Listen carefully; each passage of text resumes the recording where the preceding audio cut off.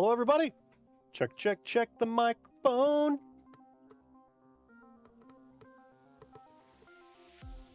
All right, we have audio at the one place. Do we have audio at the other? We do. We have audio in the places. Right on. What a good fucking track, too, dude. Famine. It's a long one. It's a 9-minute track, too. Yeah, how are you? I know you were in the stream a little bit, and then like you streamed your own stuff for a little while, and I caught that like pretty rarely, but sounds like you've been busy.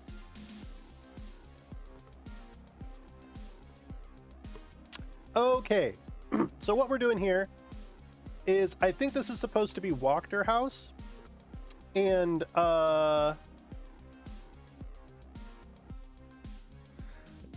is this our Wachterhaus?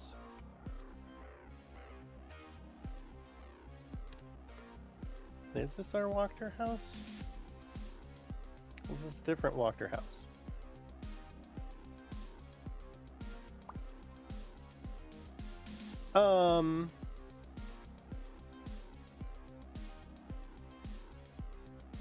I think this is actually Wachterhaus. I think this is our version of it. I think there were other floors over there that I deleted. Maybe that was a shitty idea. Maybe I shouldn't have done that. Because something looks not quite...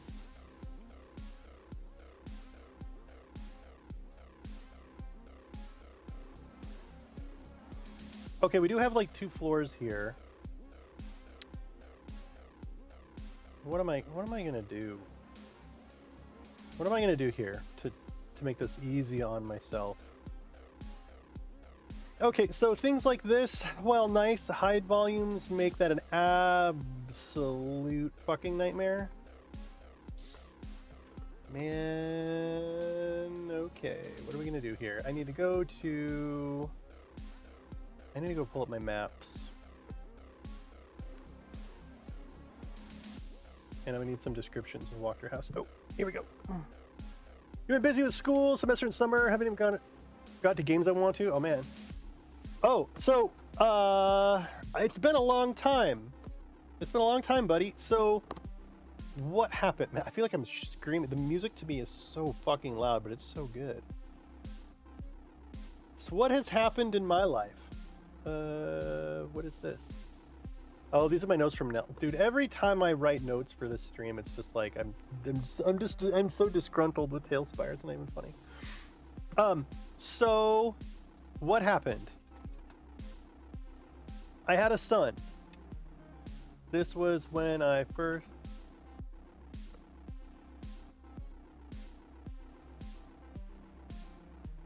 Can you hear that? That was some super fucking thunder just now. If my power goes out, it's because the power went out. If the stream dies, it's because the power went out. Oh, I have a background for the text on my chat. There's like a chat background. There's a chat background. Oh, yeesh, no, go back. There's a chat background element behind it. Behind it, you fucker. Damn it. Here, oh, chat background. Here we go. There you go. I mean, I don't know why I started putting the chat back on, honestly. And this is only going to display on stream.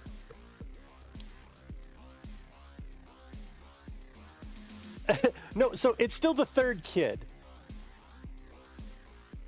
Damn it. So it was when I first started streaming, I was on paternity leave with my third kiddo, with my son. I'm pretty sure. Fucking hell. So that was what happened in the beginning. Right? Something like that. Okay. So this is when I first started streaming. Had a son. This is the third kid. Third kid. Then did a bunch of maps for a year, right? Then started producing D&D adventure PDF content plus Talespire maps.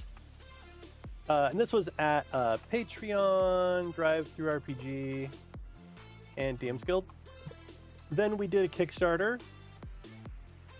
Curse of Strahd Talespire map Kickstarter, which was successful. But we funded. We got $3,400. And so I just have the third. My wife's not pregnant again. Oh my God. I just was going to start in the beginning. So we had the Kickstarter. And so since then we have delivered, Scale City of Valaki. And this is by, Astalri. We did Coffin Maker Shop. This was by Heimdallr and Princess Popcorn. And then right now, our Ginvisholt like 90% finished. This is by Udi. And what ended up happening was, we did the Kickstarter and we started talking to people to do the maps and try to figure out the math on like the number of hours to get it produced. And really, we were hoping to actually make some money off our Kickstarter, but we didn't make a penny. We were paying it all out back into the community to have these maps professionally done, which basically means it was a labor of love and learning, really. So I need to provide feedback. That's where this one's at. Castle Ravenloft is like 75% finished, also by Udi, and it's fucking amazing. Again, I need to provide feedback. Yester Hill is being done by Baldrax, and it's like, I want to say 50% maybe. He's using his terrain generator to do it, so it's going to be pretty quick once he finishes. And hey, welcome everybody. I'm DMing on this Talespire, and I'm just kind of going through the last 2 years of my life, basically. So Yester Hill, Baldrax. Then we have Wachterhaus, which Heim has done like probably 50% of it, and then Princess Popcorn is going to finish it, right? But before I can hand this off, I need to get rooms and hide volumes prepped. And because I'm way faster at it than I don't really want to pay Princess Popcorn to do that shit. And then we have the Burgomaster's Mansion, which no one has started, but Princess Popcorn will be doing it. I need to send docs and a work order plus work order. Actually, I need to send the work order for a Wachterhaus, but I can do that here actually. Need to send docs plus work order. Oh yeah, dude, hey, what's up, Black Wolf Magic? Dude, have you? I'm assuming you've seen his Castle Ravenloft already. We could, at the end of every stream, I always end up like, I always end up doing a fly through of it. It's so fucking good.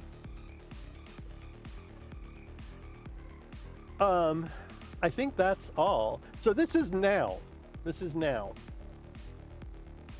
Right? Future is gonna be... Oh man, it's hailing like a motherfucker now. What the hell's going on outside? Dude, it's like mega hailing. What the fuck? I'm in Oregon. This shit doesn't happen. It was 86 today. Now it's like hailing? So in the future... Oh, actually... So what's currently going on now is that our adventure number 4, Heimdallr is finishing the rough draft of the doc. We haven't started putting together the PDF yet. So hopefully adventure number 4, and right now, adventure number 4, we have over 100 backers at Kickstarter, waiting for it. Waiting for it. Oh my god, dude. It's gonna fucking break the window. I hope it doesn't, like, make my kids cry or something. So anyway, so right now, we need to crank out adventure number 4. We need to get all of the stuff off of our plate that's our work for the Castle Ravenloft stuff so that we can start looking to the future. In the future, the RPG Stories is an upcoming VTT that is sexy as hell. And if you don't fucking believe me, let me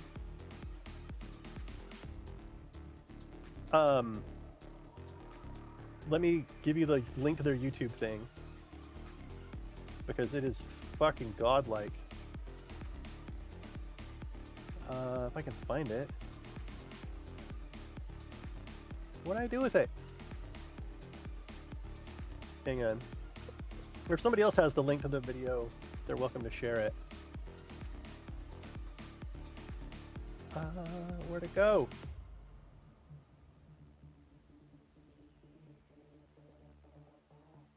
Man, I gotta find it. There's like a new YouTube link that they put up here. God damn it, where is it? Here it is. Okay. So, I have a meeting on Thursday to go talk with the RPG Stories folks. They're super fucking cool, very nice. They're an actual, like, customer-focused company making a VTT, so I'm really hoping to get in on the ground floor with RPG Stories. Additionally, we're going to be doing a Kickstarter for the book of badass bosses, because we want to write some boss fights. And it's probably gonna be like 20 bosses, and then stretch goals for Dean Spencer art, and theme music from the tabletop RPG music guy. Well, and additional bosses maybe. We'll see. So we're probably gonna do a Kickstarter for that. And then, I don't know. Anyway, so that's what's up. I mean, in other quasi news, there was a Talespire dev stream that totally destroyed all my motivation and love for making things in Talespire. Which is probably not what folks want to hear, but that's my life.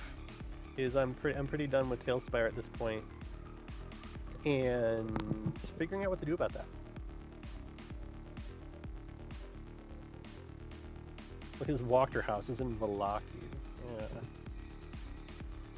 Yes, Black Wolf Magic. Did you watch the most recent dev stream from Bouncy Rock?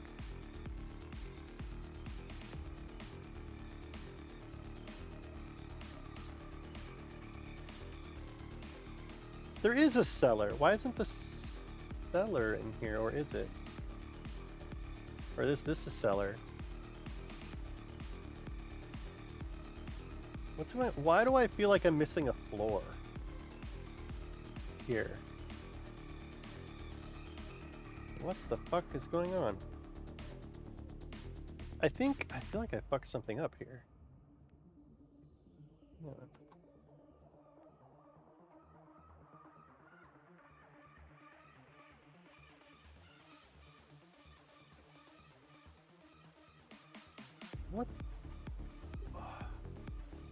What is going on? Did I destroy it? Did I nuke it?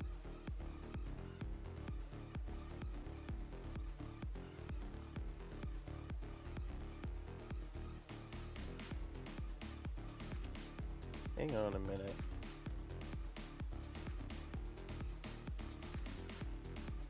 I know he made the basement. Hang on. Let me find this. I hope I didn't fucking ruin his map. Yeah, so the one where they were showing off the sci-fi stuff was a pretty big kick in the teeth.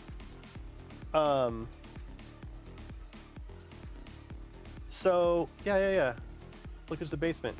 So the other one's. Oh, I only grabbed that. I didn't grab the basement.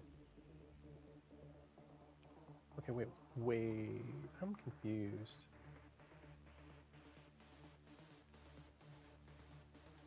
Wait. I don't want to fuck this. I don't want to fuck this shit up. God damn it. Okay, here's what I want to do. I want to rename this, and I want to do I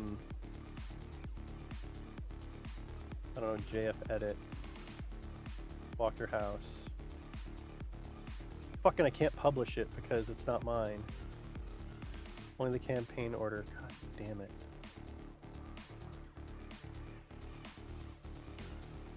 Okay, here's...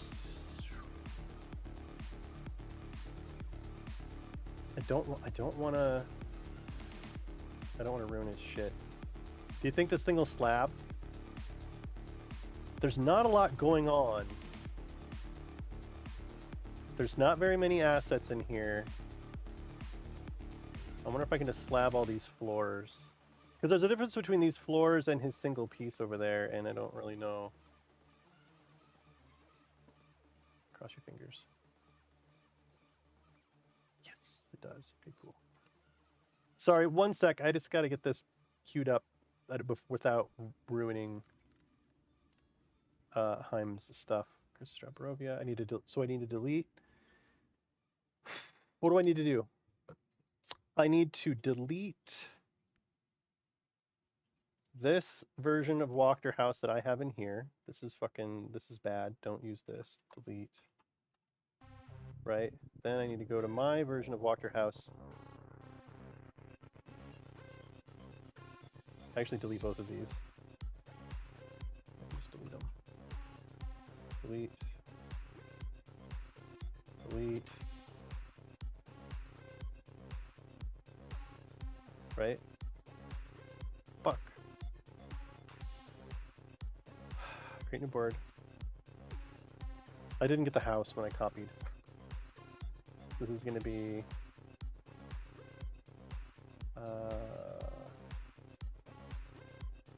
Wachterhaus.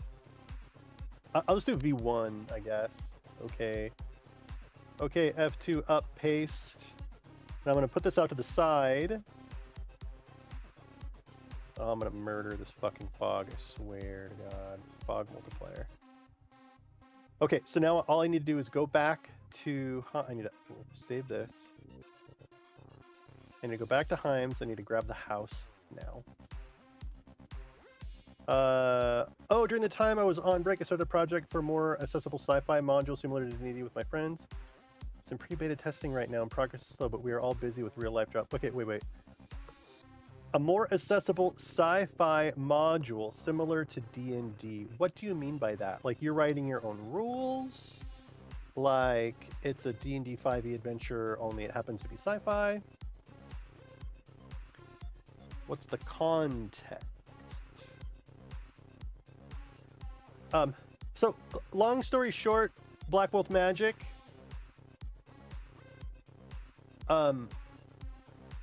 Long story short, I swear you've already heard this rant. I feel like I just spend every stream doing this rant. But Bouncy Rock is Talespire is a passion project from several engineers, and they have a vision for it. And it just so happens that they are creating the program of their dreams, and we get to use it. We get the privilege of using it. But there is absolutely no expectation that, whoa. Oh my God, this thunder is really fucking loud. There's absolutely no expectation that they will ever listen to us, the users who spend thousands of fucking hours in this program, or that they will ever implement things that we want or need. The end. And their response to most things is we will work on it if it's interesting, but otherwise fuck you. Right? It's great that you got on board so early. I remember following you at the start of the Troubles. Yeah. Yeah. What's up, Nocturnal Monsters? The start of the Troubles? What do you mean the start of the Troubles? I'm confused. What?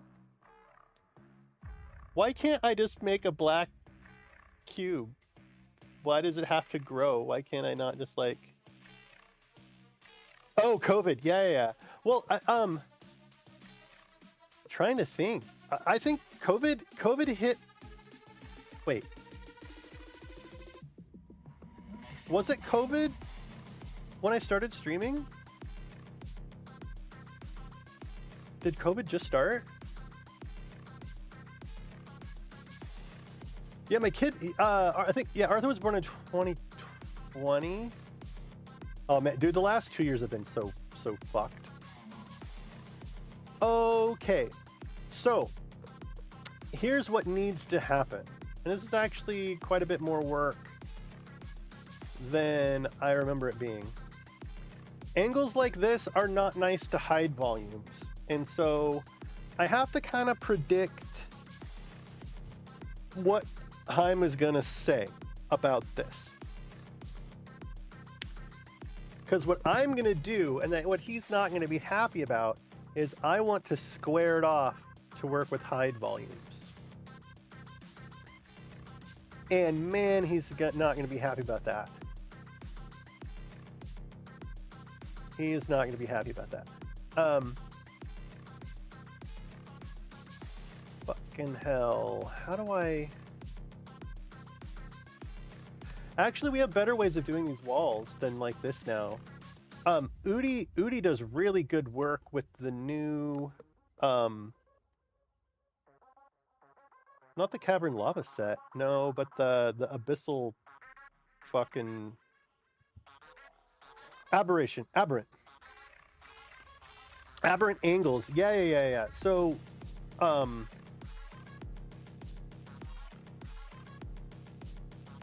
damn, dude. I'm like worried my AC is gonna come crashing into the house at this point. So, I think we have better ways to do this angle now.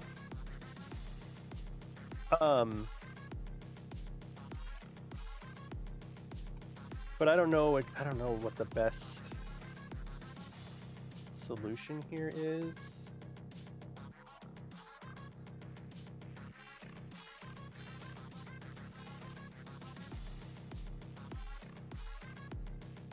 There's probably a strat to this. I've never done this before, so I'm pretty sure there's probably a better way. Does he do it one thick or something? I mean, it doesn't matter because the hide volumes are going to be fucked like no matter what. I mean, I don't suppose I can drag it. What happens if I drag it? Oh, give me a break. Of course, I don't know why I thought anything else was going to happen right there.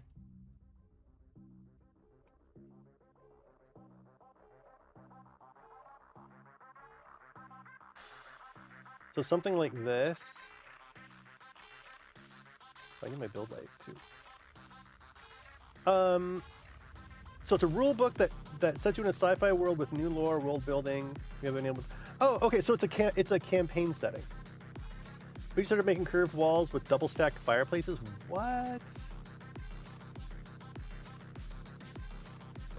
Nice. Well, this wall in particular is actually supposed to be at an angle like this. Oh shit, but it's gonna go up multiple floors, isn't it? Fuck. The problem is that angles...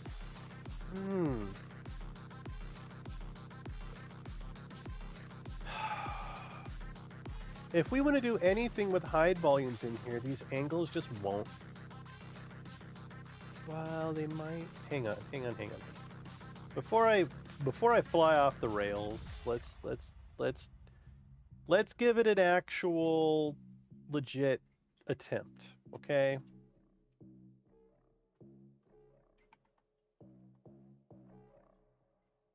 This doesn't have to be pretty because Princess Popcorn is going to be doing a bunch of cleanup work when we're done.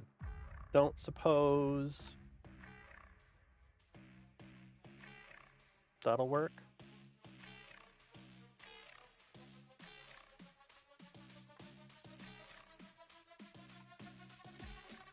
It seems like it's going to work, but I'm suspicious.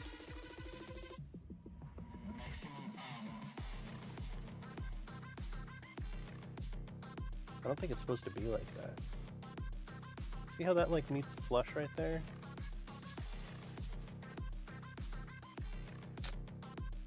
Yeah, I don't know. I don't know how to use this piece yet, so I'm just kind of guessing. I think it needs to be like that.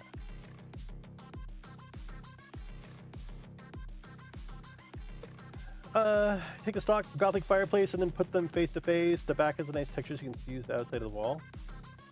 Gothic fireplace. I don't really want to make a wall out of fucking props though.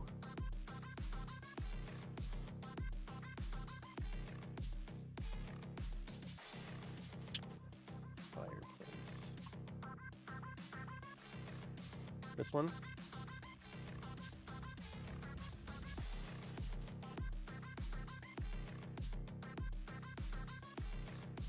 But then I have to line it up manually here. Which actually might not be too bad.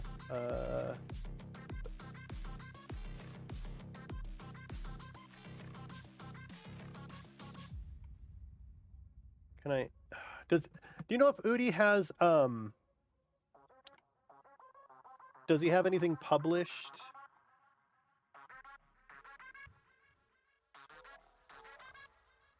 I think he was saying he wanted to publish them.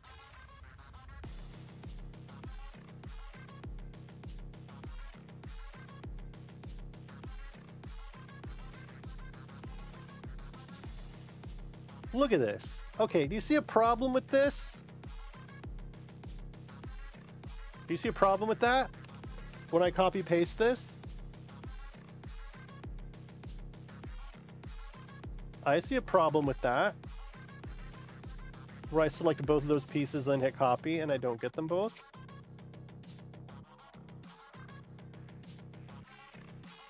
It's fucking annoying.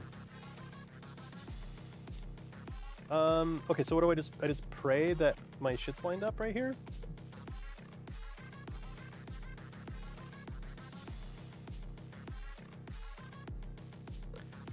He offsets them a little bit? Yeah, I think you're right, because of that. Or no.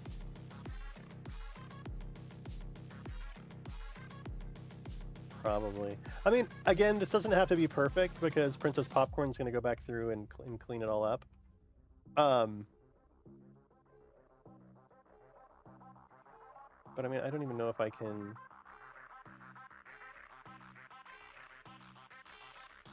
I don't know why that worked.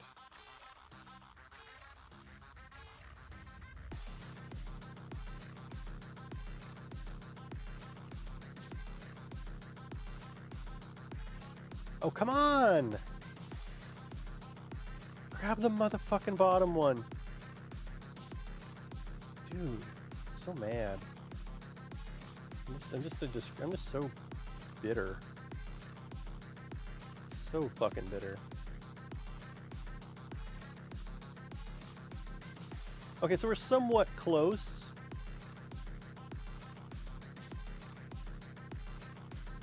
I think this is symmetrical. 2, 4, 2. No, one's off. 2, 4. It's supposed to be like that. 2, 4, 6, 8, 10, 12. So 2, 4. So it's supposed to, the wall's supposed to be these here. Actually, I might just do it fucking manually here. Fuck you. We're gonna do a live.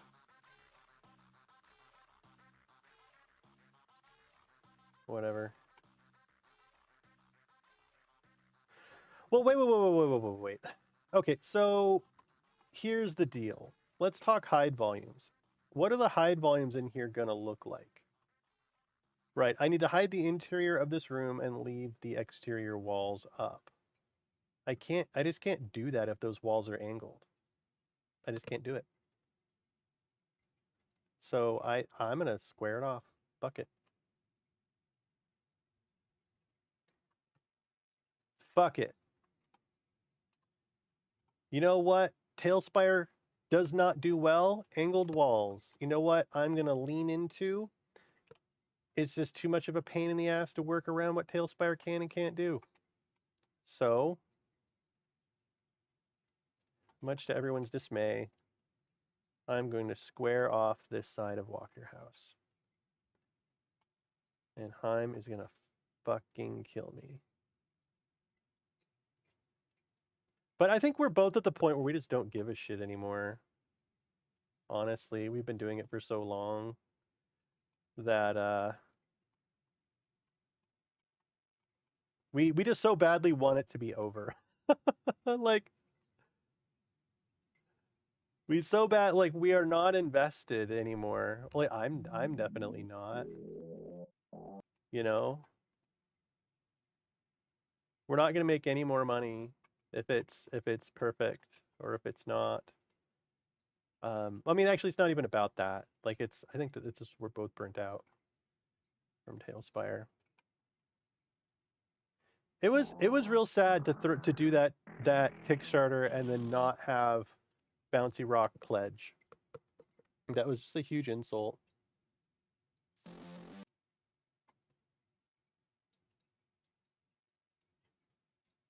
And so it's, I don't know. It is what it is.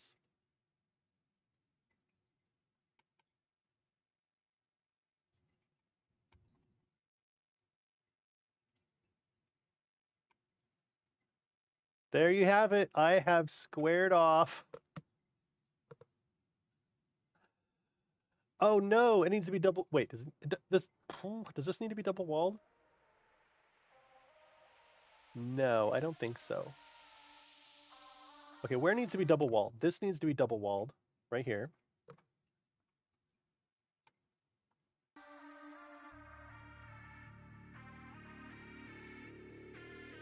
I mean, that's pretty easy to do. I need a systematic way to approach this. Where am I going to start? And so here's what I'm going to do. I've been pretty burnt out on a lot of games. No idea why though. Well, the reason why we're burned out with Talespire is that we tried really hard to get the support of the developers and the support of the community and stuff, and it's so I'm trying to think of how to put it. I don't like how Bouncy Rock treats their users. I don't like how they talk about their users or their it's a toxic relationship, and I don't want to be a part of it.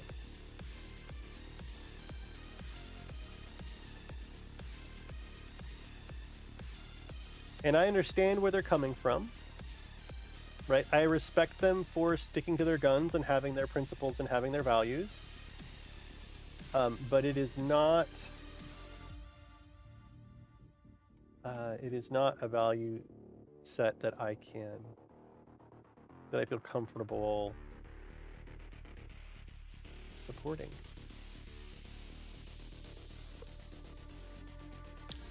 Actually, I think these walls are okay. I am just going to make this room bigger because you can't really... Oh, hang on.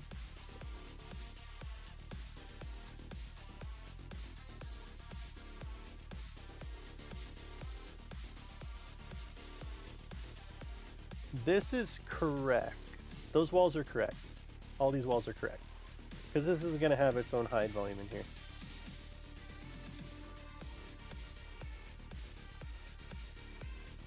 But it's going to be like that. Oh, this whole outside wall is not in the right place. This entire outside wall needs to come out one. Oh, that's bad news. All of it, actually. Oh, that's going to be a huge pain in the ass. I'm a very social gamer. My friends have not been able to active game. What games do people play here? What do you mean? Like on my stream? Or like, what do you mean? Oh, like the viewers? What do people play? So I'm burning through Torchlight 3, Caves of Quud,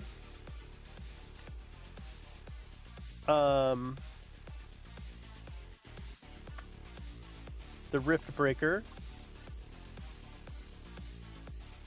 trying to think of what else I've been blasting through. I tend to like play a game and just fucking blitz the shit out of it. Fuck, so this whole building needs to change.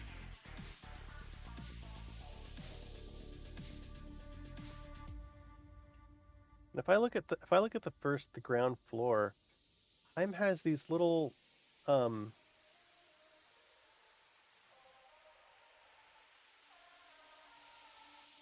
is this the ground floor or am I looking at the basement? Wait, what the fuck floor is this? Oh, this is the upper floor. So actually, I should be starting on the ground floor.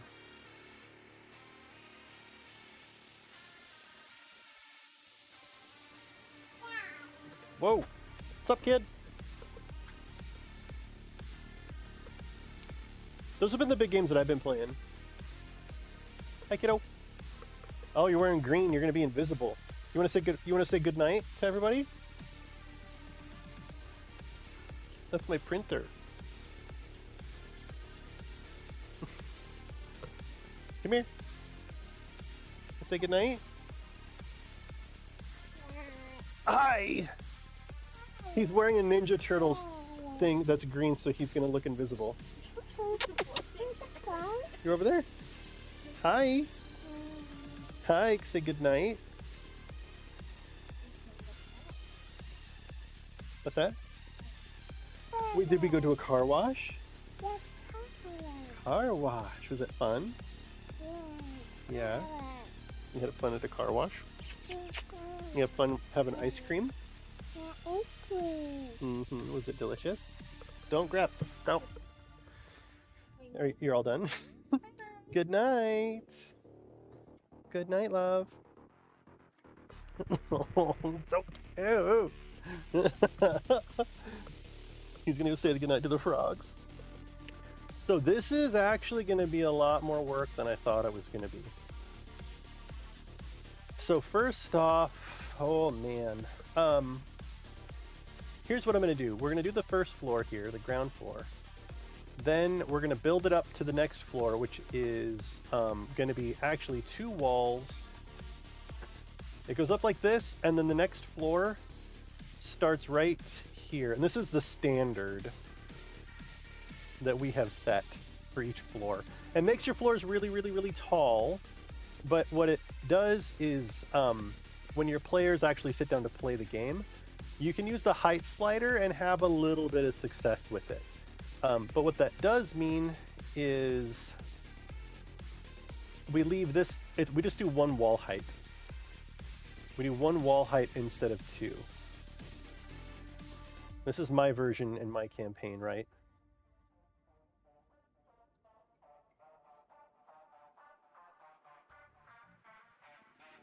Right? Alpha Makers, Death House Fusion 2 current. Okay, again, Volt. Okay, just making sure that this is my version. I'm not like messing with Heim's version. So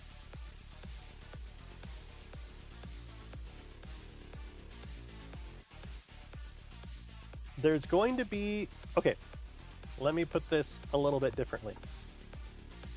The exterior of the house is going to be a shell.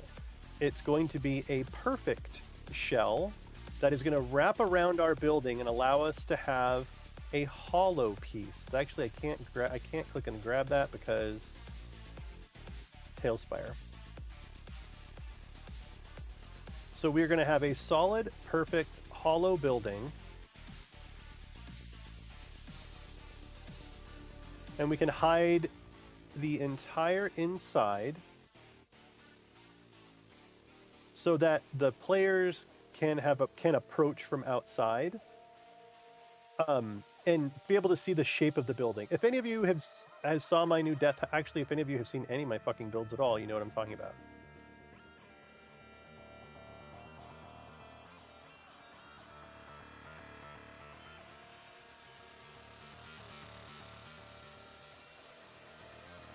And if you haven't seen them, then I mean, you fucking should. Dude, the new Death House is so good. If you haven't seen the new Death House, God, go look at it. That was so much. It's so much work, but man, you can do cool stuff inside now. You could fight a fucking dragon in there if you really wanted to. Okay, fireplace is cool, but we need to have an exact.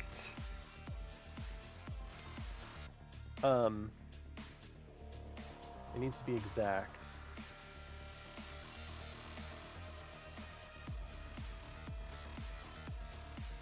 This is gonna be a biatch, dude. Let me get this working. Oh shit, man. So much fucking work to do this. Ugh. Did I hear the word fireplace? Yes, you did. But I'm not doing it. So what I'm doing is I'm prepping the kind of the room layout and the hide volumes, and then we're going to be turning it over to Princess Popcorn to finish the interiors and like the roofing and stuff.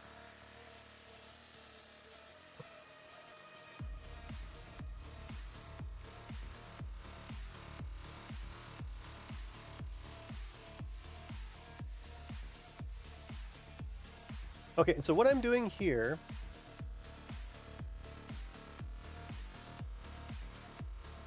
is what needs to happen. Here's what needs to happen.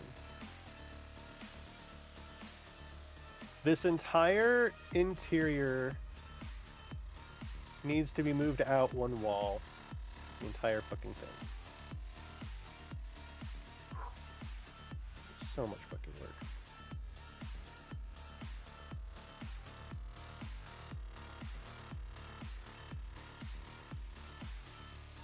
So that you can hide the interior room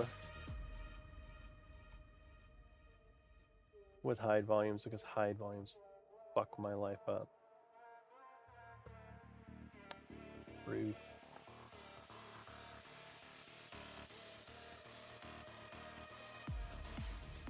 And so what I'll do outside is I can do Castle Ruin tile. I mean, Princess Popcorn will probably change it anyway. Well, it's just to make it obvious, like what's going on out there. Do this one.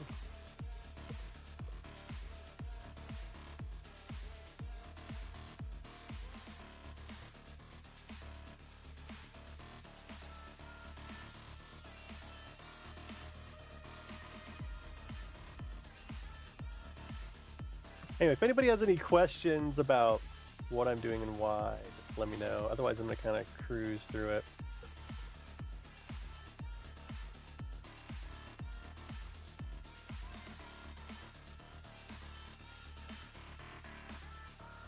What else has been going on? My family and I went to the Oregon Coast Aquarium for the first time in like a long time. Fucking love that place. It's so much fun. Okay, what do we have here?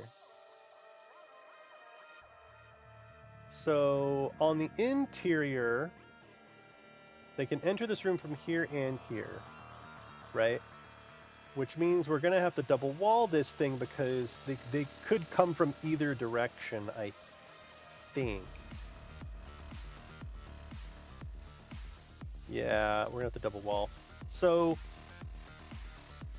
in order to double wall this, what do I need to do? This wall needs to be along this edge here. This all needs to come out.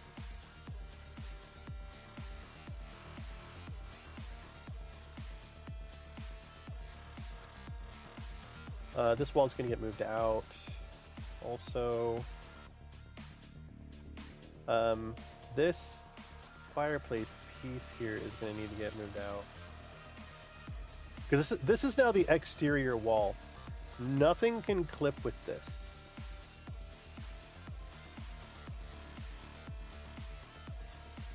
But I mean, it looks like this is just like a little design. And so, while we cannot do this with this piece here, just because it's kind of a weird piece, damn it, we can do it with this piece. What has he done? He's just... I'm trying to leave as much of the stuff that Haim made intact as I can, you know? So I'll move it to there.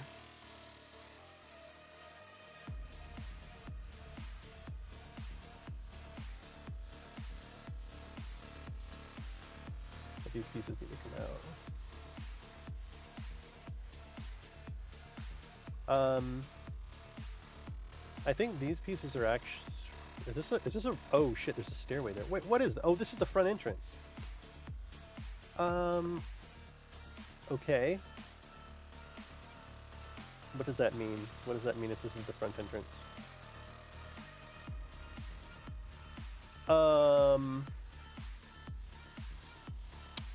What does that mean if this is the front entrance?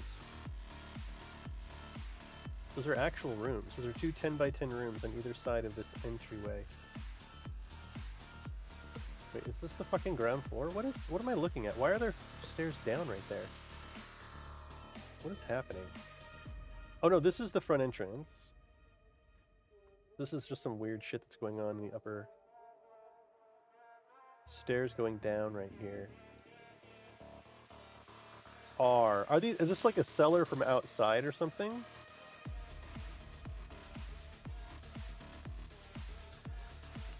Then, brother's room. Behind the hinged panel in the bookcase lies a dusty 10-foot square room with a curtained window and shelf lining 3 walls. Our cellar entrance. Characters approach the cellar door from the outside. Okay, so there's a cellar entrance outside.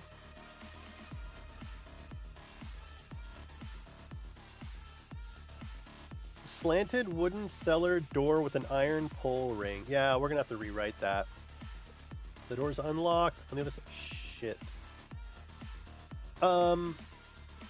Do we have...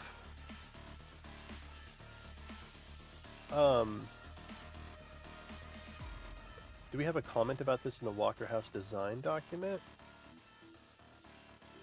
Oops. Because... I said things in Kickstarter.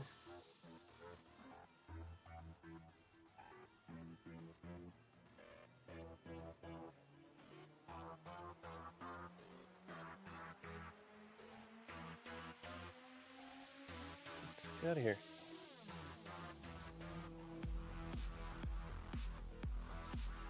Did we mention anything about that room? What does Haim say about it? No need for the doors to slant. Okay. Okay, so he's rewriting it to be just like a cellar entrance from the outside. Is what it seems like. That's fine.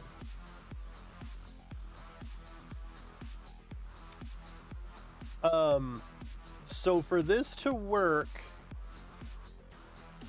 this whole thing needs to be out one. I mean, we're just gonna, I mean, let's just give ourselves some room here. Really.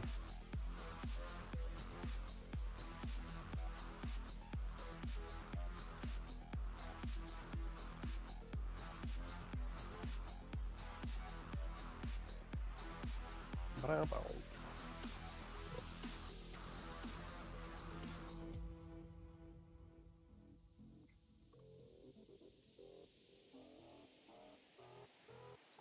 So this will be interesting to connect to the cellar. I mean, I'm not even really worried about these stairs right now. I'm just worried about figuring out this wall. And then these stairs can be shifted and pushed in however they need to be shifted and pushed in. I'm not really worried about them.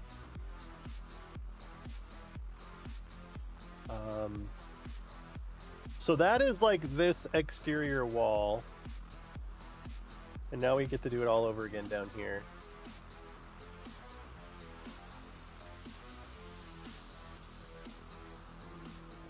Only easier this time, maybe?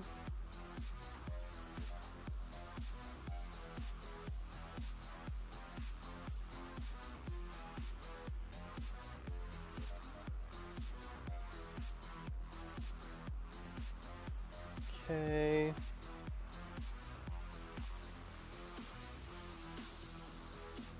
I mean, it just looks like this pattern's repeating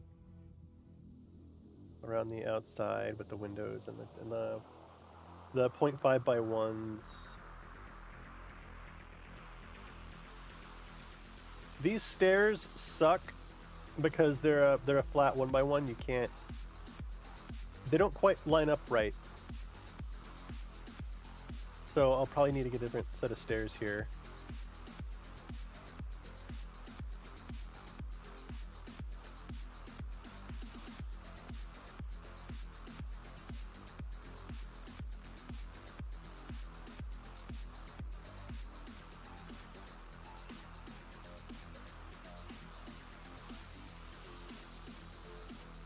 Okay.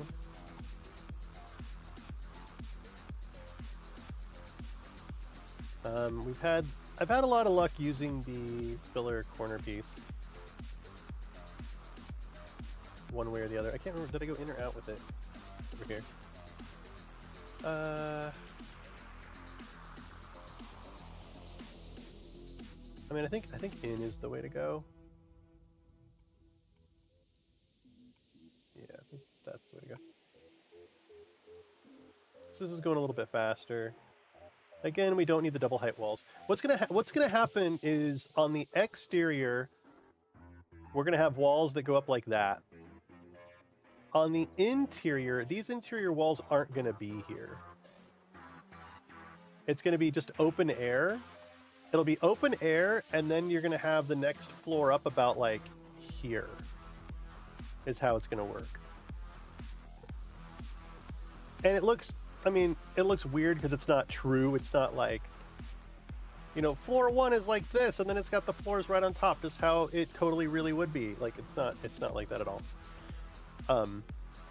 For sake of it being practical, honestly. Okay, he's got some.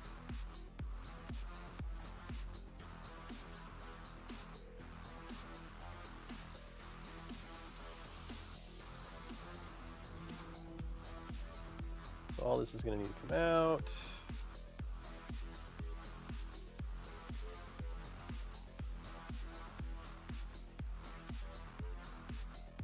Where's my filler piece?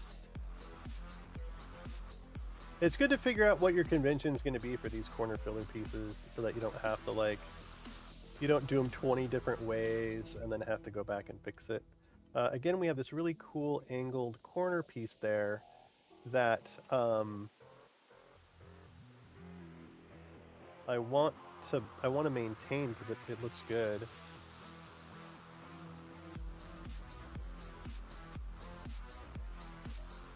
Oh, he just kind of has it like that. Actually, I mean, a filler piece would almost do it, you know?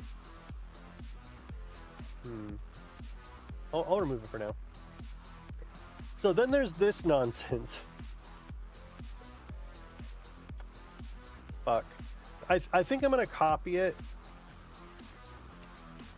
and just like maintain it, you know, like over here somewhere. You know, that's what it was before. Here's what it is now. And then I'm just gonna square it off. Just fuck it.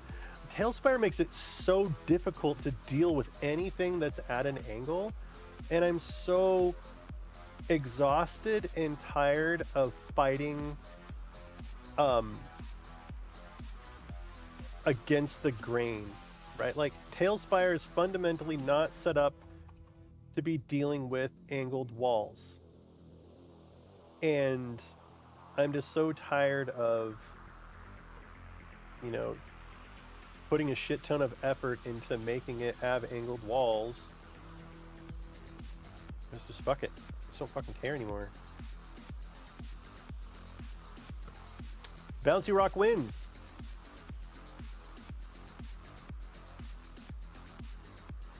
They want me to stop doing what I want to do. They want me to do what they think I want to do. Right? The whole comment in the dev stream where I was like, we don't want to have to use blue beds to make water, and the reply was, you don't have to use blue beds to make water. Just, it's so rude. So fucking rude. I just don't think they just don't get it. When any proper product owner, anyone with any respect for the users would have said, tell me about that. You know, what is it that you're trying to do? Let's work together on this. You know? Oops, I don't know what this thing's supposed to be. I'm over there. You know? Let's find a compromise. You know, like you want to, yeah. It is like a weird fugly couch. I think it's supposed to be like an ottoman or something. I don't know.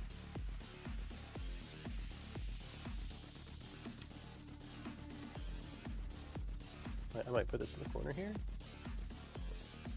No. Here.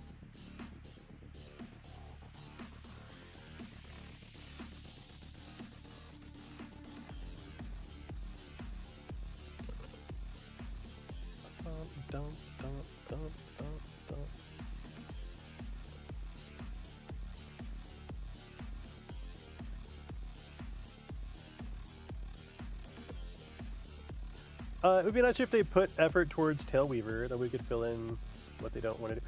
So, Black Wolf Magic, I have no doubt that they will get Tailweaver working. They will get all these other things working. I mean, I have absolute faith that they will do that. The problem is, for me, that they're a dev team of 3, and any feature that you want is going to take a fucking year. How long, while they were working on Hero Forge, how long did it take for them to do Hero Forge? Right? So any major feature is going to take 6 to 8 months. And meanwhile, while they're working on things like the Hero Forge integration, which I absolutely admit people like were desperate for, we don't get anything else. They have like one feature developer, and I really hope that the thing that they're working 8 months on is something you give a shit about. That's the trouble, is they will not be able to keep up. But they don't, but the thing is they don't care. They don't need to. They have enough money to pay their salaries for like 5 years. So as long as they don't hire anybody else, they can do whatever they want, include not listen to anyone for 5 years. And that's it. That is their current method of operation, and congrats to them. That's really, really cool that they are in a position to do that. It's incredibly painful as a user of their software. You can sympathize. I'm the only person doing my job at my agency. Had to tell someone today that the new app they want to build would probably not be ready. Yeah, for the yeah, exactly. Like, so at my work, we have a bunch of grant applications, right? I think we have 12. And anytime a grant is funded, we get another one. And so even with like 9 or 10 developers, there are applications with users who have not seen an update for over 5 years. And I mean, our problem is we have too many apps and not enough developers. And literally we have so many apps that we lose. What we lose to context switching would blow your fucking mind. The the struggle I have there is that a solution to their problem, but that's the thing, they don't have a problem. To be clear, Bouncy Rock does not have a problem. The solution to the frustration from the community would be for Bouncy Rock to reinvest the funds and hire another developer to then increase the value stream to users. But in order for that to happen, Bouncy Rock would need to be willing to hire someone. Now, if they have their wages paid for 5 years with the money that they have in the bank, right? If they hire someone, that length of time that they can work on whatever they want to work on, without having to answer to anyone, including users. Like right now, if every single user left Talespire, they would still be able to work on their thing for 5 years. Or 3 years or whatever. Like, so right now they are beholden to no one. And I think that's what is a struggle for a lot of us builders, is that, right? If they hire someone new, not only do they have to like learn how to be a manager, and they have to have the overhead of bringing someone new in and train them and stuff, that length of time that they could tell the users to go fuck themselves goes down by a lot. And honestly, why would they? Like why? They have no incentive to do that. No incentive at all. Why would they, like, I totally get where they're coming from. But I can just choose to not. I mean, I will use Talespire. I am not invested in Talespire. I don't think they're doing it to be malicious. Giving up creative control of your baby is hard. I mean, they wouldn't be giving up creative control if they just. Actually, I mean, yeah, I don't know.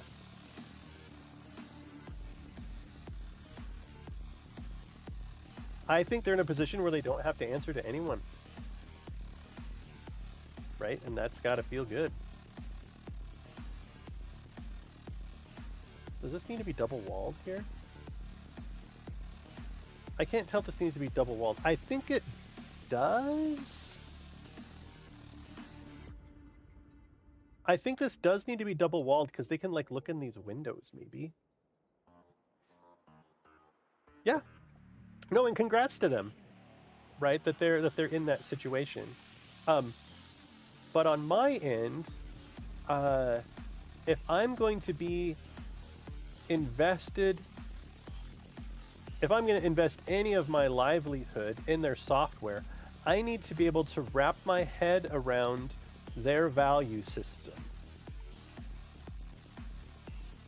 And Heim, what are you doing in here? Why did you do all that? You can't see that shit.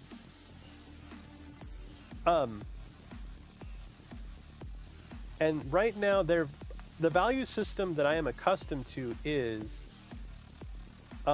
you listen to your users and you deliver what your users expect, and you collaborate with your users, and it's like the feedback loop. You know what I mean? Not, when I wake up in the morning, what do I want to work on? That's what I'm going to work on. The end. And if my users don't like it, I don't like feeling like there's something wrong with me for wanting Talespire to do a particular thing. And that's the way that they make me feel. They make me feel like I'm asking for a blue tile because I would like to make water, and they make me feel like shit for wanting that, or for bringing it up, or they make me feel stupid for wanting something like that. And that doesn't feel good.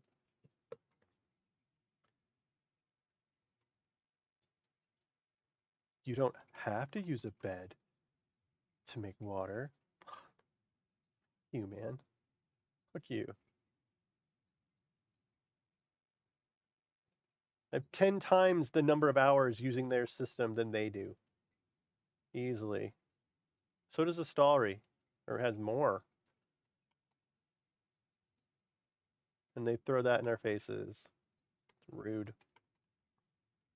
Do I need to double wall this room? I don't think I need to double wall this room.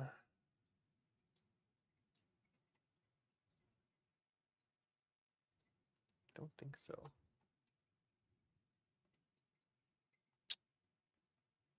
Just the one wall? Or neither? So they're going to be able to look in here. Oh, yeah, I need to double wall this room for sure. Because they can look in the windows. Actually, they could look in the windows fucking everywhere, can't they? Shit. That's going to be painful. Yeah, I asked for a blue tile. I asked for a blue tile for us to kind of pretend that we're making water. And they made a fucking meme out of it. It was like pulling teeth. Like they saw the word water and they already had their response prepped. They didn't even read what I wrote. And then there wasn't like, oh shit, sorry about that. We misunderstood. You know, it was all cover your ass. I don't know, egotistical engineer speak. And I just don't think they see it. They just don't get it.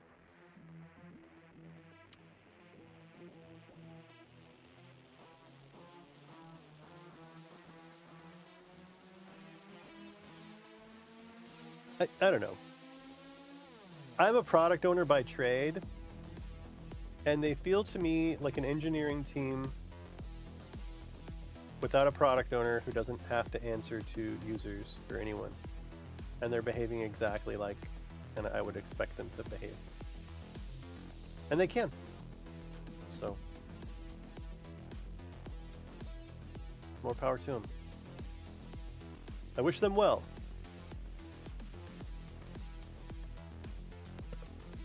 I mean, I'm waiting for RPG stories. And I'm going to hit that as soon as it's possible. These doors are going to have to be tweaked, depending on where they look in from. I think it will be easy to pull this wall in. Wait, nope. Actually, I can double up.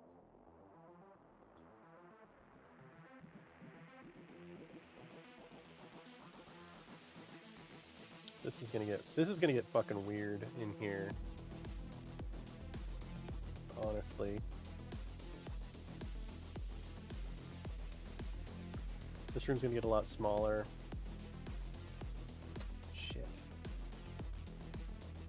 Fuck, how am I gonna handle this?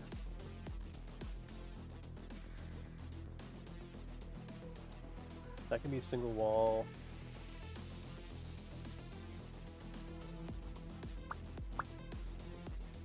Hey, what's up, Nova? How are you? I read your Twitter all the time.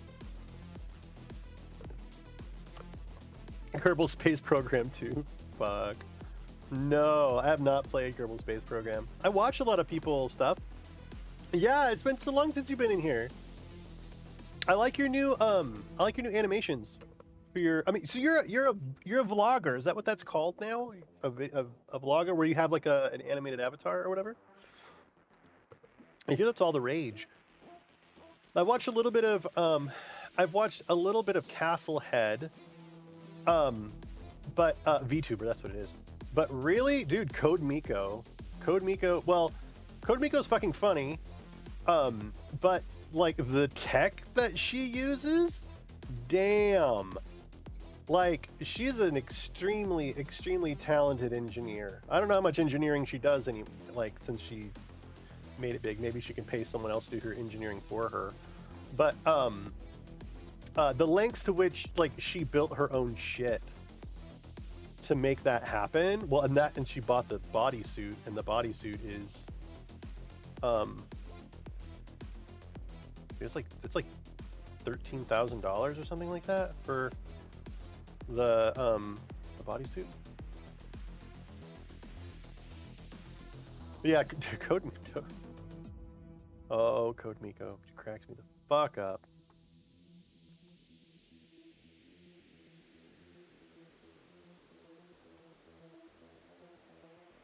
She's really talented.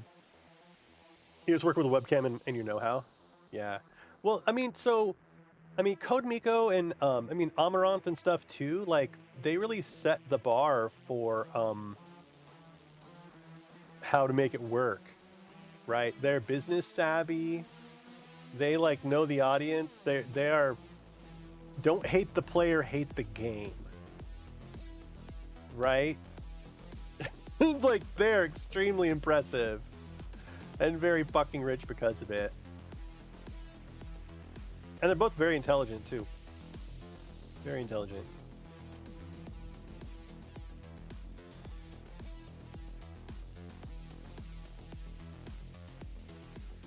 What's funny is I read articles and I read white papers and I read and I listen to Devin Nash and stuff, and they all talk about like, here are the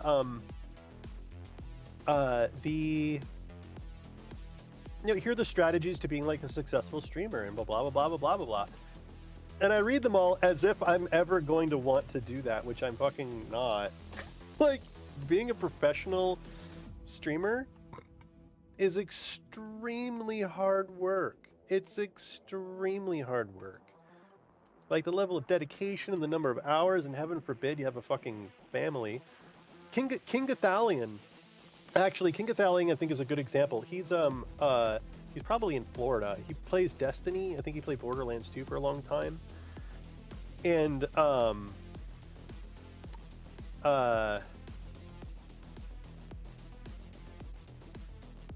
yeah, he like invested in he has like a coffee company and all kinds of stuff. But he's very much like, he does his thing 9 to 5, like it's like a fucking job, yo. This is a stream scheme a lot. Dedication, yeah, you got to know your audience, keep notes. Yeah, and it's there's the cross pollination. Like once you have Code Miko interviewing Amaranth, right? Like, okay, now you're making fucking money. But there's, it's a science. It's like anything else. I just find it funny that I go and read these things. Like I take time out of my day to go read these articles. But I don't think I'm ever gonna do it, or it's like a fantasy that I'm gonna. Actually, so here's my idea, Nox Nova. So, Haim and I have talked about this a lot. We've talked about this a lot, and it's in my map. It's in my notes somewhere. Okay, hang on. Okay, so basically, right now we're trying to finish up the stuff for our Kickstarter and get that done. We have our most latest adventure that we're publishing, and I have my stream, right? What am I gonna do with my stream? And I'm not gonna stream building in Talespire anymore, right? I'm just not gonna do it. And so once we kind of finish this stuff up, so those of me like, let's go, time to start taking this seriously. Yeah, exactly. Q do nothing. Kinda. There is value in just having the knowledge in your head that you're gonna implement some of it just despite yourself, really. And so I have been thinking about what to do with my stream. If it's not gonna be Tuesday, Thursday, doing Talespire builds or something. I have some followers. I have 500 followers. I have people that I really love. And I'm not doing Talespire because there's a whole fucking thing right here about why I'm not doing Talespire anymore. I should probably make a YouTube video about why I'm not going to build in Talespire anymore. But it's just it'll just be whining. I don't know that I want to do that. Well, it might be informative for people. It'll be okay, you want to be a professional Talespire builder, let me give you the lowdown, right? So, um, but anyway, the point being that I'm trying to think of what to do on stream. And I have a couple of ideas. The one, I mean, the easiest idea is that I just stream our home game. We have a home game that I would run. Heim's in it. I have a couple of really good friends that are in it. And it's not going to be like Critical Role. It's not going to be like... So there's two ways to run a stream D&D game. One is you're trying to do Critical Role. You're trying to make it entertaining. You're collaborating with your players to come up with story. You're ignoring rules in order to make it impressive. Your players are waiting patiently while you deliver the bad guy's monologue. Like there's that way to do it. Another way to do it is to just have it be that you're streaming your home game. Like you just tell people in advance, like, hey, I'm streaming my home game. It's not going to be like Critical Role. Straight up, not going to be like Critical Role. And just basically to set people's expectation. And I would probably have like a thing that was just like, hey, look, you get to watch my home game, and you know what? It's not pretty. So there's those two options. But there's another option. So, in that case, it's important to set expectations. Yeah. So it'd definitely be like, hey, viewers, here's what you're getting.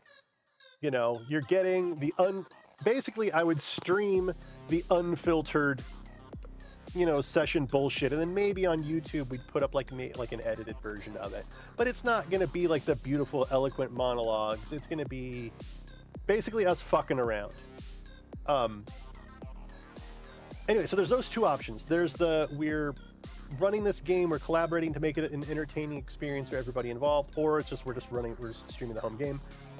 So another option is so Voivo de Kahutek has his Dungeon Sports stream, and I don't know if any of you were here, but a couple of weeks ago I had a stream where I was writing down a system for running Dungeon Sports in Talespire. And I did a play test with my players, and basically it would be a weekly game, or I don't know however often it would fucking be, but it would be like a wave event. Actually, I can show you the board that we used. It was super fucking fun. But basically, it would be like 5th edition. You have some players. Did I do VTGJ encounters? Or did I do like... Oh, Demon Guns Dungeon Sports. So, you have a group of players. You throw them in. You have some system of like wave events. So this is where we like jumped in. It's like pick your token. There's a lot of tokens here as they all populate. You can see them all pop in and shit. And then you come over to the Dungeon Sports arena, right? And so this particular arena, I mean, there's a big fight over here, basically. But basically your players come in, and there's a series of rules for waves of bad guys. So it'd be like wave 1 start, and like the fight progresses and like the water level lowers, like more and more bad guys come out of the walls, and like basically the party would kind of be up here in the top or flying, I don't know where, running around, and they would be fighting just waves of enemies in 5e. And this idea that it would just be like a Dungeon Sports game where you have seasons, you have parties, you get a score at the end of the night, depending on, I don't know how many kills or whatever systems we decide. You use your points or score or gold or whatever to like get equipment, or maybe you don't, I don't know.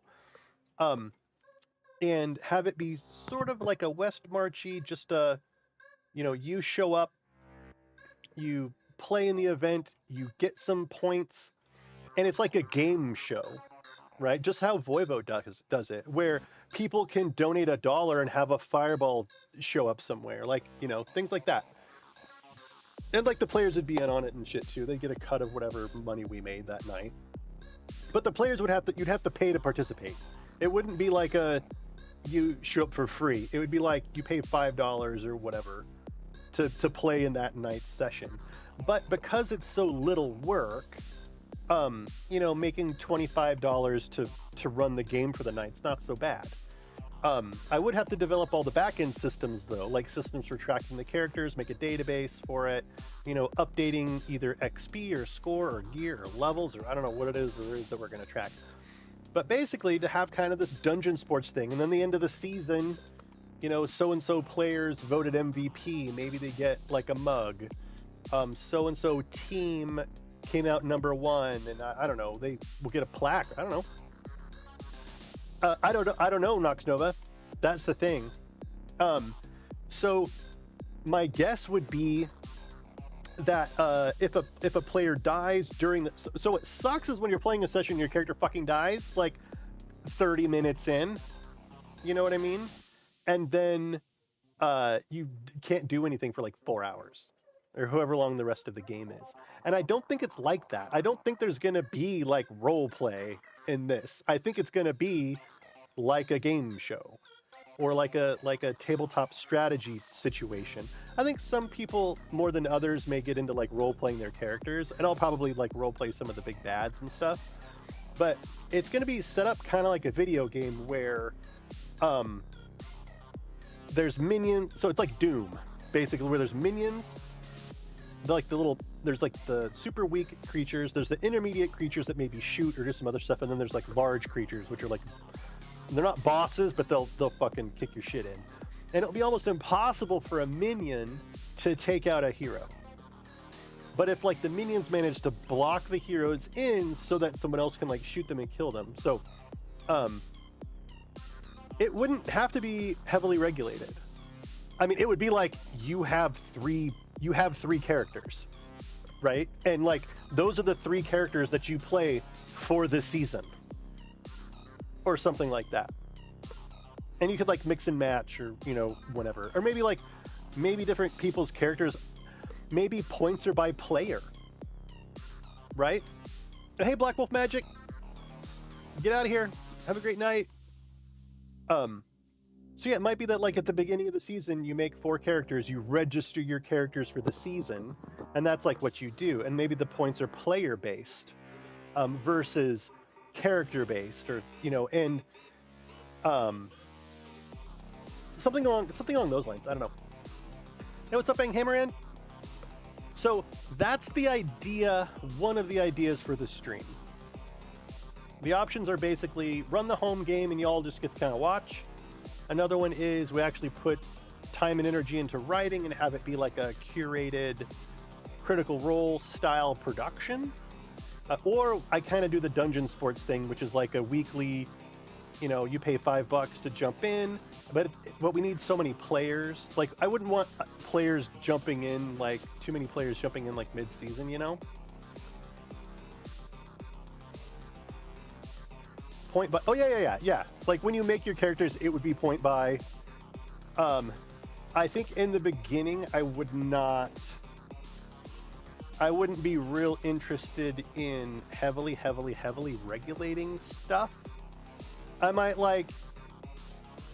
in the beginning, it'll all be beta testing anyway. So it will probably be like, no races that fly.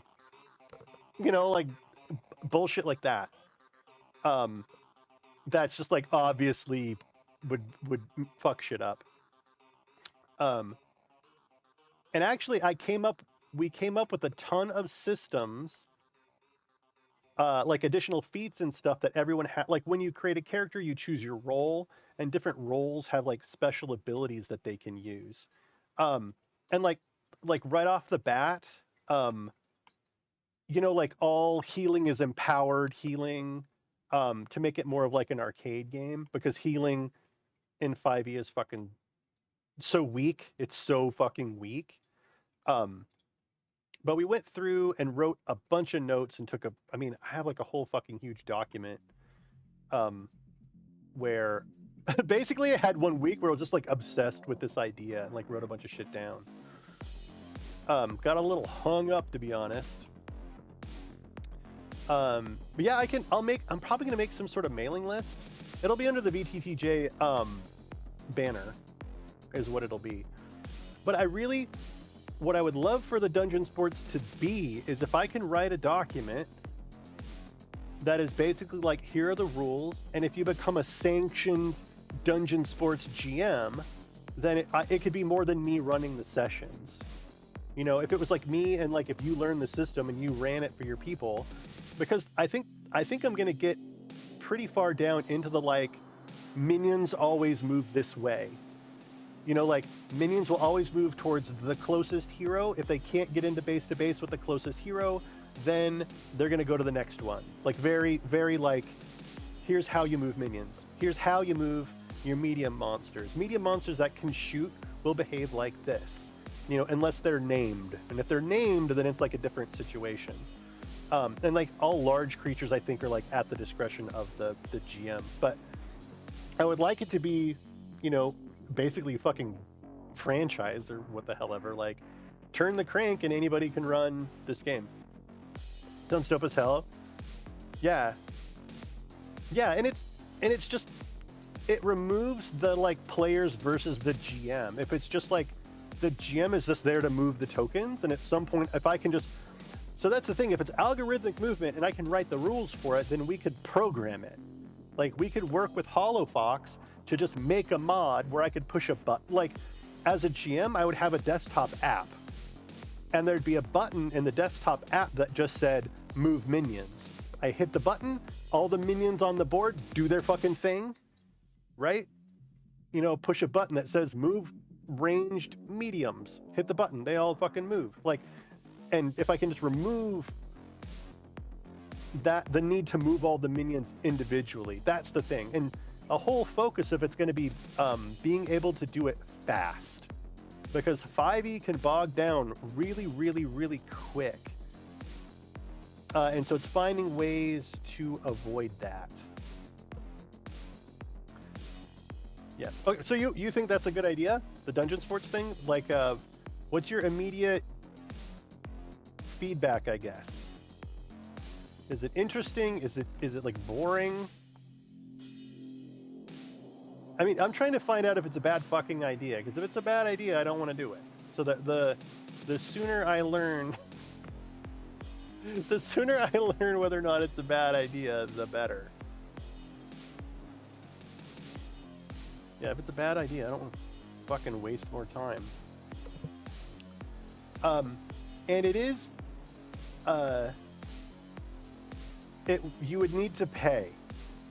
That's the thing. It would either be its own Patreon, or it would be like a paper, you know, session that you're in.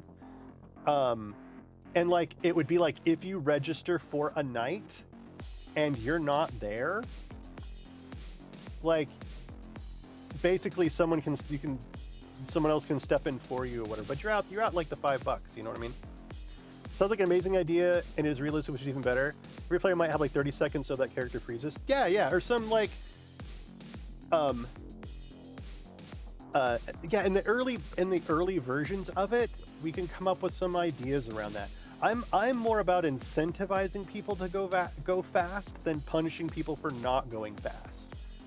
You know, it's one of those like, you get +1 to hit, or you get +1 to saving throw, or what the fuck ever, if you complete your action within 10 seconds or something like that. You know what I mean? Like, I would go the other way with the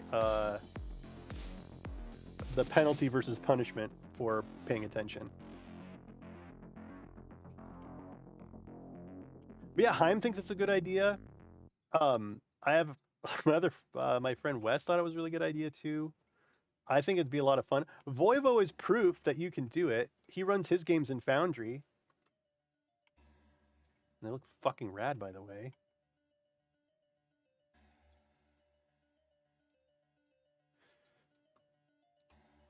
Oh, all these rooms. Oh, dude. Yeah. Heim's not going to be happy about this.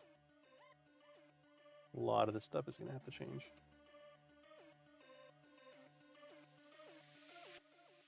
So many double walls. And as far as like, I love the idea of coming up with prizes. I fucking love it. So like a table for time spent on turn with the quickest time having the best bonuses. Maybe. I don't know. I'm just saying that I would rather say you get +1 to hit if you choose to attack within the first second of your turn, or I don't know. You know what I mean? Like, if you go fucking fast, you get a bonus. If you don't, you just don't get the bonus. To a point, right? If you're delaying the game, I'm gonna be pissed at you. Okay, so what am I gonna do about that? Actually, I can get dude, this is gonna take me so long. This is gonna take me days to fucking do this.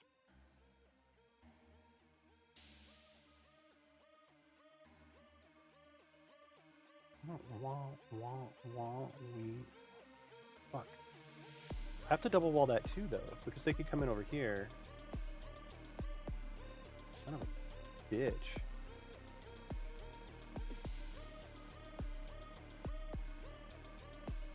Yay, Talespire hide volumes. So many... Time just keeps telling me not to worry about hide volumes. He keeps telling me, like, do people actually care that there's hide volumes? Because if not, stop worrying about them. But I don't know. I find myself compelled.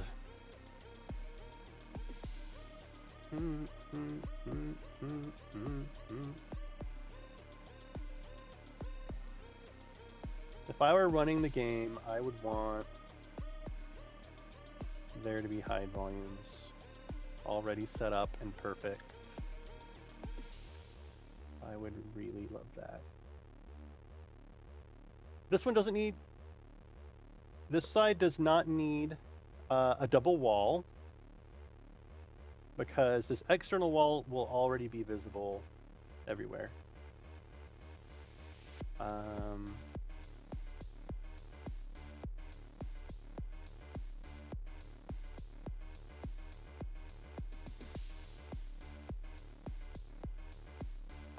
Oh, another idea.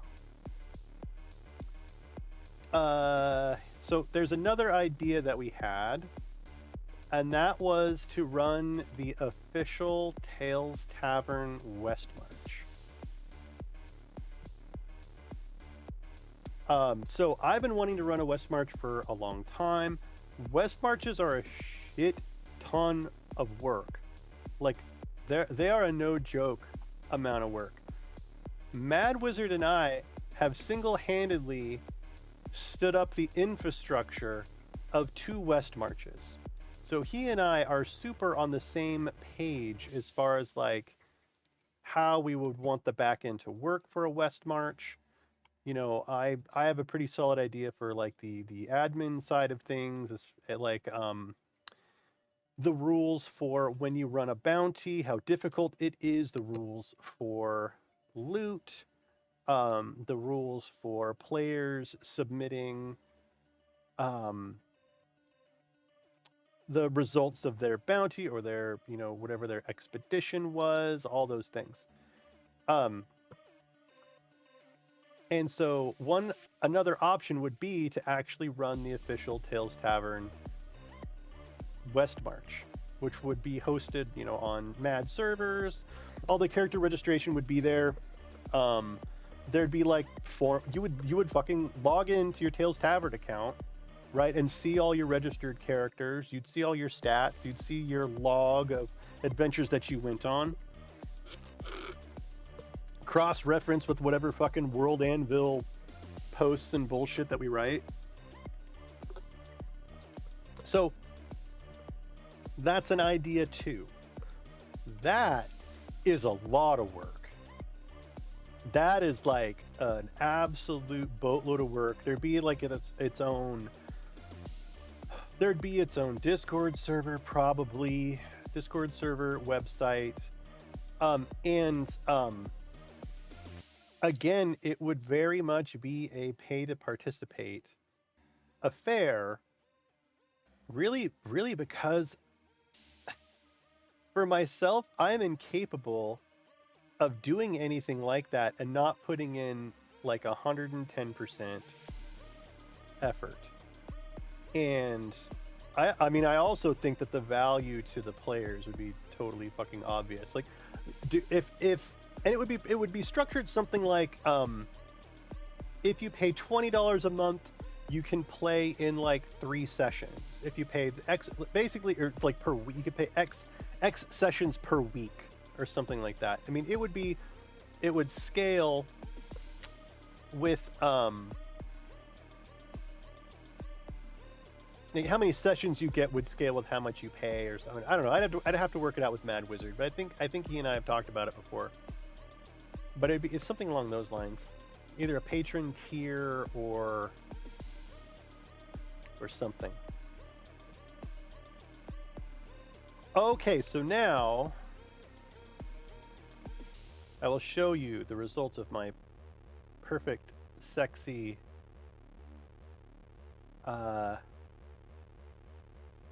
work here. Show you what I'm trying to accomplish with this. This use case is as a character outside Wachterhaus. I want to be able to see the exterior of Wachterhaus without seeing the inside. Right? And we've pretty much accomplished. Well, I mean, I haven't done the whatever corner of the house is over there quite yet. But so from what I see, you could do dungeon sports and then develop a setting around it to work with your web. Yeah, I mean, the dungeon sports could be a part of it. I mean, it could be like when you play in dungeon sports, you use your Westmarch character. Should you want to, right? I mean, it's the dungeon sports is just a pretty low-hanging fruit thing to just start streaming.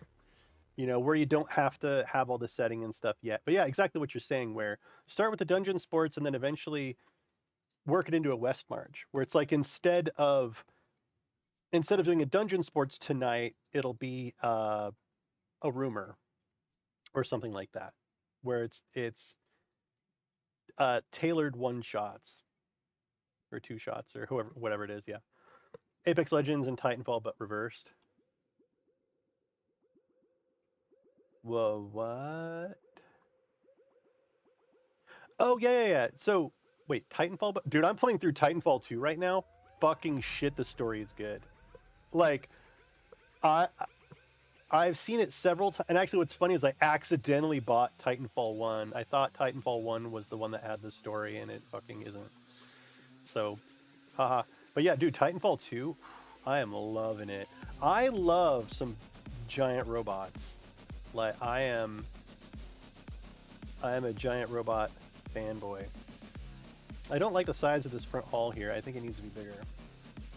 Does this need to be double walled?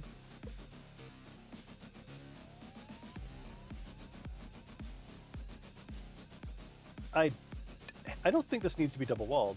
It only needs to be double walled if there's 2 entrances. So if I come in the front door here, this room has no windows or anything. I don't think this needs to have double walls.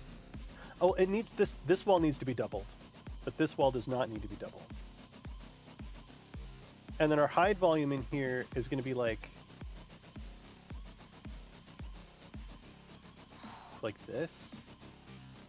No, it'll just be the interior. This one will just be the interior, I think.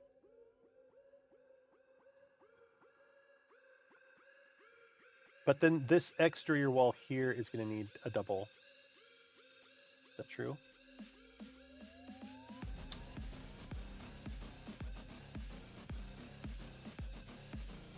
No, I think I can move all of this out.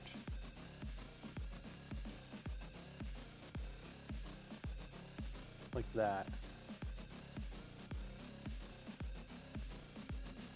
Titanfall is great. Back to the day I streamed Did you? I thought isn't Titanfall 1 only like PvP? Like there's no one player game in Titanfall 1. So I'm not a fan of PvP. I don't care about PvP at all. I do not give a shit about PvP. What do I do with this wall right here?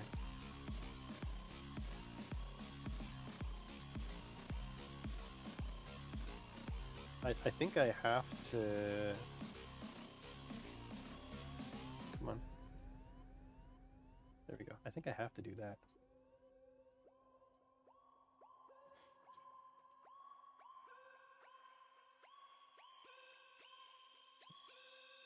Yeah. Okay, but that's your point, is that you go from having this it's not PvP, but you have kind of this dungeon sports thing, and then where you kind of at the point where we're doing dungeon sports, we're already going to have systems for registering characters. We're already going to be setting up a lot of infrastructure around it. The difference is I haven't thought about I have not thought about dungeon sports in association with Tales Tavern.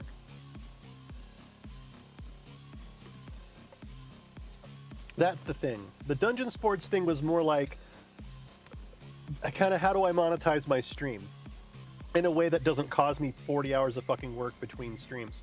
Because if I'm running a game, if I'm writing a campaign, I will put in hours like that. Like I will kill myself. I will kill myself to run a good game for my friends, and that's a problem. It's just too much work. Like, what is a lot of fun that I can provide my friends without breaking my back during the week, right? And then making pennies on the hours that I'm putting in.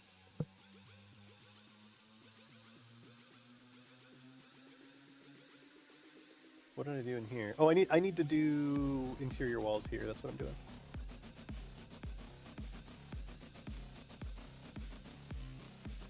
So yeah, you're just setting infrastructure that can be used for the full West Munchers. Of course, you can get audience that can be brought to Tales Tavern. Yeah, and I do want to do something with Mad. I don't know that it's going to be.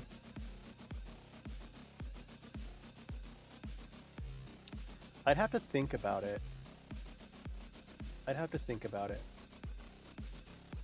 Whether to tie up the dungeon sports stuff with Tales Tavern or not.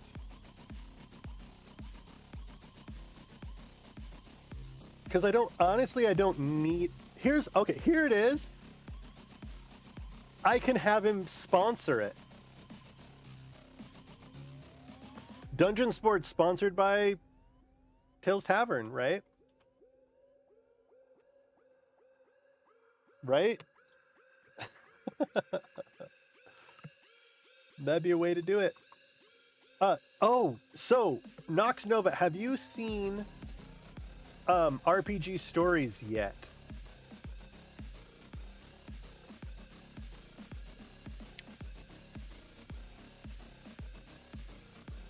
Have you seen RPG Stories yet? Yes. Give me just one sec. So, RPG Stories is an up-and-coming VTT. Princess... Yeah, it is. It's a 3D VTT. They're going to have a Kickstarter starting in September. Their Kickstarter thing is live, where you can go kind of sign up. So, hey, what's up, Krimic? So, Princess Popcorn has been talking with their CEO. He's been talking with them for like several months now, I think. Basically he was kind of talking to me about it, and I'm like super interested in it. They are much more in line with like my principles, like my business principles, as far as like you make money to reinvest to bring value to your users. It's a legit operation, my friend. With like a team of developers, and yeah, so anyway, it looks really cool. Actually, I have a call with them on Thursday, and I sent them my resume. I was like, hey, like, what you're doing is amazing. Like, I'm all up in the 3D BTTs, and I'm really going to do what I can to help them promote their Kickstarter, really so they have enough money to hire me. I would love to work for them. And we'll see how that goes. We'll see how it goes. But Princess Popcorn showed me the current build, and did a bunch of, like, it did a demo for Heimdallr and I. In their Discord, all the Talespire builders are in the Discord. So Tog is in there, Anton's in there. I didn't see Genghis. Mallowbear was in there. Literally the entire fucking Talespire, professional Talespire crew was in there. In a weekly theme with combat types like Deep Dungeon, Underwater, Faith. Yeah. So we have all of our encounter boards, Gelatinous Cube. We have all of our encounter boards that we already have made that are fucking gorgeous that we could do this with. And better yet, we could use trying to think of how to put it. The modular stuff would be super easy to throw together a dungeon sports arena. And I do like the idea of the group having to go, like, flip switches to do stuff, like basically having objectives. Like, if you meet these 3 objectives, then, you know, you get extra points, and have them be random, and also have the players be able to choose their difficulty level, where the difficulty level is going to change, you know, like the number of hit points things have, like, you know, the same shit that you'd have in a video game, really. And just to kind of, you know, to give them that option. I think I would rather move these walls out than move them in. That's already a tight fucking room right there. So we're gonna do this instead.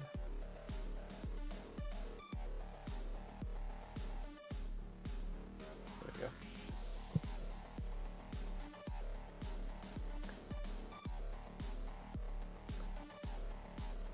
Yes, Space Hulk, let's go. Fuck, dude.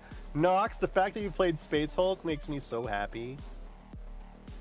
Love that. Actually, I didn't really like the video game. I like the actual, the pen and paper Space Hulk. The video game was too much like every room's like a puzzle room.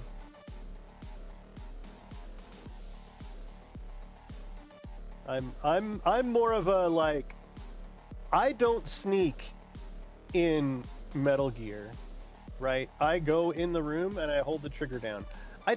I've played so many Assassin's Creed, Thief, that the, like, slow tactical thing is the snooze. So playing the Space Hulk video game was a little bit difficult, where it's like you have to perfectly place your dudes when you go in the room, and it's like a puzzle. I didn't really want it to be a puzzle game. I wanted it to be like Space Marine. I want Space Hulk only as a first-person shooter where you just murder everything. It's what Doom. Is it wrong of me to just want every game to be Doom? So here's what's funny. The whole idea of the dungeon sports thing came out of an article written by, oh man, I need to learn the guy's name if I'm going to promote it this much. What am I doing here? This room doesn't need to be double walled. There was an article that a guy wrote about how to have Doom style combat in how to have Doom style combat in 5e.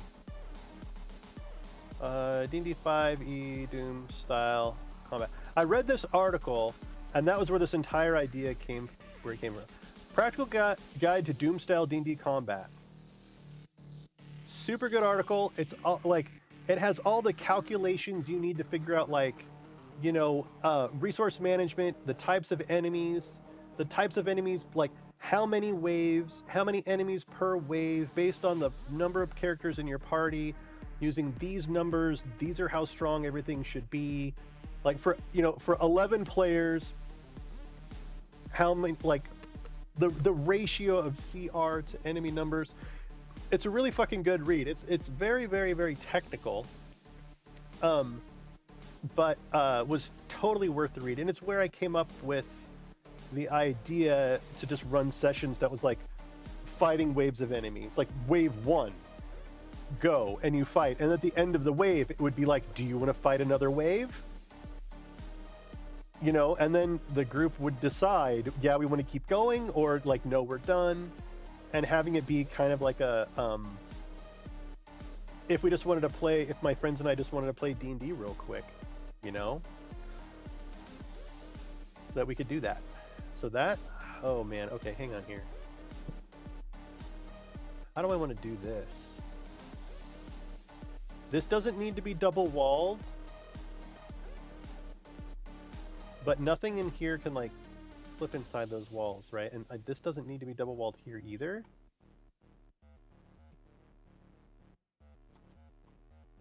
But how do I do this? How do I do this? Okay, if I do this, this wall needs to come out. No, I do not want to do that. So is this wall going back? This wall can't go back. Shit. Oh, this. Oh, I need a double wall here. Theoretically, they could climb in a window upstairs. Oh no, there's a second doorway here, so it does need to be double walled.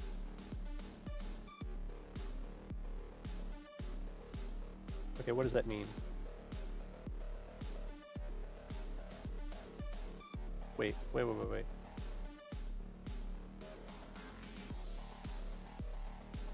Is there a second entrance to this room? Oh yes, there is. Fucking hell, everything needs to be double walled. This is gonna fucking suck for whoever's running it.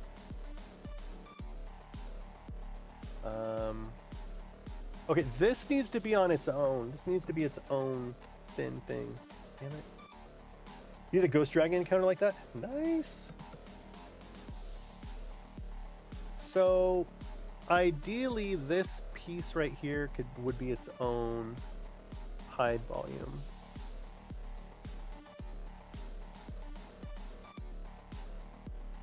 Damn it. I don't think I can do that now, though.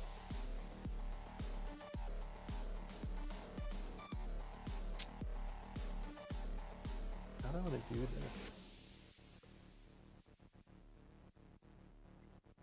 There's just so many different ways that the party could come in that, like, they're constantly, whoever the DM is going to have to move this door to where it needs to be and then unhide it. You know, if they come in this door, the DM needs the door to be here. If they come in this door, the DM's going to need to move this door here, and I guess leave that door there, right? Should we choose to do it like that? Which I don't think we will. Mainly because this fucking nonsense right here makes it not work.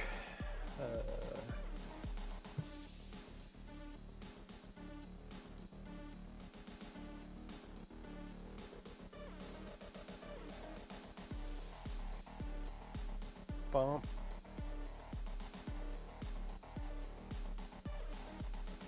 Shit. Do I have to double this up? This whole room has to be doubled up. There's gonna be no space in here whatsoever. It's a tiny ass room. I can't do much to widen it. I mean, it's in the middle. If I widen this, then I have to move this whole wall over. This whole room over there gets fucked. The dragon would appear, then they fight it. It would vanish, and 2 sets of ghost fighters, archers, mixed with spawn. Yes. Then repeat, and the boss was defeated. So, here's the thing that I was thinking. As they do these wave events, right? One of the rewards that they could get would be a key, and it would be like a boss key. And what would have to happen is, as different players got boss keys, they could all then choose to go fight the boss. And it wouldn't be, and this is where I don't really know. I don't know how I want to do it. I don't want to do if it's like, you fight 3 waves, you get a boss key. or something like along those lines. I don't know exactly. But for the bosses, I went and got like Brother Hannon's fucking. Here, I'll show you the boss that I set up. Look at this boss. No, so for loot, I don't like the idea of giving out loot. A lot of people will not agree with that. I don't like the idea of giving out loot. I want the players to get points and be able to spend the points on gear. I don't want to be like, you kill a boss, I roll on the table, and you got the sword of what the fuck ever the hell. I don't want to do that. Where's the boss? So here's the boss room. So here's what was going to happen for the boss if they got there.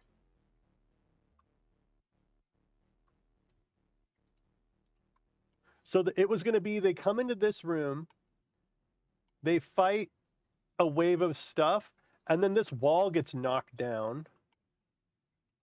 And then I think this is one of Brother Hannon's creatures. Then this giant fucking, this was going to be the boss. They were going to fight this thing.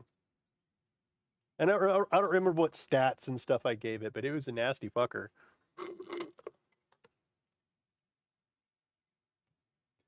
And it might be that bosses cause permadeath. I don't know. Like, who knows? We can do whatever we want. Whatever sounds fun. If it's fun, I'm all about it. And like, if somebody's character gets overpowered, who fucking cares? Like, it doesn't matter. If everybody's in it just to kill a bunch of shit, and like someone else can kill shit faster than they can kill shit, you know, and there's some sort of like group element to it where like everyone in the party gets points, and then you can have one character fucking carry people. I don't care. Like, we're not balancing it. I mean, we're sort of balancing an MMO, I guess, but whatever organically happens in the community, you know, cool. So anyway, this was my idea for the boss. Was like an encounter, some kind of encounter like that. But yeah, I don't like the idea of rolling on loot tables because then you have to get lucky as a player. And nothing fucking sucks more than being a fighter and you kill a thing and it's like, oh, you got a wand of whatever. Like, fuck you. You know, but then I don't want to have DMs. I specifically don't want to have DMs that feel incentivized to get loot for a particular class or a particular character, or you know, it's a lot of responsibility for a DM.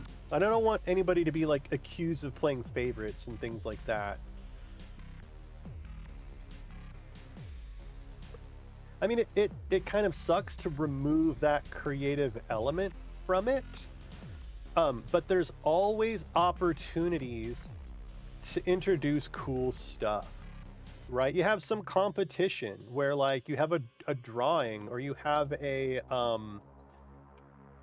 maybe everybody runs the same dungeon and whoever does it fast gets a set reward, or I don't know. There's plenty of ways to get loot into the hands of players without having to roll on tables or bribe your GM. Don't need a double wall here. That corner, that corner can be fixed with a filler on the inside, right there. And the hide volume here is still gonna, what the fuck's the hide volume gonna be in here? Let's test it. Okay, so if I can do a hide volume like that,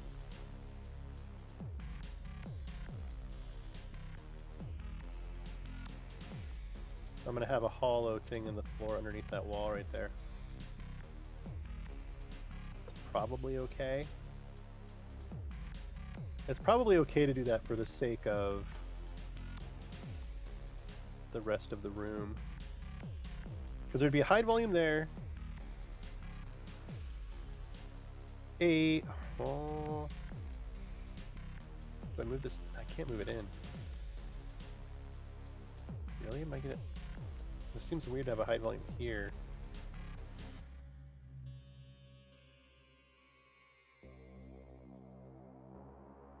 I mean, I guess so. And then we would have a big hide volume here.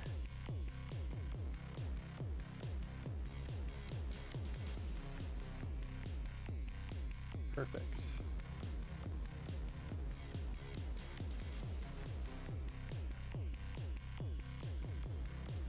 You're sure pretty bribable.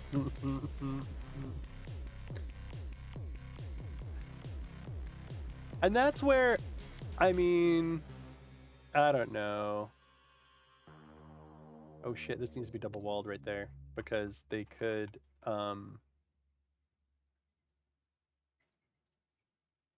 they could theoretically come in here and go in this room without having been in that room before. So that kind of ruins that idea.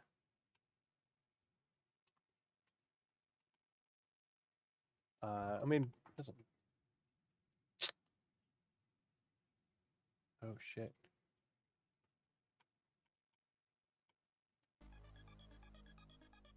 How do I... Fuck. Because, oh shit, because they could theoretically come in here without having been in this hallway. So this needs a double wall too. Man.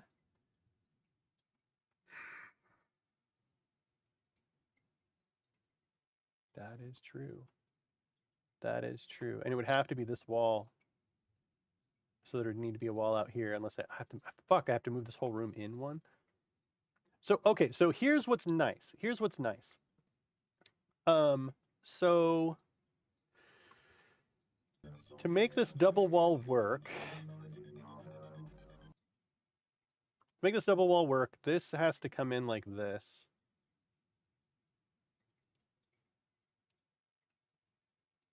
And then I can actually leave. I could leave this gap. There could just be a gap there. No, I can't do that.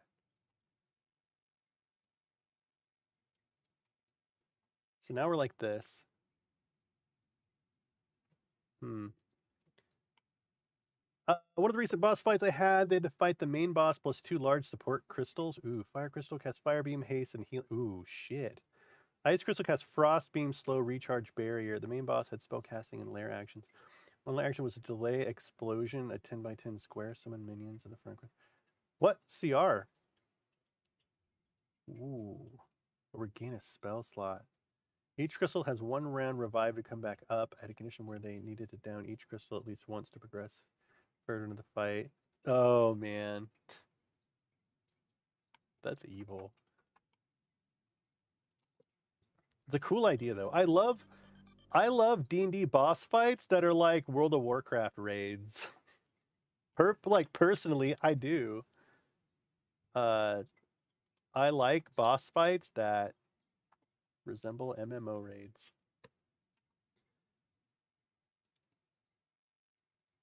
So see how cramped it suddenly got in here? Like we can't even have this table now, hardly.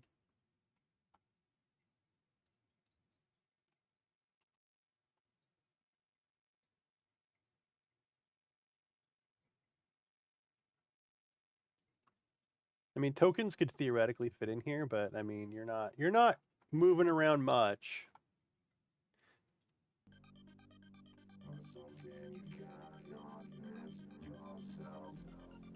I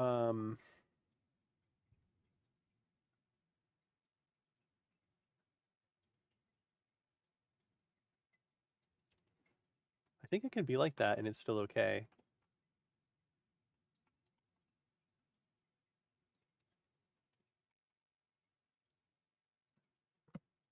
CR16? Yeah. Mechanic fight really. Well, what? They were level 4? Wow, that's a lot going on at level 4, dude. That's a whole lot of get fucked at level 4.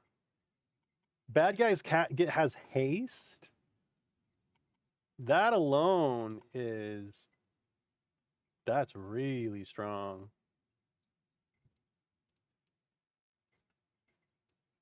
Oh. Okay, bring this in. Bring that down.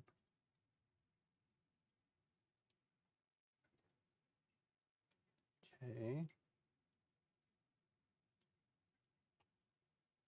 We have this like we have that rogue piece of bread over here.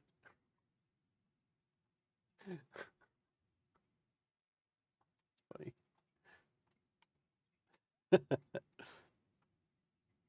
Okay, so our floor here needs to be replaced with 1x1s. That's okay. That's a very, very, very common thing to need to do. Where's the little red 1x1? There we go. Then we do the mechanics. Another creature appeared to finish off the... Ah, gotcha. Did anybody else read the challenge rating 2.0 document published by some fucking guy that Heim really likes? Dragnet,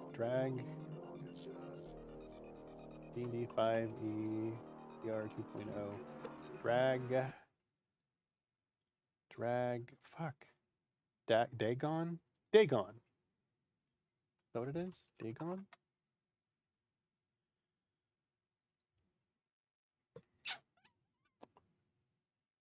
Shoot, one sec, I'll find the link for it. It was a really good article. And it's very technical. DR2. God damn it.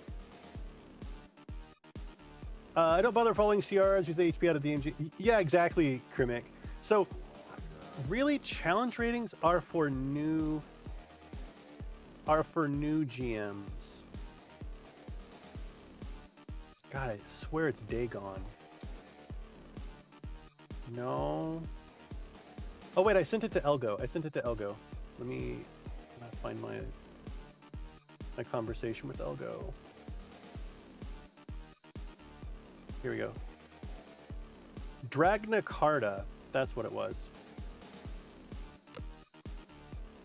So there's a really cool article there about like an alternate ways to calculate challenge rating that are far more accurate and make a lot more like they're like there's a basic way to do it, then there's an advanced way to do it as far as like how many actions does your character have, like what's their plus to hit, like it's pretty this can't be, we can't have a 5-foot hallway to that door.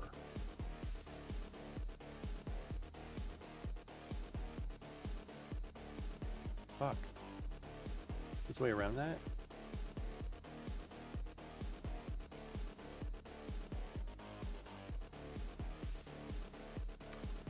Here's what I'm gonna do. This might be a little bit drastic.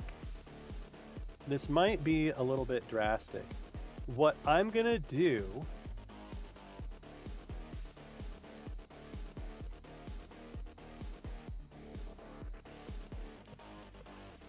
is I'm gonna pull this wall in a couple here, right?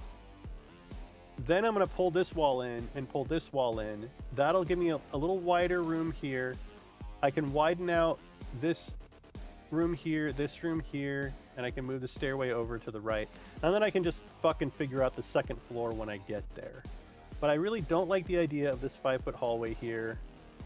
And I don't like the idea of how giant and empty this room is. This seems like a waste. Like I can move this wall way over, you know, almost to here and still be fine, right? This room is very, very wide, and I'm pretty certain that I could reduce its size without anybody giving a shit. I mean, honestly, I could grab this whole outer wall and extend the whole fucking side of the house out if I was inclined. and then put it back on once I decide. Actually, I'm going to do that. Let's if we're going to go drastic, let's go mega drastic. So for those of you just tuning in, my mega drastic plan is to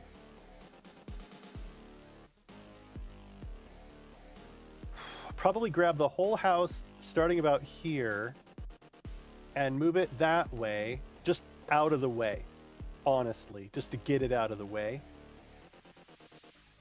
And then I'm going to figure out what size rooms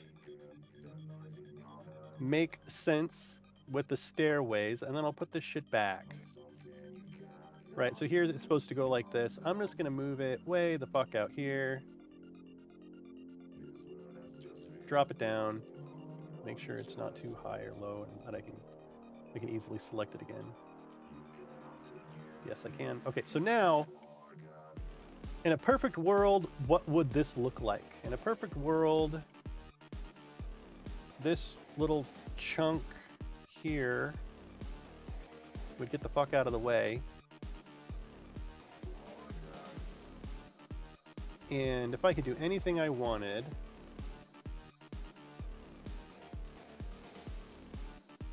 I would want this to be 10 feet.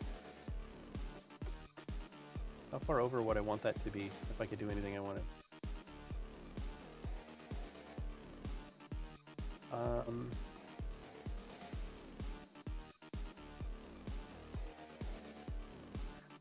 But I want this to be 1 more over 2. I want these stairs to be like centered, you know what I mean? So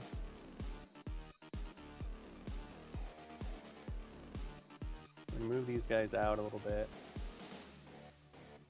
And what I would want is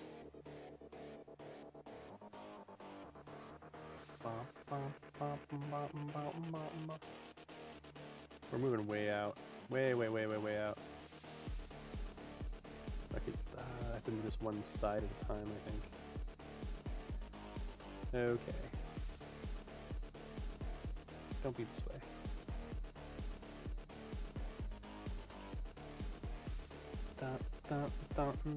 Fuck, that's not the side I wanted, right?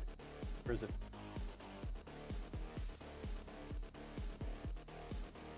Wait, what is happening?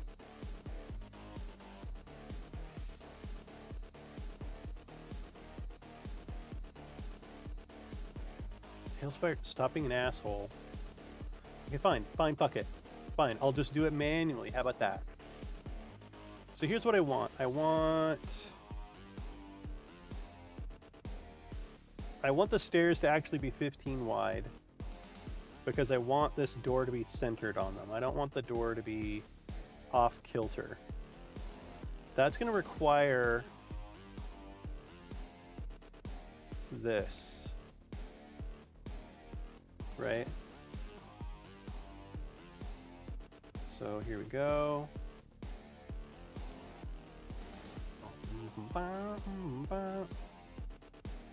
Sorry, I need to focus for just a moment while I do this. Okay, so if that's that, then suddenly, ping, ping, ping, ping. This door, actually, is that all that the door moves? What? That can't be right. And so suddenly this door is here, which seems fine. I feel like I moved that, but I didn't actually have to move this very much at all. After all that, I only moved this over to the right 1 square, and it seems right. I don't know about that. Back at the top of the item, I've introduced Helen's Guide to Monster Hunting. It's up to my players to gather mats and find crafters. Helen is... Yeah. So interestingly enough, I've been playing... I've been taking... I've been making my way through the C# developers course in Unity at Udemy.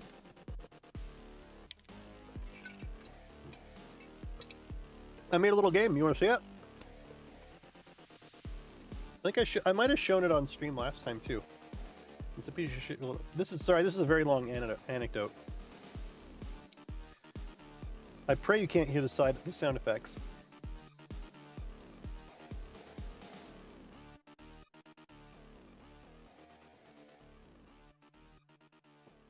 So in lesson 1, I made a little game where like you move a box and it's got a little like obstacle course. The second course, and this took about 5 hours or so. And what I love about this course is you start from nothing. You start from like blank Unity scene and you build all this. And so I built a little game. You know, it walked me through adding inputs and if-then statements and figuring out math F sign for like the rotation of this thing in the middle and the lighting. And I made this little rocket, right? It's my own little prefab and stuff, and added sound to it and added the little rotator guys. And when you die, there's a sound and you restart the level. And whoa, shit. And I learned a fucking lot. It was really cool. Hang on. So now the second level, I made the thing go up and down this time. Whoa, the course is really cool. The guy is like really excited and like enthusiastic, the teacher. And then I made this level kind of a fucking bitch. I made the end platform rotate up there. But all of the prefabs and all of the art design and the camera movement and all that stuff. And dude, the next lesson, like the next is you're making a rail shooter like Star Fox. And I'm like so excited to start that. The point is I've been looking into some C# development and game design and stuff, and so Haim and I have been Haim and I want to make an RPG Maker game that's short, 4 or 5 hours or whatever, and sell for 99 cents. Here you go. Here's our cool ass RPG Maker game. You know what I mean? Like just to do it. And long story is that I'm playing through a couple of RPG Maker games. One of them is called Arafel, and it's really, really good, and it's really funny, and I really like it. And you don't get equipment. You don't kill bosses and get equipment. That's just not a thing. What you do is you kill bosses and you get materials. Everybody already has their equipment. They have their bracelet and their chest armor and their weapon. And whenever you get enough materials, you can go see what you have the materials to upgrade. And so then you just go to their piece of equipment and click the upgrade button, and it like basically upgrades in place, right? You don't like re-equip and equip a different knife and a different whatever. You just upgrade the one and it's just fucking better now. And it's just nice. It's nice actually to not have to manage an inventory that's just not like your inventory is consumables. But what that lets them do is you can kill a particular boss and it gives you the item that you need to upgrade a weapon, but you kind of have to choose, okay, which character's weapon do I want to upgrade? And it's just nice. I don't know, it's really cool. And so I like that idea, and actually applying that to dungeon sports is kind of interesting. What if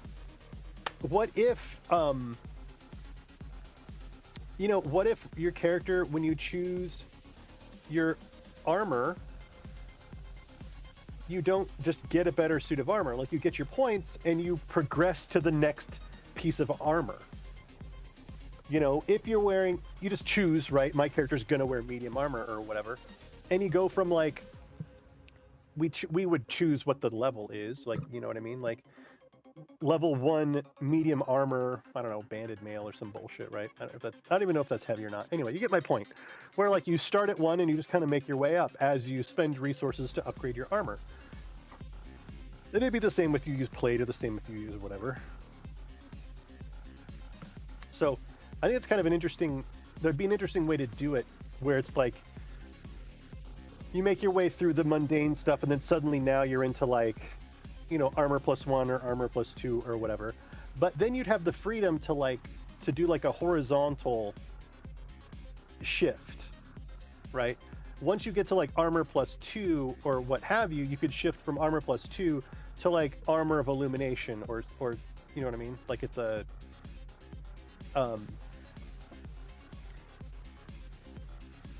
trying to think out of we could do, I guess, like armor progression trees or some shit. I don't know.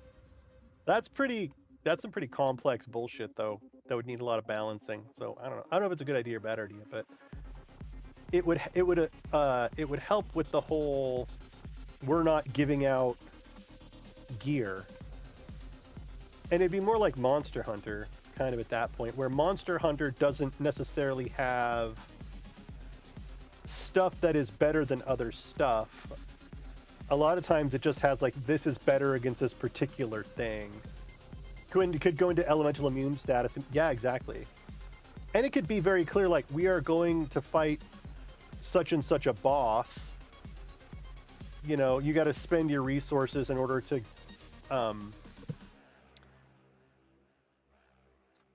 have, you know, acid immune armor in your quote unquote inventory that you could then swap to. I mean, actually, that totally flies in the face of exactly what I was saying about not having to like juggle armor. You just, in my brain, it was like you switch what you're currently wearing with something else, but I guess it's kind of the same as having an inventory full of it. Yeah, that's an interesting question. Lots of ideas there. I mean, I want to keep it, after just having gone through all the ways that I want to make this more complicated, I would like to keep this simpler. Like, the simpler the better, really. Okay, so if that's where my door is, I want my stairway here.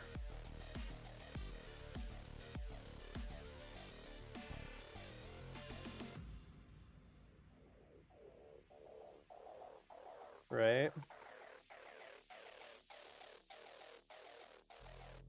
Maybe I want it there, because this wall's all fucked up now, but I think this looks way cooler, to be honest. This wall's in the wrong place, though. This wall will need to come out.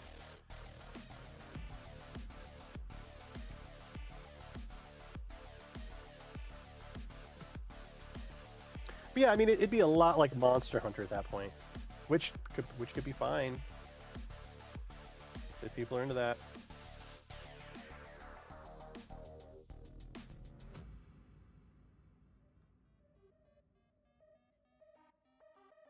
See, the stairs are going to come through the side of the wall right there. I don't really like that.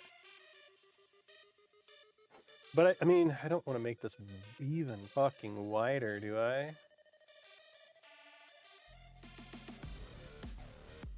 Because if not here, then it's going to have to be out here. And that's too much. I think we just have to deal with the ugly stairs here. That's just going to be life.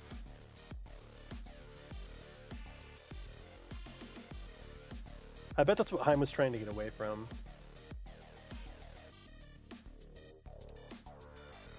Okay, so if I'm doing that, and this is getting shifted out one, do I want to do this?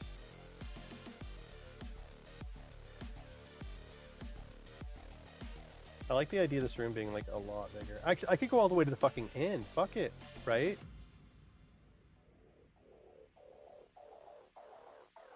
And then just have this be a really long hallway. I mean, realistically, I could do this.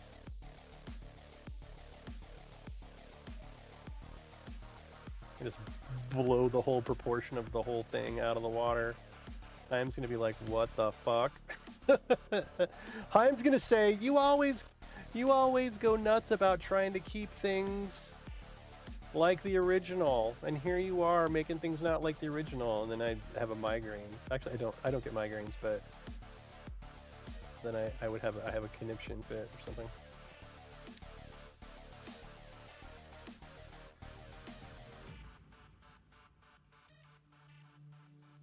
So there's two ways to handle this now.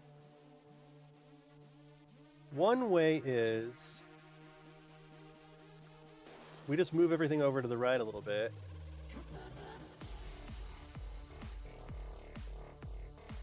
I mean, really, can I take this whole chunk here? Oh, his fucking piles are in the ground. Damn it.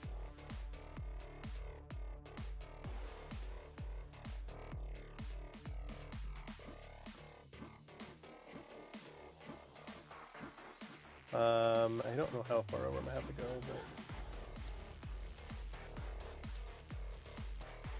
I'm going to be picking up these tiles down there. And I don't want to grab the grass too. There we go.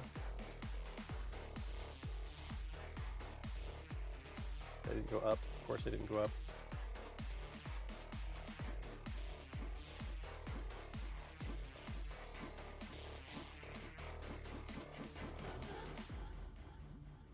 Okay, so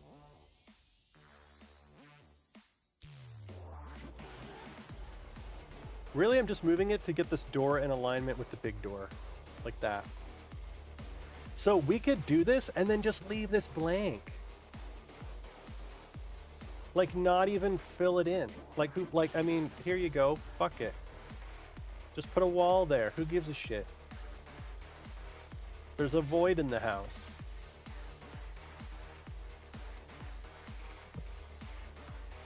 That does get us away from this wall being cleanly lined up with this wall, though. Like is in the original. That I have absolutely abandoned. Where is my Wachterhaus tab?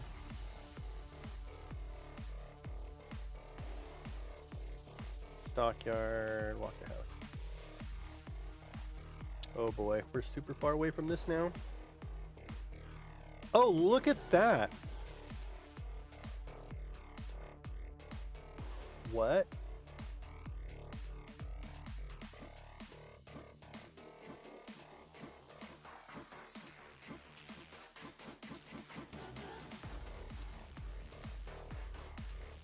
Wait.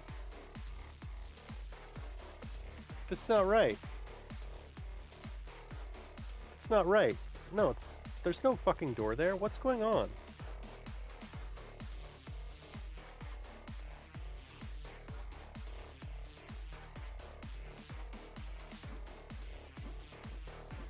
God damn it.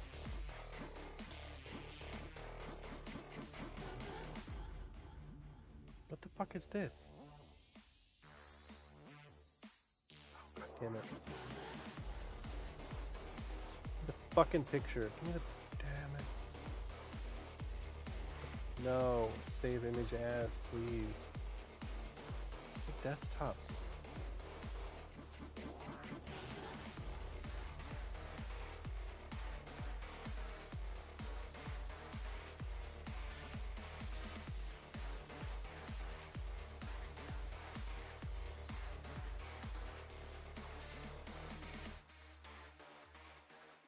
What is going on?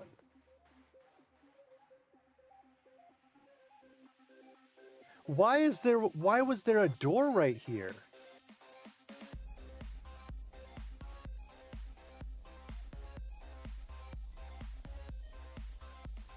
In room B.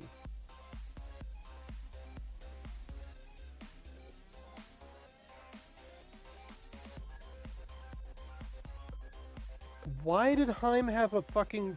Why did Heim have a door here? Why was there a door there?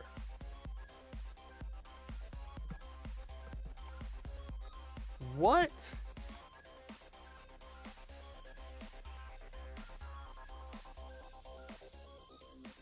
Was that an accident?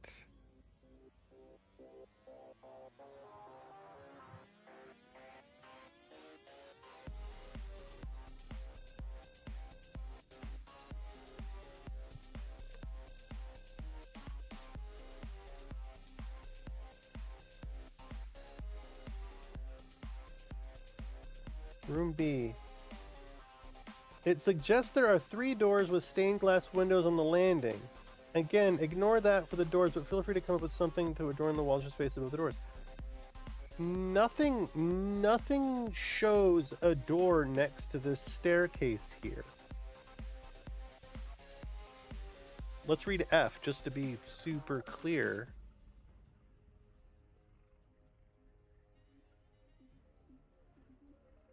Feel free to spruce up how the staircase is hidden in this room, as well as the stairs themselves. Rails of like dealer's choice. In room F?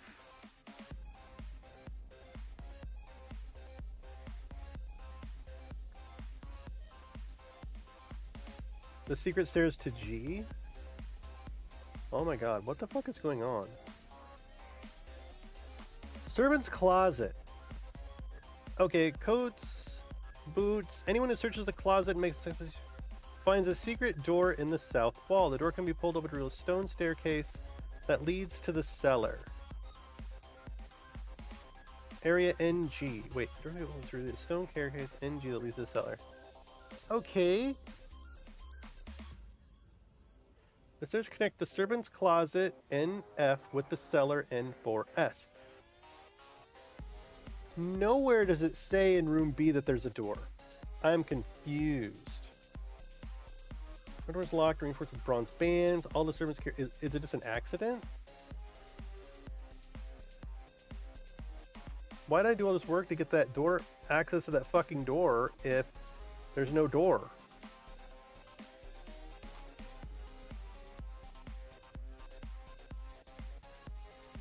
Two closets flank the front door. That's cool. Staircase. A wooden staircase leads... Oh, it was supposed to be wooden, for one thing. The foot of the stairs is a landing with 3 stained glass doors in wooden frames. At the foot of the stairs is a landing with 3 stained glass doors in wood frames. What the fuck does that mean? At the foot of the stairs. Oh, it's... Okay. So this is the landing, and here are the stairs. There's no wall there. There's not even a wall there with a door to lead to this room. Why is there in Heims? What is going on, dude?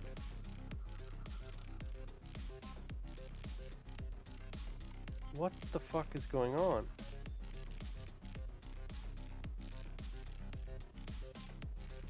Okay, this whole thing right here is not a thing.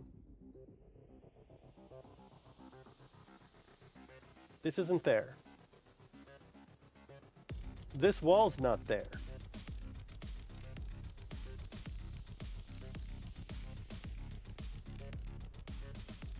Fucking hell! I should have been going off the. I should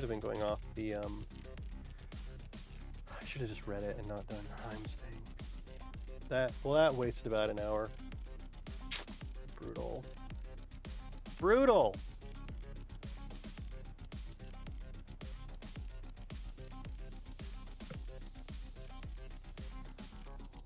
Okay, so slight shift in gears here.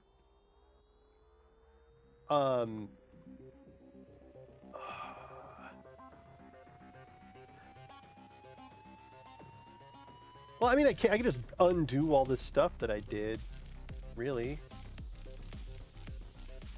It's a little frustrating. Okay, so I do still like that this is extended and we have I mean, it's fucked up that there's a 15-foot wide stairway here, right?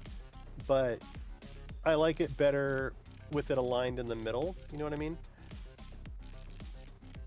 I mean, it's a secret door though, so this should have like a wall on the other side. But this doesn't need to be here anymore. This should just go straight to the stairway. Maybe Heim was looking at it from like practical. If people actually lived in the house, that's how it would work. I mean, that's my guess. I mean, he's pretty fucking practical about it. So that's kind of what I'm gonna assume. And I do love this piece right here.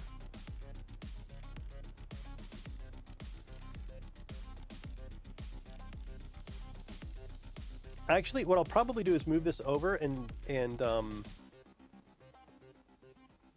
I'll keep this double wall here. Here's what I'm gonna do.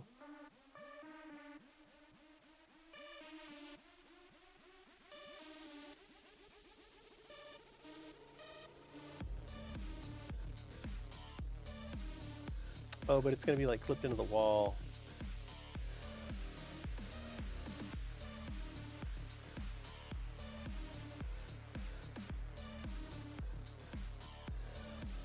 What can I do here? Actually, rather than okay. Oh. What do I want to do there? I'm tempted to put in like a castle ruins or some other divider there. Here's the struggle. This cannot be up against the wall right there because this is a tile here, and I can't just shift it over. But I do like it, so I want to have it on either side of the stairs. But I need something to frame the stairs because I'm going to have a gap between my stairs and the wall. You know, if we do this number.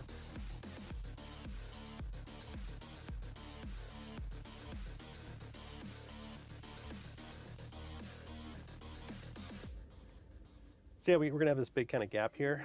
I don't really want that. I mean, I could go... I think this is cool. Rotated inward towards the stairs to run. Well, that's an idea. Yeah, let's see what that looks like. You're thinking like this? Ooh.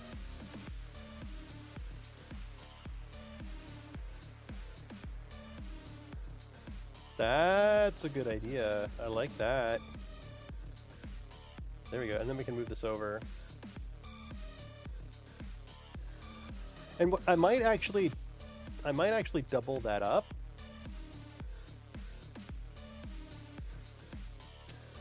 God, I wish this was a tile and I could rotate it in.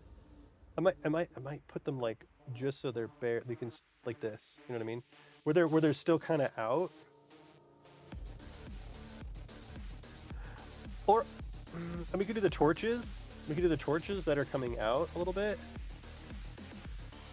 rather than the straight up candles. Like the... Time's been pretty big on these things too, actually.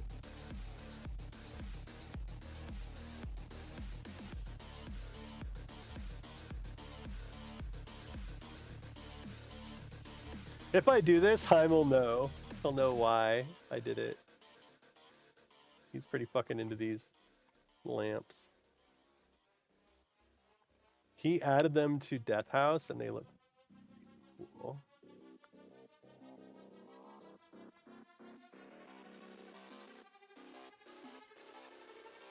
Like that.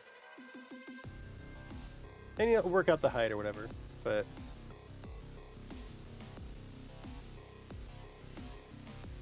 Okay, and that gets us back to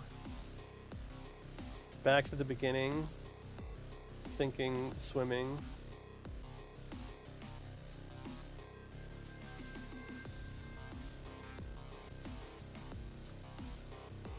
I think we're literally right back where we fucking started.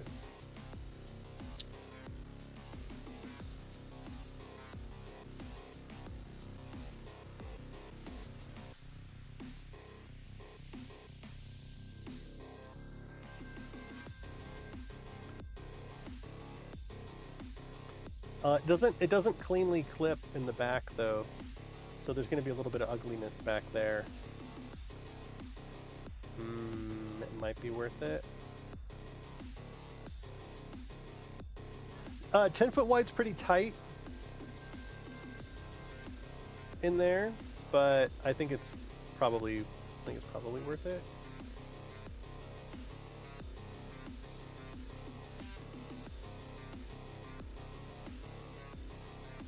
I think this room is a little bit wider now. Oh, wait, shit. 1, 2, 1, 2. No. What have I done? I think that's okay.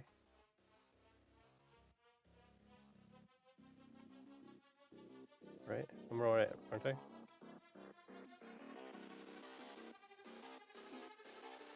And then we're here now.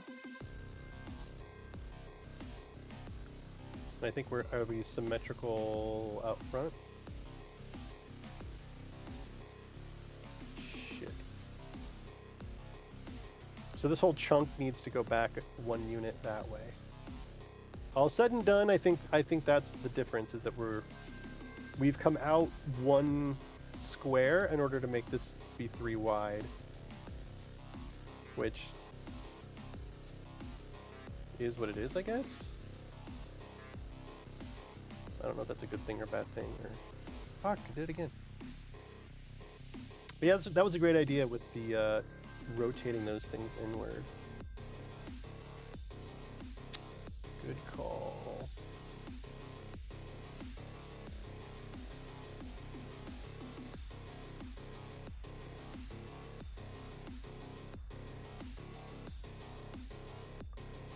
And we have 1 gap here, but who gives a shit about that? I mean, really, to make more room in here, we could extend this out. We could go out 1, and that would give us more room in our little storage room here. Okay, so let's try to build out into that storage room now, and see if we can get some more room in the storage room. Because if I extend this left 1, then I can extend this left 1 to make it symmetrical, right? 2, 4, 6, 8, 10, 12. Yeah, then we'd be at 14 wide. This goes out a wall. This goes out a wall. And that would push this out. And it goes, yeah, okay. So, oh fuck, I don't even remember what the hell was going on up here, but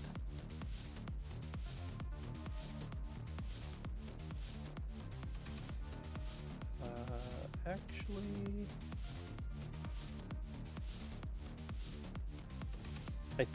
I think I can just do this.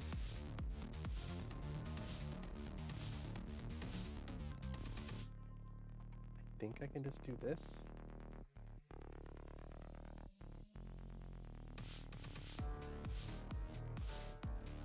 And this goes up here. This was where it was originally. Is this the size that it was originally too?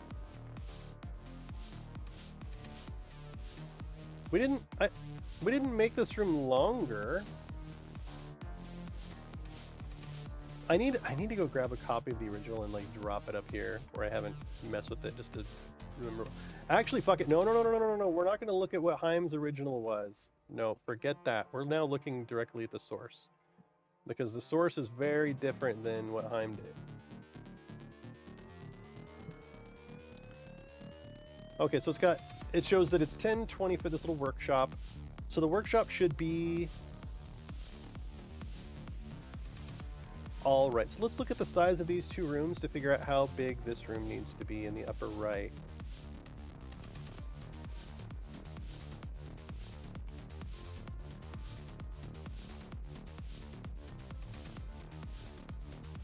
Actually, it doesn't matter. Well, what matters is the this way. Like how far down, but I think it goes out. Did it shimmy? Look at this. 10, 20, 2, 4, 6, 8, 10, 12. 2, 4, 6, 8. So I think this went to here and then it cut over. Like that. But in the original, it's a square.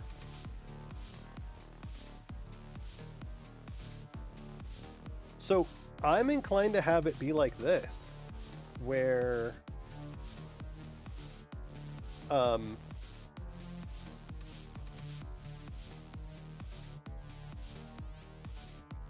we make this a little wide. Here's what we do. These walls get extended. Step 1, extend the walls. This is pretty easy stuff, although we're going to need our 1x1 here. Not the 2x2. Actually, yeah, I mean, I could get the 2x2, but then I'd have to redo the entire floor. I don't want to redo the entire floor. So I'm not going to. Wall extended, right? So far, so good. Now, wall extended. The added benefit here is that if the GM wanted to do anything in this storage room, they now can. Before, they were way too fucking tiny. You really couldn't do shit.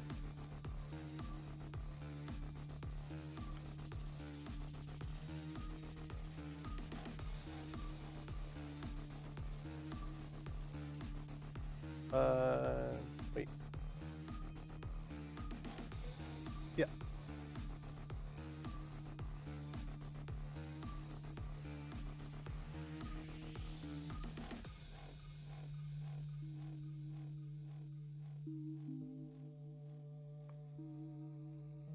Get new hide volume.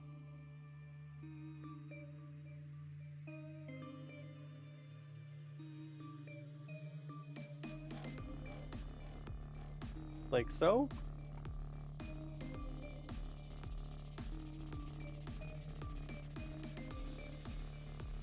All right, looks symmetrical. Height looks good. I think I do want this wall to be eaten.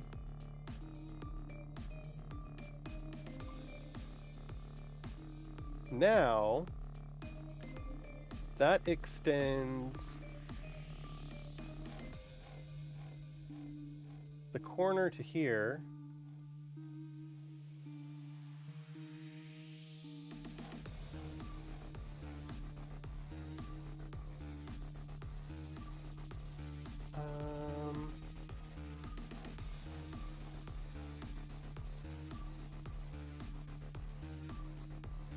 This is just for decoration, right?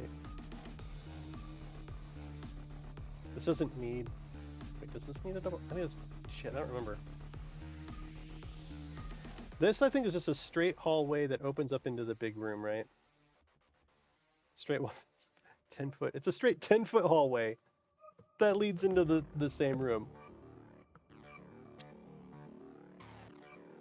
Yeah, by 10 feet we mean like 20 plus.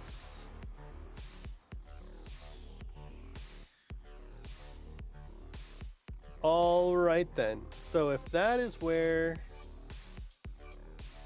Did he use 2x2s for fucking every... God, he uses... I'm in his 2x2s, man. I mean, I guess 2x2s make sense when you're not dealing with all this double wall bullshit.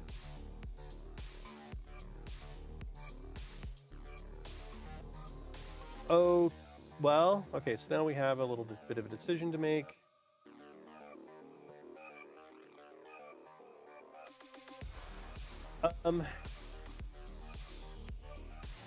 It does not need a double wall on this front side. I think it does on the back edges.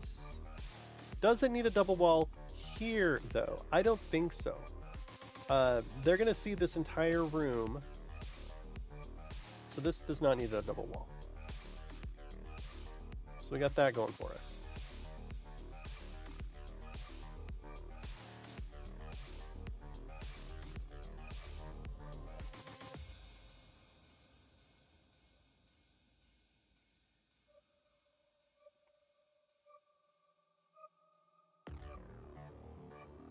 And that means this room is still crazy fucking narrow. And a lot of this extension nonsense over here was to be able to pull this out. So that, you know, things could happen in there.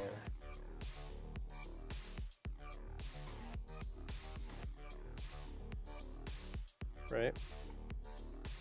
And there you go.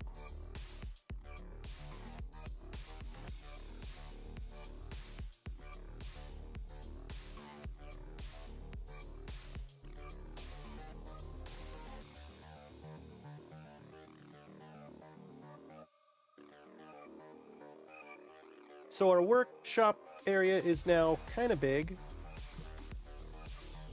Bigger than it was. but I think actually more in line and realistic with what the module says. This room is definitely doing a shimmy now, and my actual vote is that we remove the shimmy. We actually do what the module shows, which is have this room lined up with this wall.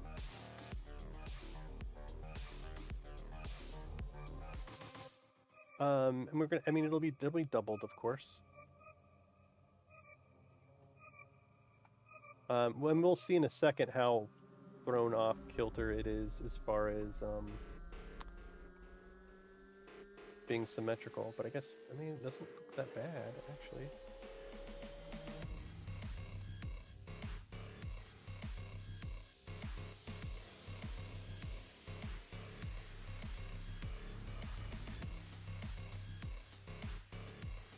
It's not terrible.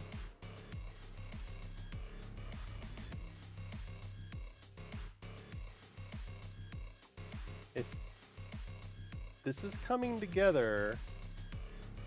And this is coming together easy enough that I'm kind of like, okay, wait, like, what's fucked? You know what I mean? Things don't normally go this well. Basically, it's like, when am I going to have to redo this shit because I fucked it up? That's what I'm waiting for.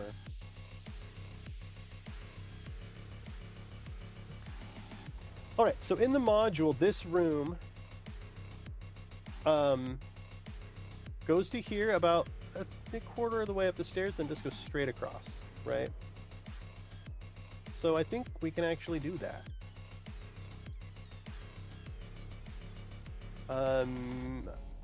My guess, my non-scientific guess, and I'm not even going to bother measuring it, is this is going to go like here. Ish. And then this wall is going to go here. Well, it seems like a little too much. It's like a half. Here? I think that's better.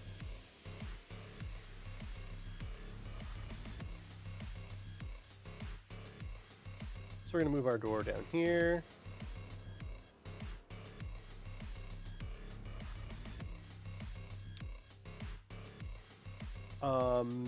And then we do have to double here, right? Then, I guess I can grab, oh, I can stick the whole fucking thing back on, I guess. I need to decide how far across it needs to be. The module has it at 30 feet across in the storage room.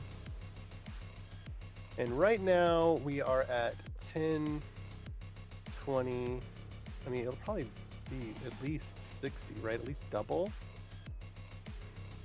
10, 20, 30. Right now it's at 40. I wonder if I just drag it over. Let's call it good. Drag it over, line it up, and see what happens, I guess.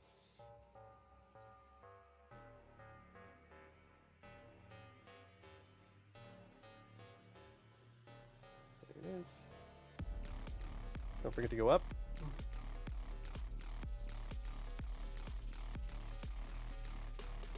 Okay. And then I guess just drop it in? Or should I go all the way? Should I go to here? I mean, I don't really want to clip the floor because then I have to like unclip the floor, and I don't really want to do that. This seems reasonable here.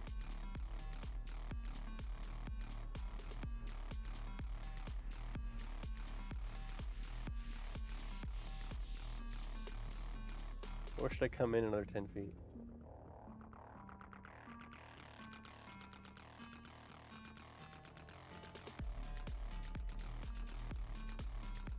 Here's what I'll do. I'm going to delete all the fluorite here, just so I don't have to deal with the floor clipping. and then I'll get it again.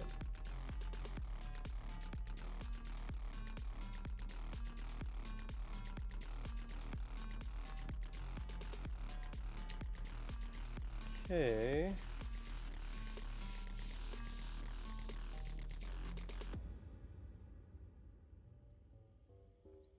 And then I'm actually going to go in to all the way to here. And that way the rooms aren't ridiculously large. They were pretty large before. Now I think it's reasonable now.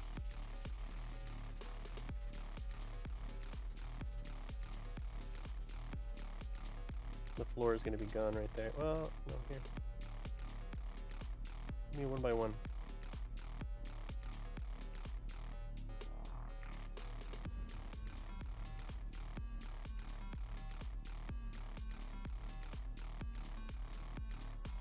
Okay.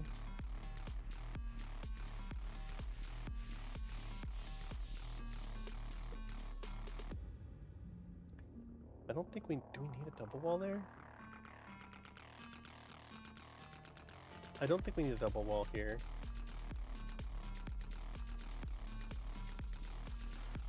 Crap, I can't remember. I don't think so. Yeah, I don't think we need a double wall there. We do here. And just like the module, this is going to be shored up a little bit. Yes, thank you, MySQL updater. Fuck off! Fuck off! Fuck off, thank you. Oh, I think I do want it to be in the middle of the room. Here.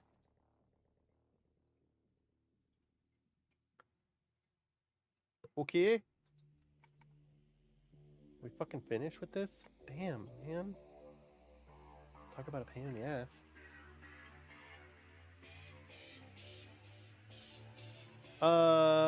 Hey! Dude, what's up, Voivo? Dude, a party of 30? Oh my god, I gotta sit up in my fucking chair. How's life, Voivo? Oh, it's midnight. Oh, I missed my chance to I missed my chance to raid you in the last 5 minutes of your stream. Exactly. Thank you, thank you, thank you. Welcome everybody. I'm Demon Gun. This is Talespire. And I am working on the ground floor of Wachterhaus from Curse of Strahd. Unfortunately, I'm not doing anything real exciting. I'm not doing detail or anything. I'm doing hide volume. So basically, Talespire doesn't make it easy to hide shit. And so I am going to the trouble of making it so that everything in this house can be hidden, so that people who import the board don't have to. They can just do it instantaneously. Welcome, welcome everybody. If you want to see Curse of Strahd stuff being built in Talespire, this is the place for it. Feel free to follow. In other news, I'm really hoping to start up kind of my own dungeon sportsy kind of thing in Talespire at some point. I don't know when, but I've spent a couple weeks writing up a bunch of shit. I think it'll be pretty different, is my guess. But it'll be same sort of thing where there's seasons, you score points, win prizes, you know, register your characters and all that stuff. I like the idea of not, basically I want to write it such that anybody could run it, right? Like kind of like Doom style wave events where you have like your minions and your minions behave a certain way, and you have your medium creatures, they behave a certain way, and large creatures behave a certain way. Less of like you drop like a drop into an arena thing, and more like, well, you are dropped into an arena, but it's kind of like a wave event, score points kind of thing. Just kicking it around. Yes, it's based on the Doom style thing that actually I shared earlier in the chat. This thing here. I read that article and was inspired. Yes, I did play Smash TV. And so Voivo, I think, is wanting to do a Smash TV thing also, from what I understand. And actually, we have sci-fi assets now in Talespire. So I don't think we'd have to be limited to genre. I don't think we'd have to be limited to fantasy if we wanted to do shit. I mean, honestly, and I don't know how people would feel about fucking this, but I'm really tempted to do superheroes for the wave event thing, not fantasy. I mean, it'd be 5e, but the new Everyday Heroes stuff is coming out, and I'm curious if one of them's going to have some sort of superhero system. I fucking love superheroes. And the thing about Talespire is it's like 3D, right? Like, you can punch someone and have someone go through walls and stuff. Like, you can punch someone in the air and actually, like, put them in the air. Like, you can have a character pick up a dump truck. Do we have dump trucks and stuff now? They just released the Cyberpunk stuff, and I haven't looked at them at all. And I feel like there are cars now. Cart. Are they tiles? Where's the Cyberpunk stuff? Doors, dungeon, harbor. Why am I not seeing any, why am I not seeing any of the Cyberpunk things? Ladders, lights. I'm not seeing, like, I thought there were, like, street lights and shit.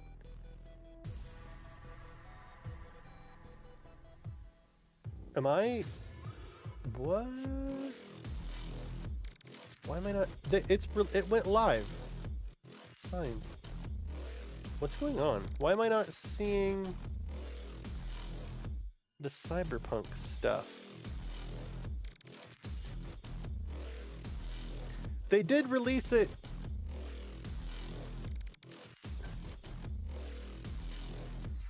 Tell me they didn't do something fucking stupid and, like, you have to choose the theme of your atmosphere now, or some dumb thing where it won't let me mix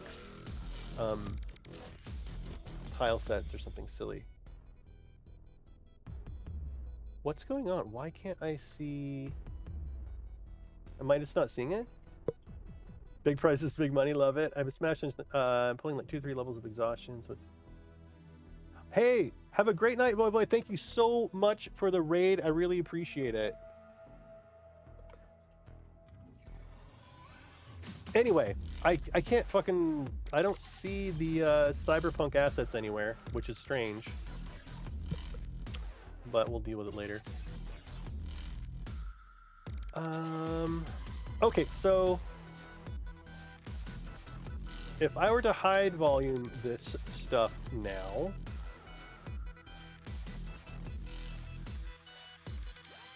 okay, for one thing, this door now needs to be in the middle.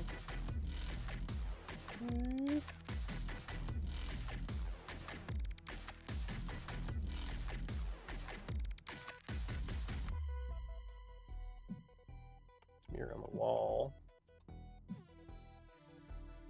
Where are the Cyberpunk assets? That's weird. I'm not in the beta, but I specifically waited until...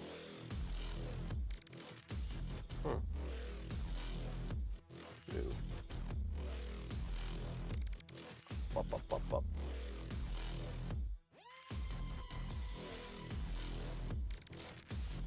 All these doors out.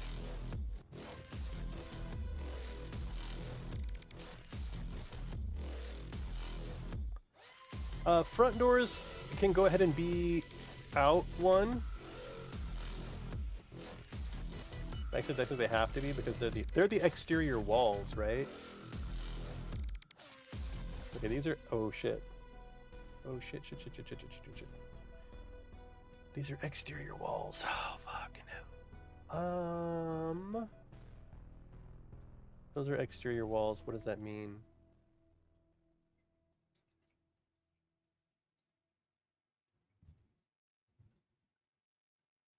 If those are... oh, shit. If those are exterior walls, then it might mean that they actually need to live here. Oops.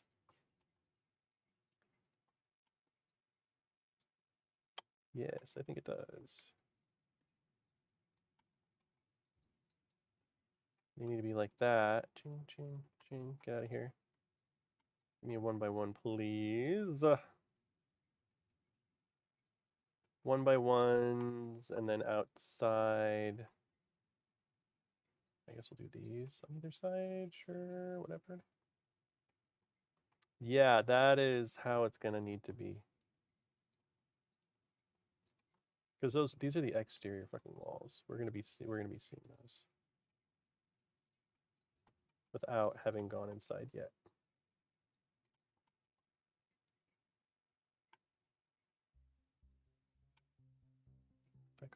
The inside, so the interior detail of this doesn't really matter, because Princess Popcorn, another Talespire builder, is going to be doing the interior detail and the roofing on this. I'm getting the room layout finished as well as getting hide volumes set up because that's my specialty and I'm pretty fast at it. And I honestly feel really terrible asking anyone else to do it because it is a big pain in the ass and not fun. So, there's that.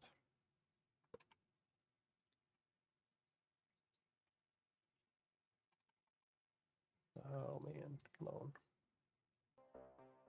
Here. We're gonna go all the way to the corner there, where we will have a filler pillar again. Filler pillar. And it's honestly it's so much easier for me to pay someone to do the detail and stuff because I'm slow. I'm an incredibly slow builder. Dude, what's up, Genghis? Yes. Imagine having Fog of War, or imagine having literally any other system than I'm so frustrated and exhausted with Talespire. I'm ready to be working in a different system. So ready to be working in a different system right now.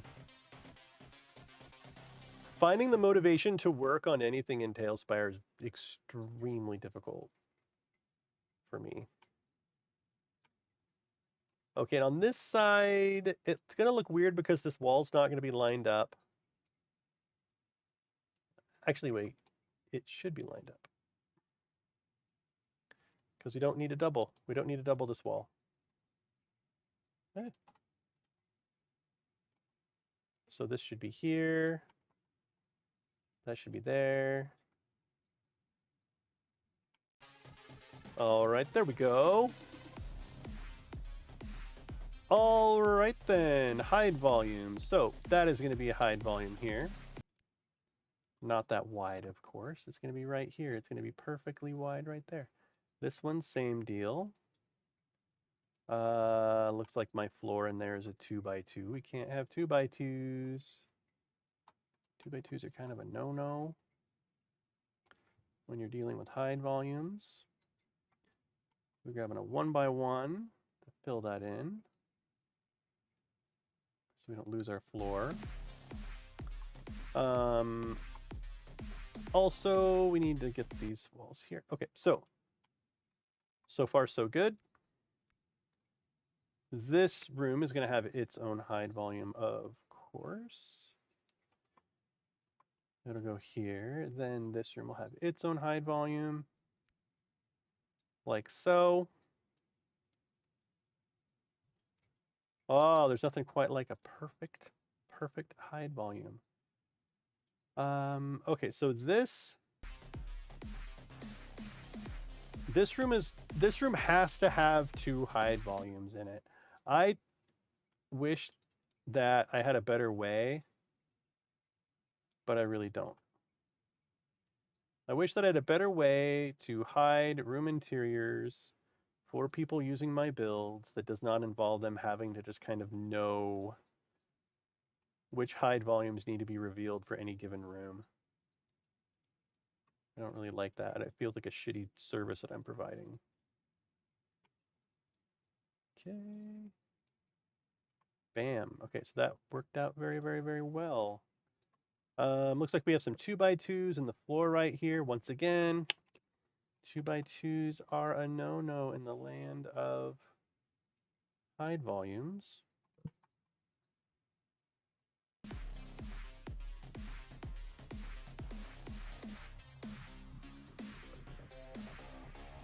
Okay, so what's everybody up to? What's going on tonight? What are people doing?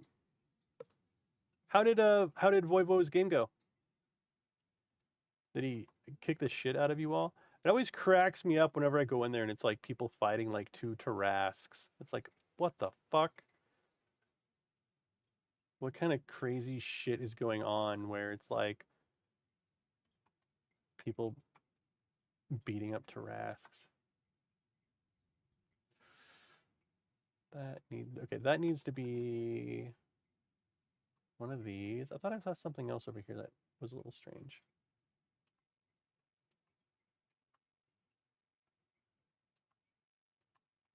What?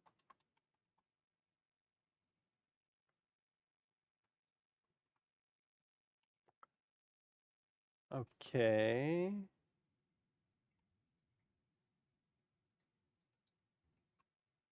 So our stairway room here should be good to go.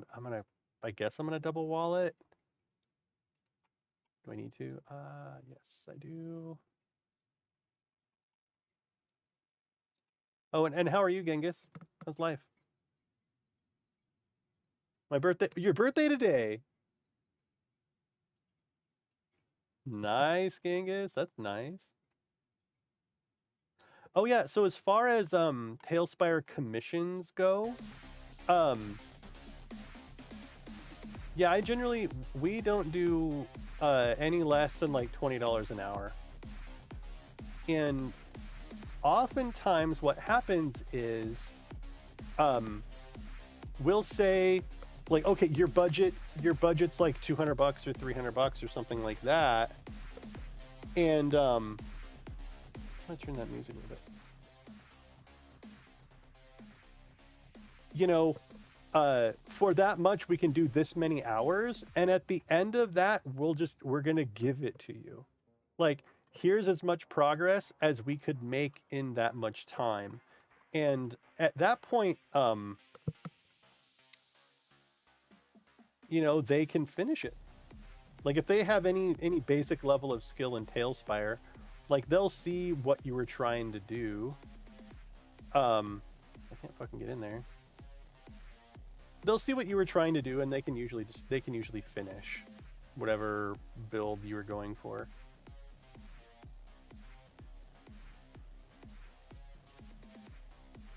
But yeah, our opportunity cost is high. Like, if I'm going to take time away from my family to do Talespire work for you, I'm not doing it as a charity by any means. Like, it's work, you know?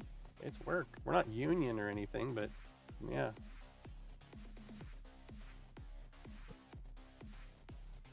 That's not fancy. The blocks on the side are not fancy. In fact, fancying up the stairs will probably be something that Princess Popcorn will do. Or at least like fill in the sides of it. There's so many cool things you could do to fill the side in right here. You could do the sewers blocks with spikes, or you could do any number of really neat things on the side right there.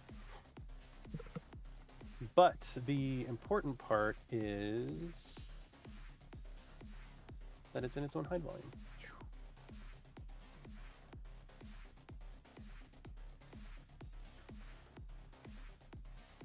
Perfect fucking hide volume. Oh no, right there in the corner. What's going on? Oh, do I just need a filler? Or do I need to... I don't think I need a filler. I just need to actually put this in. This is a secret door here too, so.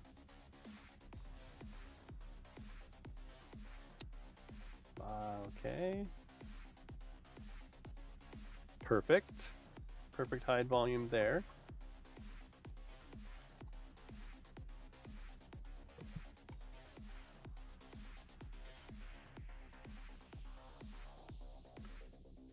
Okay.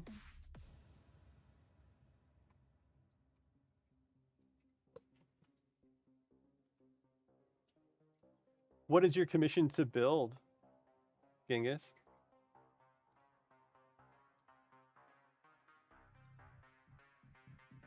Oh, what'll be fun is if I'm running the dungeon sports stuff, I can start going and finding like really cool ass builds at Tales Tavern and like using those for the battlefields and stuff. I'll be able to actually play a lot more. I really want to use Brother Hannon's living cavern modular set to make some shit that looks like Contra, you know what I mean? At the alien hive at the end.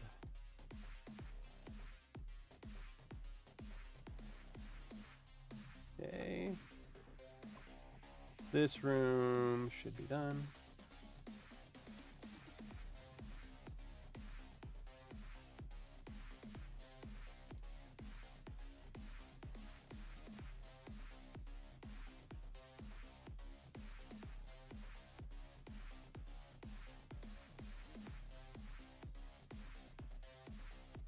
And then this little chunk here looks like it needs its own hide volume.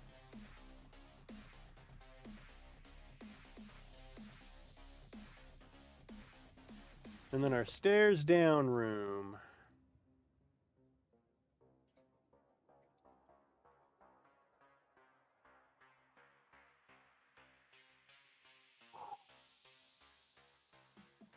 And that is how you set up hide volumes. Hey, what's up? Jacob Princier? No. I'm building this is Wachterhaus from Curse of Strahd. This is the ground floor. And I'm just getting the room layout and the hide volume set up, which hide volumes are what you use to hide rooms. So we can test it out. When your group first arrives, they're gonna need.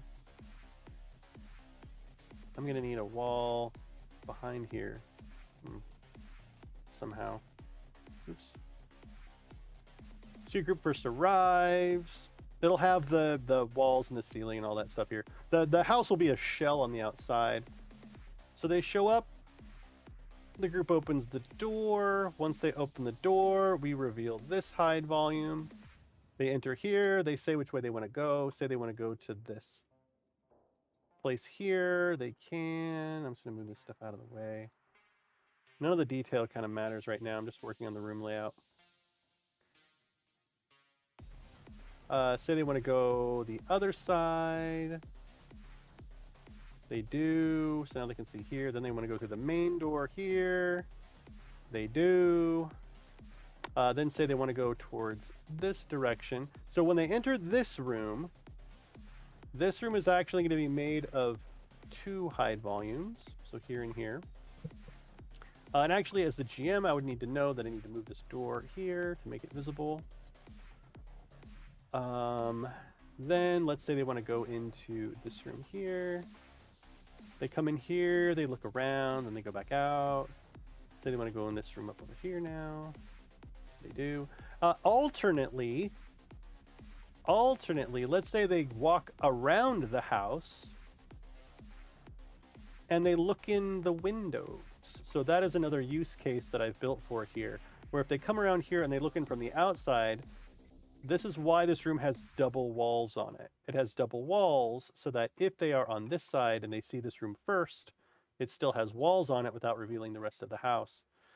Or they can approach from the other way and it's just fine no matter what they do. Like if they come over here and look in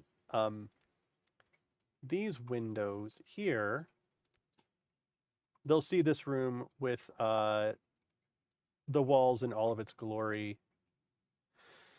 And it looks normal.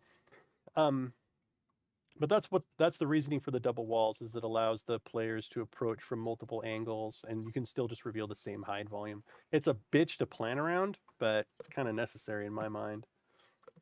I appreciate the info. About 11 hours in, about another 20 hours, 20 plus to go. We'll complete it as it's my first and it's too detailed. Commission is negotiable, working on a new elevated terrain visual. Nice. Elevated terrain visual. So say they go into this room, you would do these 2 hide volumes. Say this long banquet hall or whatever this room is. You have to move the door. Then They go into the little larder here. Say they leave and they come back up here and they go here and they see these big stairs going up. They say, screw that. We're not going to go to the second floor yet. They go through this door over here. Hey, thank you very much. Dude, Taladaga, how are you? It's been forever. Thank you very much for the raid, Vampire Logan. My name is Demon Gun. This is Talespire. This is Wachterhaus. And I'm doing room foundations and setting up hide volumes. And I think I'm pretty much done with the ground floor. Ground floor, room layout, hide volumes complete. Now comes the kind of wonky part where I have to put the other floor on top of this floor. And please note, I'm not doing hyper detail here. I'm only doing room layouts and I'm only doing room layout and hide volumes right now. So it's not going to be real exciting unless you're into room layout and hide volumes. And if you are, then you're going to have your fucking mind blown. Thank you. Appreciate it. I'm just going to go by faster. Now, oh yeah, Talladega. Tell me. Oh man. My 2-year-old is now, he's going through a cognitive leap that is just bonkers. Like his language is now exploding. He's playing with his toys and he definitely has a vision in mind for what he wants his toys to be doing. He's got like a little dump truck. And when they don't, man, he gets fucking pissed. He has like a truck that has like a trailer on it, right? And he can fit two trucks in that trailer. You know, Matt, you know how many trucks he wants in that trailer? All of them. And so he'll just sit there and cry and cry and cry and cry and cry and be upset that he cannot put more than 2 trucks in there. And we try to explain to him, like, we just won't fit. You know, like, your trucks are too big. And he just does not like that answer. He does not like that answer at all. He cries and cries. All right. So, let's talk about... Okay, this is the ground floor, quote unquote, ground floor. That's basically done. This is all done. So now let's look at the upper floor, question mark. So the upper floor, the standard that I generally do is first 2 floor buildings. You have your standard wall height, then you do 2 walls, and then your next floor starts at the top of this, what would be the 3rd wall, right? This is where the 2nd floor is. And we're actually not going to fill in the interior walls. We're just going to go straight into the floor. And what that allows you to do is when you're playing in Talespire and you've got your tokens on the 1st floor, you can set your height slider to kind of a reasonable level to be able to see shit. So we're going to go ahead and try placing... Actually, I'm going to lift the whole thing up real quick just because I'm going to need to put the cellar underneath this when we get there. Oh, stop it. There we go. So let me grab the whole stupid thing. And... bump, bump. I'm gonna raise this whole thing up because I am going to need to put the cellar underneath it at some point. Maybe this is raising it up enough.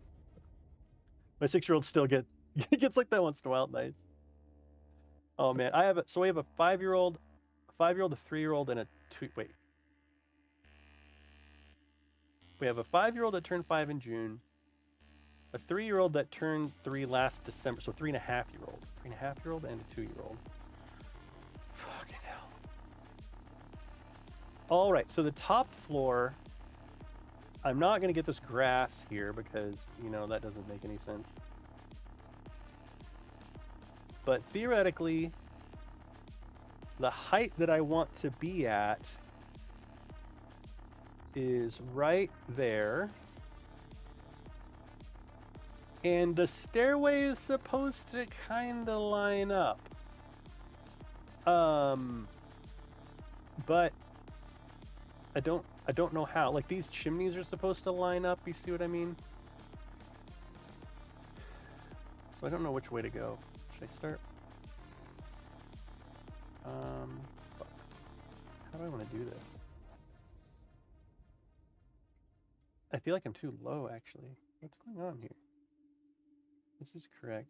Oh, I have an idea. Hang on, let me...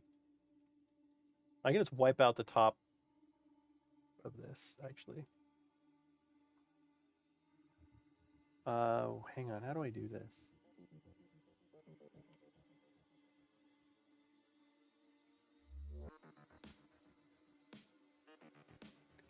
Okay, so this will let me line up with the chimney there. And I'm just going to do this as an indicator for where the stairs are. Maybe. Bum, bum. Now, theoretically, this is the right height. Theoretically, this chimney is supposed to be lined up in the actually, it's not bad. It's not bad at all. It's fucking closer than I thought it was going to be. Oh, I needed to put a I can't tell if I'm lined up on the front because 3D, right? One sec, I'll read chat. I need to do this before my brain melts. This is just a marker to let me know if the front edge is lined up correctly. Because it did actually look a lot closer than I thought it was going to be. So like this is flat, this is flush, you know what I mean? And it's not that far off. Maybe I'm going to drop it here and just kind of see what it looks like. I think it's going to be easier for me to move the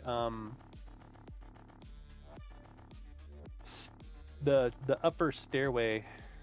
What's it supposed to look like on the front though? Okay, this window is supposed to be directly above the entrance, which I think we are. If that lines up well like that, I'm going to be fucking shocked. Okay, so here's where we're lined up, right above, and I think we're also above the chimney.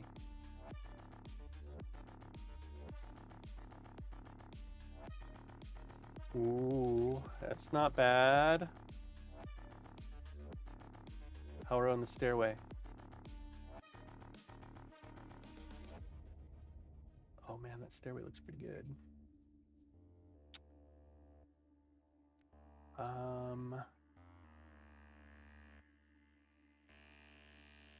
This is gonna come out one. I think we can just work it with it from here.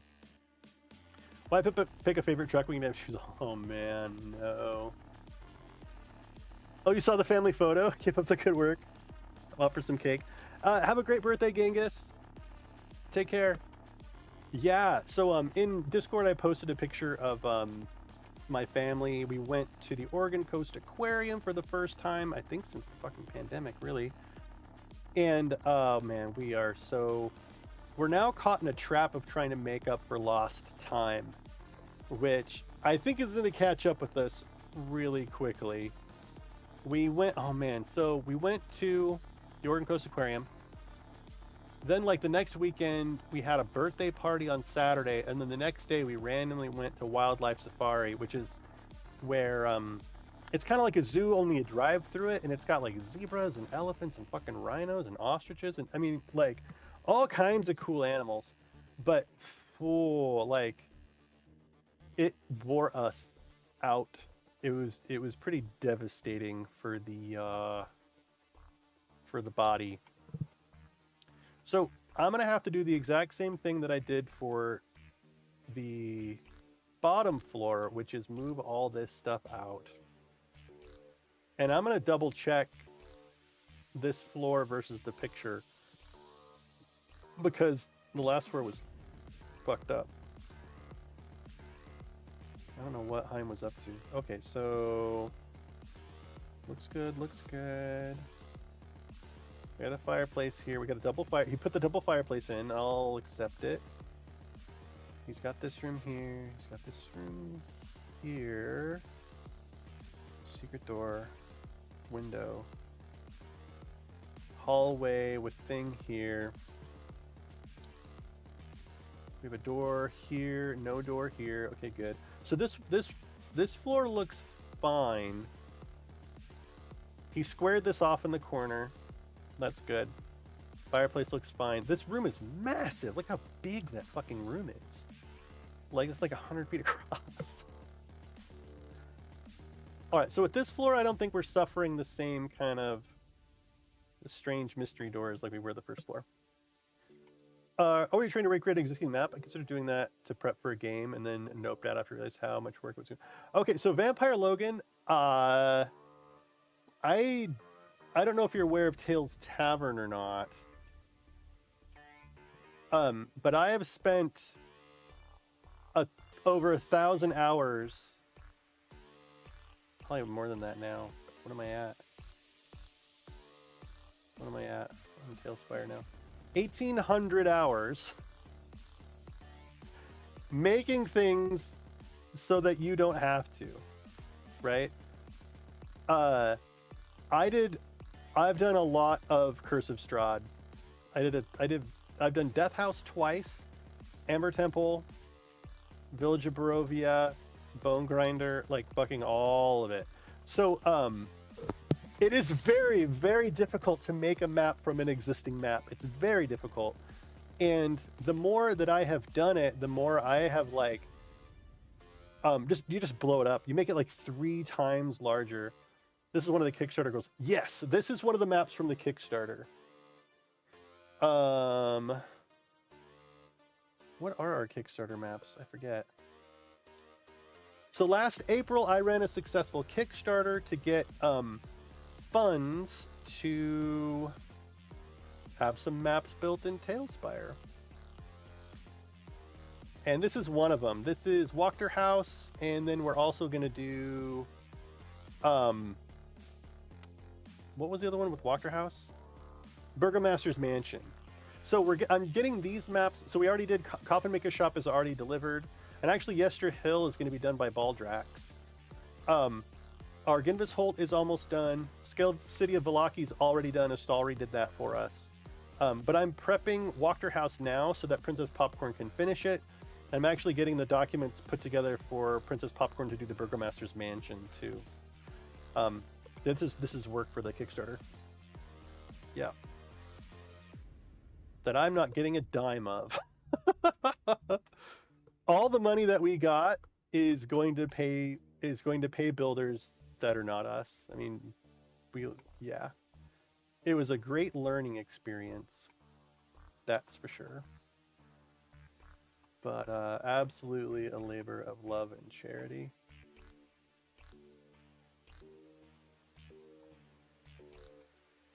So, okay, on the exterior part here, well, that's what I need to do. I need to split these up. So this is... Actually, I just recreate the whole thing, right? I don't need to... Oops. Well, it's a 2x2? Brutal. So this whole chunk...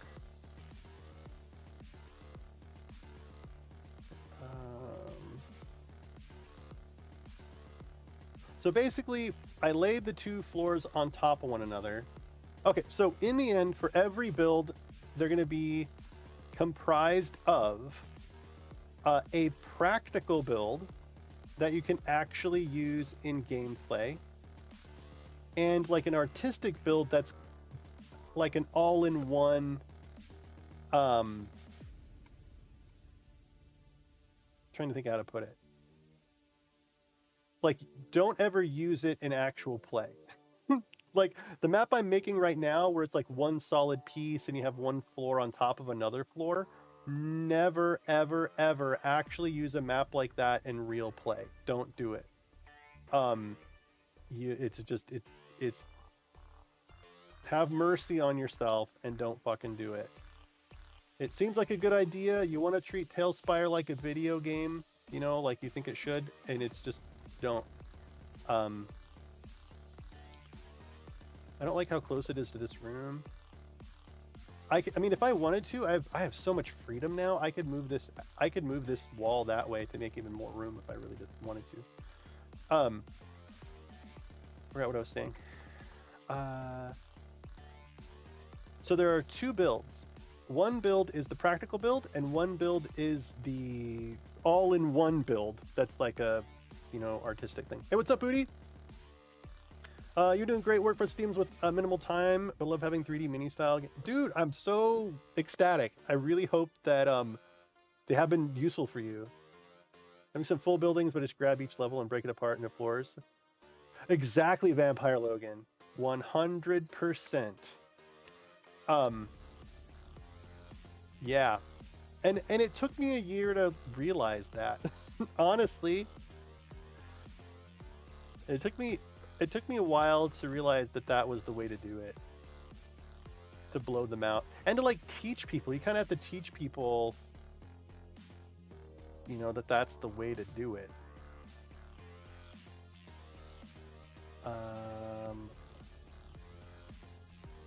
Okay, this is fine because it's going to be connected on the way down to the bottom. And this does not need to be double walled. This exterior wall over here does not need to be double walled, but it does need to be pulled out.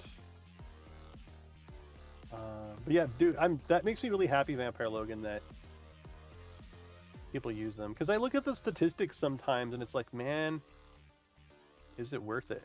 Like, am I helping anyone? God damn it. If not, fucking why? Fucking why? I do have some kind of bad news on that front. I do have some bad news. Okay, I've taken some full build. The Way of the Goose is more powerful than the Jedi working at the 7. What the fuck? The Way of the Goose is more powerful than the Jedi working at the 7-Eleven. The Way of the Jedi. I'd be confused. Do I not get? Is that a reference I just don't get? Is it just me? You're trying to convince my real life D&D group to try Talespire with me, but they're not interested yet. Yeah. I mean, really, here's the thing about Talespire. You can do things in Talespire you simply cannot do in person. My favorite genre of roleplay is superheroes. You know what you can't do sitting around a table?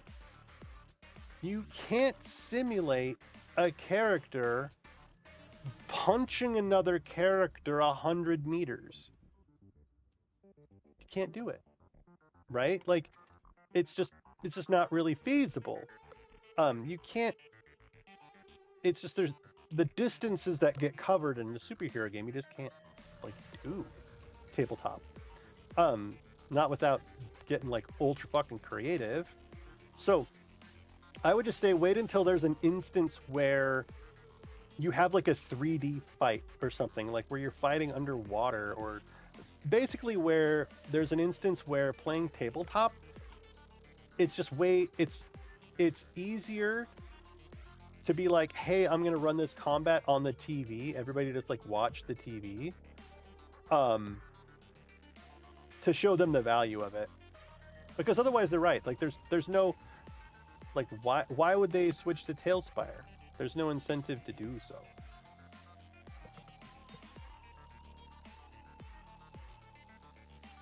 We finally have a few more floor tiles we could use with Morgoth now.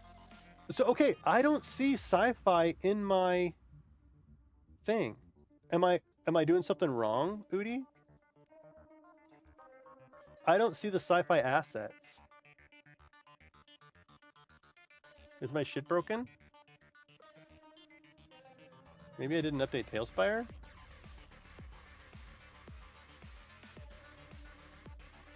Scroll to the top. Scroll to the top of what? I see aberration.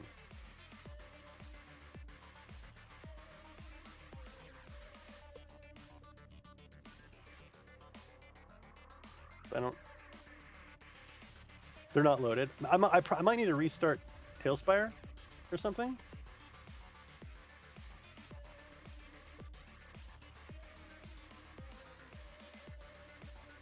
Yeah, run a verify. Yeah, I mean I don't need them right now, but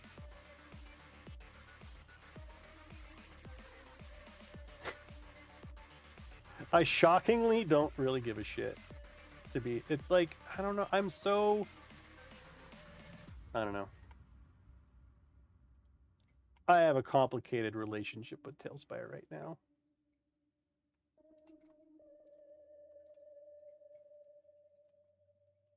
I sit down with Talespire and it's like I have a job to do. Like going and looking at the new tile sets, just not. I think we're having a fight. Talespire and I are now. It's complicated. Oh, so I was gonna say to Vampire Logan that the bad news is probably that um, I'm not going to be building anymore in Talespire. I think I'm done.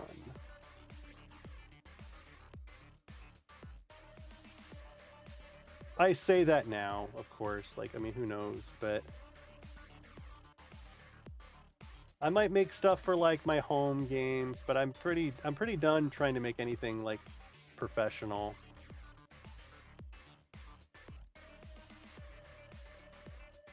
I think Death House 2 and Amber Temple are my last like hurrahs.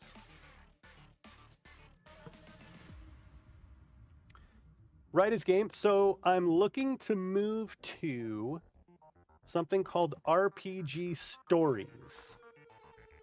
And if you haven't seen that yet, you should go fucking check it out. Let me find the link again.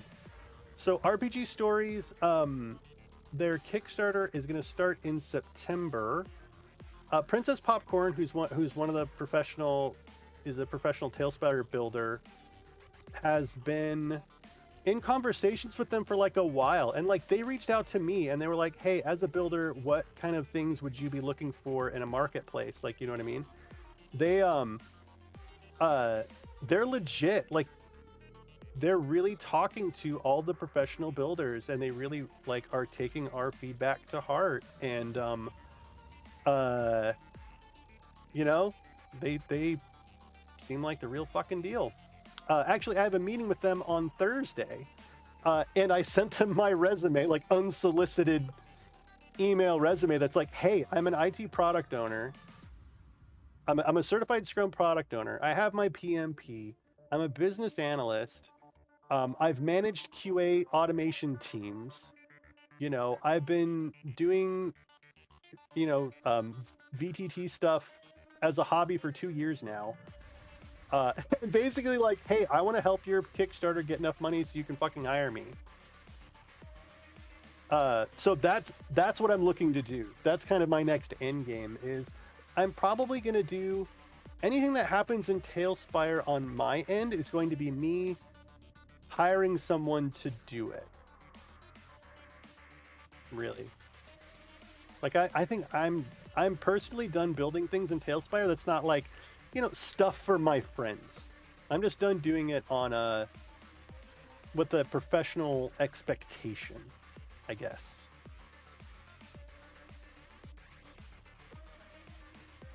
But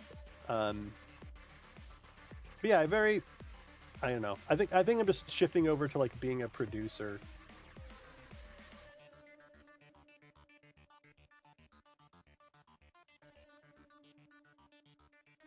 I don't need to double wall this, but I do want it to all be outside. And it's just the nature of the Talespire community too. Like the Talespire community, I guess the official Talespire community, like in the Discord and Bouncy Rock and stuff, is they are not supportive at all of people who are actually like trying to make any kind of livelihood from making stuff in Talespire. Like they're not supportive at all, and in fact they're allergic to it. So I mean, for example, like Nerd Central posted in the Talespire Reddit, he was like, "Hey, I made a map. You can go buy it at nexus.gg." And man, he got his shit downvoted so hard. And I went in there, and people, and just this expectation in the community that like they deserve it. Like they're entitled to like your hard work and stuff. It's and again, it's not you. Like obviously, if you are of that mindset, you would not be watching me, and we would probably not necessarily be friends.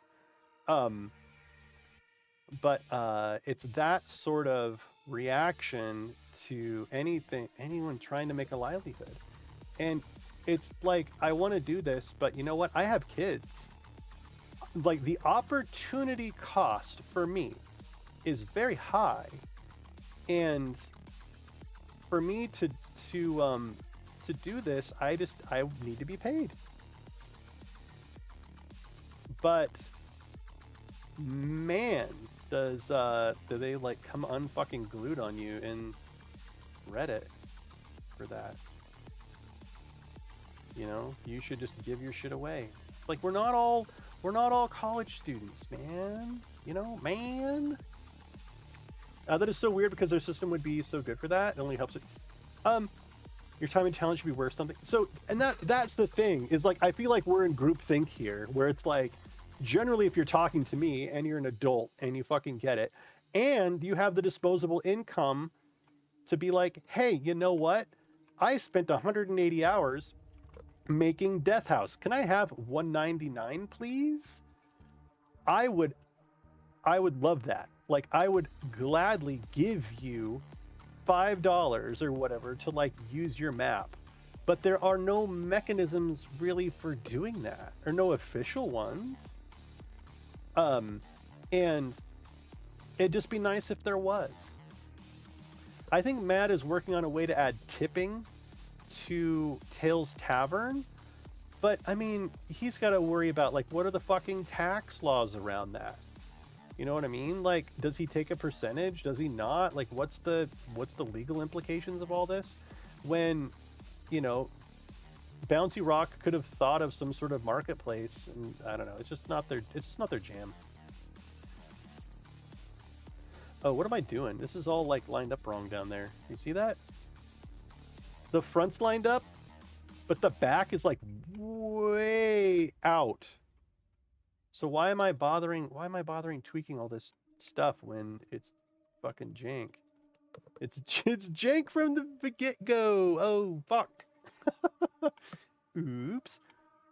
Can I just chop off 10 feet and have it fit? Oops. Yeah. The broke mentality has been shifting in the gaming community, but it's also kept us down for so very long. Yeah, it's hard enough to get people to like builds in Tavern, let alone tip the site host. Yeah, I'm a patron as well. As the moment I found the site, people want something good to say. I know, Taladaga. I just like.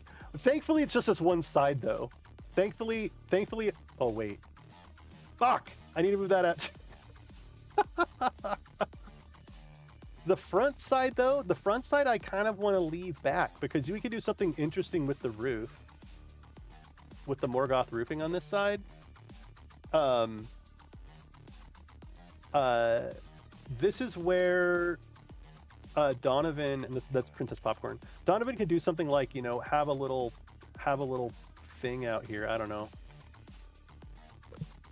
He could do something like this with the roofing. And so on the front, I'm going to let these windows stay back in case he wants to get creative with it. But on the back side, I think I do want to have it be flat and level, like how this window's flat and level. But this will give him room to do some kind of squirrely, like, I don't fucking know what he wants to do, right?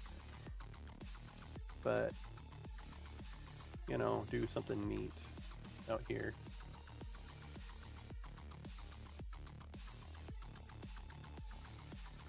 I wouldn't do that. These roofs are too big, but he could do something like this where it kind of goes in and then we have a window. It doesn't have to be flush. So I want to give him some leeway on the front side there. But the back and the sides, I want to have line up. And you know, this is a business, so find a way to make it a business that everyone can share. Yeah, if they need to take a share, then that they go into making better functionality for creators. Creators might make things for users who can pay this at a time. It is a valid business model that works for many other things. So Vampire Logan, absolutely 100%, and it is not their business model at all. Like, it is the antithesis of what Bouncy Rock is trying to achieve.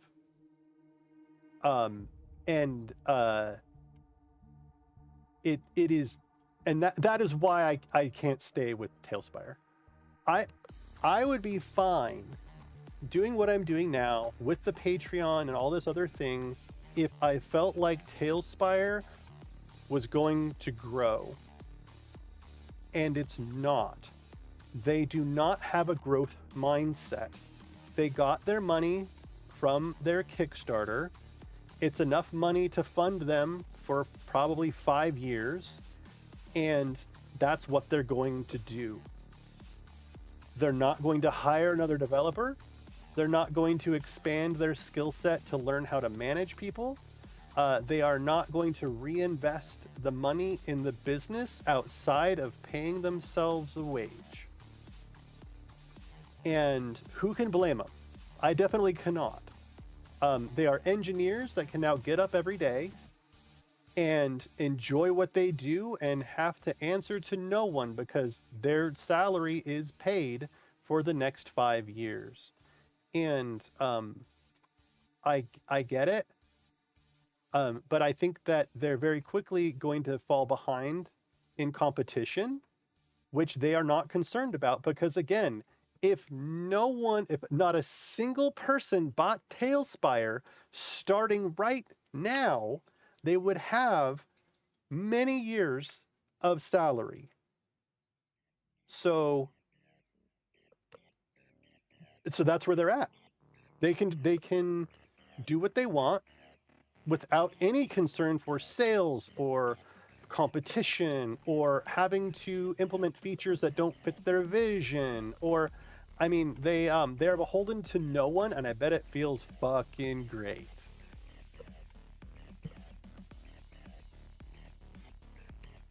But that lack of growth, the lack of a desire to do better, the lack of like wanting to face a challenge, that's just not a business that I want to invest myself into. Right, and they don't care about the customers, right?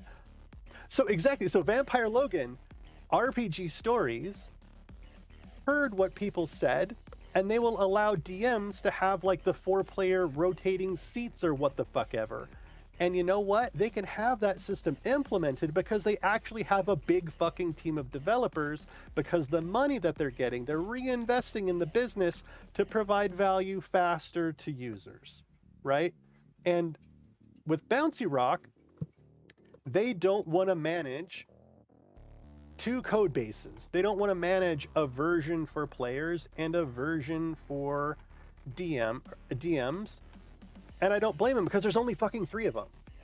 They don't have the time to do that. They're busy doing other things. And you know what? They don't want to do that. And you know what? They don't fucking have to do that. And that's where it's like, I'm Talespire, let me love you. You know, Bouncy Rock, I want to be all in. I really want to be, but I just, like, fundamentally my principles and Bouncy Rock's principles don't align, and I respect them for sticking to their vision. Like, and they have never ever damn it, where was I say? Oh, they have never been untruthful in their expectations. They have never said that they were going to grow. They have never said that they would support people who are doing Kickstarters to make content for the system. They have never once been untruthful. My interpretations of what their values were or what their motivations were was all me projecting, man. 100%.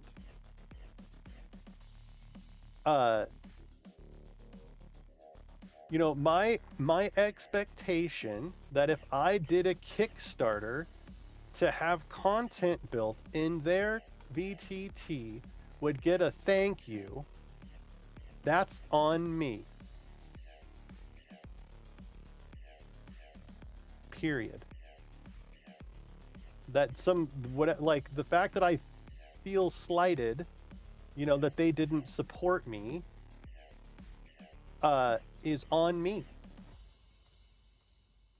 And once I don't know, I had like a fucking crisis or an epiphany or whatever you want to call it. Is like, okay, I have daddy issues with Bouncy Rock. It's kind of like it's embarrassing to fucking say, you know, it's embarrassing to say out loud, but that's basically it. Like, Senpai noticed me Bouncy Rock. I did a fucking thing. I worked really hard. Can I get a thank you? No. Oh, okay. You know, throw in the fucking towel. And it's just that I could make it work. I'm currently making it work. I ran a successful Kickstarter. I could easily do it again and have probably make more money this time. You know, we could continue to produce adventure PDFs with Talespire maps. We could continue doing what we're doing. But man, is it an uphill battle. You know, if you think about it this way, if you designed an adventure, if you designed an adventure for 5th edition, and you could spend $200 to actually should I leave the wall stat? If you could pay $200 to have someone make your map in Talespire, right? You could pay someone $200 to make your map in Talespire, or pay someone $50 to make a Roll20 add-on. What do you choose? Yeah, I can get you the Kickstarter link. 1 second. Actually, I might have it. Kickstarter. So the NPCs are going to be added as we publish adventures, but we're pieces of shit, Taladaga, not going to lie. We are just now basically, so Haim got a really cool temp job for 3 or 4 weeks, and I took 3 or 4 weeks off.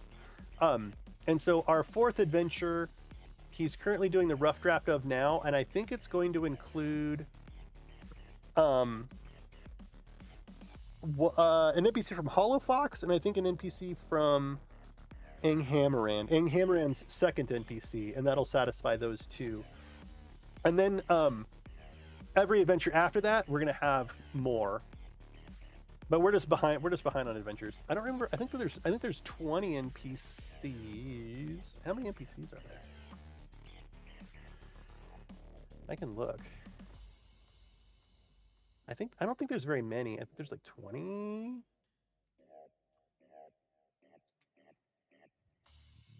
You have 21 people that still haven't. Dude, fucking 10. Backer kit's been great.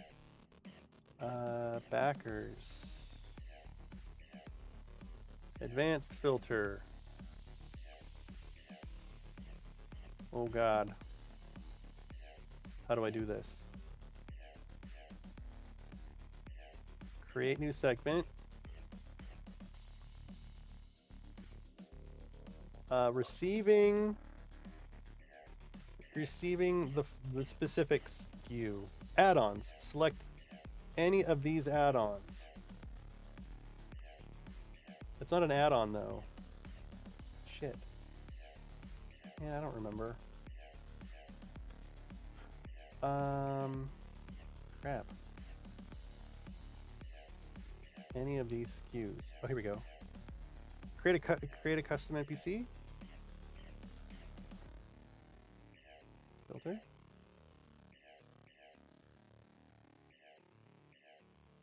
14. Oh, your Taladog is right there. You're ready. So there's 14 people. And so Hammerin will be... Oh, I shouldn't show these people's like email addresses. Oh, sorry. Sorry. Oh, yeah, I saw that you filled it out twice. That's fine. I mean, you can have a second. You can have a second NPC Taladag. That's fucking fine with me. But yeah, so there's only 14, so it's not so many. There's so many cool tools out there for tabletop and remote tabletop gaming. When I saw the Talespire was only $25, I bought 4 copies when it was on sale, so I gave it to Christmas. Oh, dude, yeah. So the thing is, even if I'm not professionally building in Talespire, I'm still going to use Talespire. I mean, I think Talespire is a tool, and I think that there are going to be some games that I want to run that are going to be easier to do in Talespire, and so I'll use Talespire for that. And other ones are going to be easier to do in RPG stories, and so I'll use that. The thing about RPG stories is that it isn't vertical. So that is definitely a limitation. But I think the thing is, if RPG Stories has a dev team of 20 people, how long do you think it'll be before it does have verticality and it does have water? A lot faster than it's going to take Bouncy Rock to do it with their 3 developers who are on vacation. Not that I'm faulting them, but they're from cool ass countries that actually give vacation. Definitely not saying that they should work through vacation or anything like that, because it'd be fucked up. I'm just saying that, like, they've got it pretty cool. They got it pretty easy, man. They should chill the fuck out. And they have delivered, right? We got free prop placement. That was massive. Free prop placement was a big fucking deal. Is a big deal still. I don't like how short these are now. Well, I'll line them up first, and then hang on. Is there a better way to do that?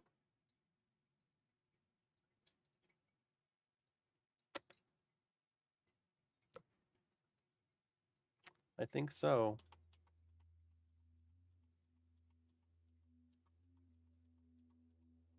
Here's what I'm going to do. This might be weird. I think I'm just going to take 10 feet out.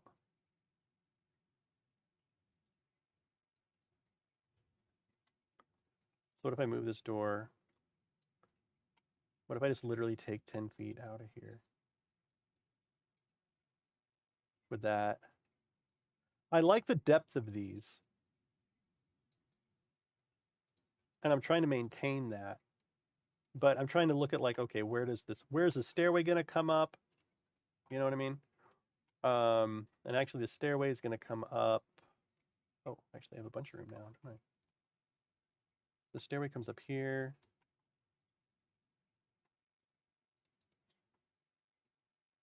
Can I get it 1 by 1?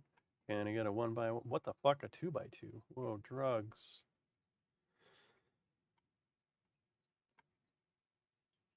Okay, so I do think I'm safe to delete hey, thank you very much for the follow. What the fucking hell? I can't, it's so tiny on my screen and it doesn't show up in my chat. Oh, here we go. Oh. Mazel Burmawi. Mazel Mazel. Oh, is it a word backwards? No. Mosel Burmawi. Mosel Burmawi? Is it a reference? Is that a reference?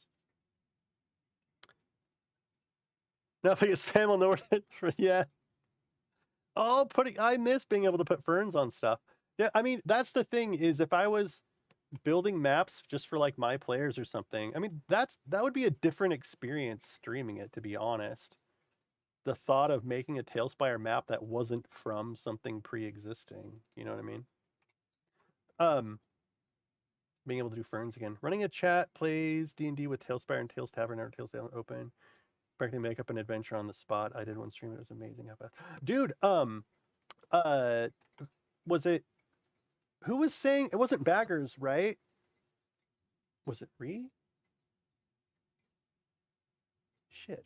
I can't remember. During the dev stream, one of the Talespire devs was saying, someone asked them who their favorite streamer was, and why was it Udi? Right? Some cheeky fucker. And their response was, the response sucked, to be honest. The response wasn't even like funny. It was like, well, we don't really do that, or blah blah blah blah blah blah. They are given so many opportunities to give shout outs to people that stream their stuff, and they just don't fucking care, or they don't understand what's being asked from them because they don't really have a lot of social skills. When someone says something like that, that's an opportunity for them to say, oh yeah, well, we don't have a lot of time to watch streams, but we really love that, Tog and Demon Gund, and we want to say thank you to all the people that stream Talespire and support it. Like, it was they got thrown a bone, right, to do a shout out, and instead they were like, oh well, we don't really watch anything. And then one of the developers said that they watched like a chat plays D&D stream, and I don't remember which one it was, but yeah. They said that was like what they want. He said specifically he watches like too much of it, or something like that. But like, yeah, the chat plays D&D streams people really like. It's a cool idea. Okay, so this is literally, I took 10 feet out and then put it back in, and I think we're lined up down there. Now I think I can move him out and have it be lined up. Fuck yeah. It's almost like I shouldn't have hit undo to undo all the work I did. God fucking. Why do it once? Why do it once? Why do it once when you can do it 3 or 4 or 5 times?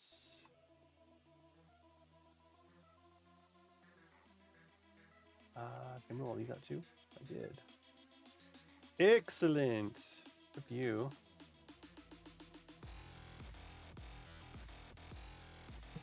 I got one ideas from Robert Hartley and GM Workshop. That is who he said that he watched. He watches too much GM Workshop. Your players couldn't make the damn day. Yep, it was GM Workshop. You are correct. But yeah, I mean, it was just such a... I mean, Tog has put... Talk about a guy who doesn't have a lot of time. Tog has put so much time and energy into his collaboration streams. And like, the whole goal is to like highlight the fact that Talespire is a collaboration tool, like nothing else does collaboration like Talespire does.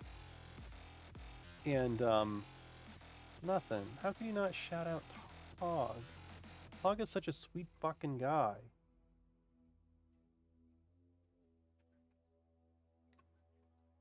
I have a Tog mug. Actually, I have a Tog mug and I have a Tog hoodie, and I got my Nat 30s mug the other day too. My wife is actually kind of annoyed that I have all these mugs. I don't blame her. I don't know what to do with them all.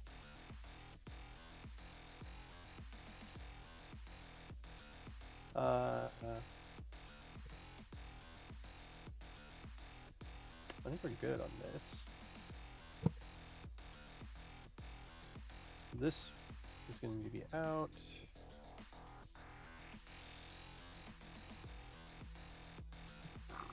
What am I going to do on this? What am I going to do on this wall then?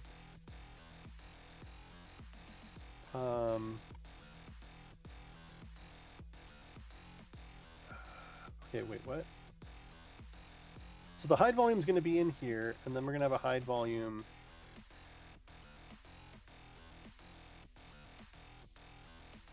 here.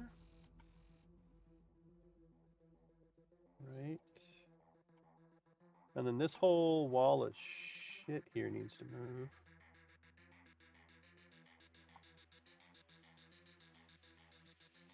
I don't know what all this stuff is here, so I'm just gonna grab it here.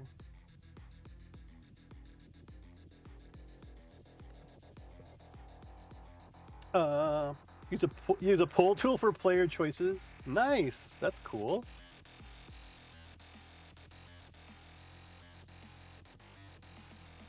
At least leave your mugs every other place. You do not want to see my computer desk. Taladaga, you do not want to see my computer desk. I'm a little embarrassed. Quite embarrassed, actually, about the state of, like, piles of mugs and shit. Oh, if you could only see what is off camera. If you could only see what's in front of me right now. I do. Okay, so in the beginning of Istalri's videos, sometimes. Okay, so Istalri has his like how to build in Talespire tutorial video or whatever, and in it he shows his like immaculate desk, and he pulls out his like Legend of Zelda Breath of the Wild notepad, and you know, he starts sketching in it, you know, and it all looks perfect and shit. And it just made me laugh so fucking hard because I'm like, I've got like stacks of pull-ups on my desk, and like, it's so funny, right? And so I bought the same. Where is it? It's somewhere. Oh. So I bought the same. I bought the same notepad that he has, and so I want to do a YouTube video where the intro is like me with it on my desk, with like, you know, the fucking crumpled spilled Starbucks cup and the. Okay, who do normal people have piles of hair I have like 50 hair ties on my desk. I don't know why. I don't know why I have those. I have like band-aids for my hand. I have an electrical, a smart outlet. I have a hot pad. You know, you put like a hot pot on. I had like a hot bowl of soup or something. I've got my I have my drinking thing. I have a wrench. I have a hat. I have little like finger condoms because I had a cut on my finger. I have a fish tank thermometer. I have a hands-free headset. I have a battery charger. I have my phone. I have mail and a notepad. I have a really nice felt. I have 2 felt bags. What were these from? They're soft. I don't even know what the fuck these are, but they're really cool. Maybe they. I think. I don't know. Glasses or some kind, sunglasses. I don't know what the fuck came in those. I have a battery, like a chargeable battery. I have a little soda stream syrup thing, but I forgot my soda stream machine out in my shed for like 3 months, and it got nasty, so I threw it away. So I don't even have the soda machine to use as the syrup anymore. I have eye drops. I have something in some bubble wrap.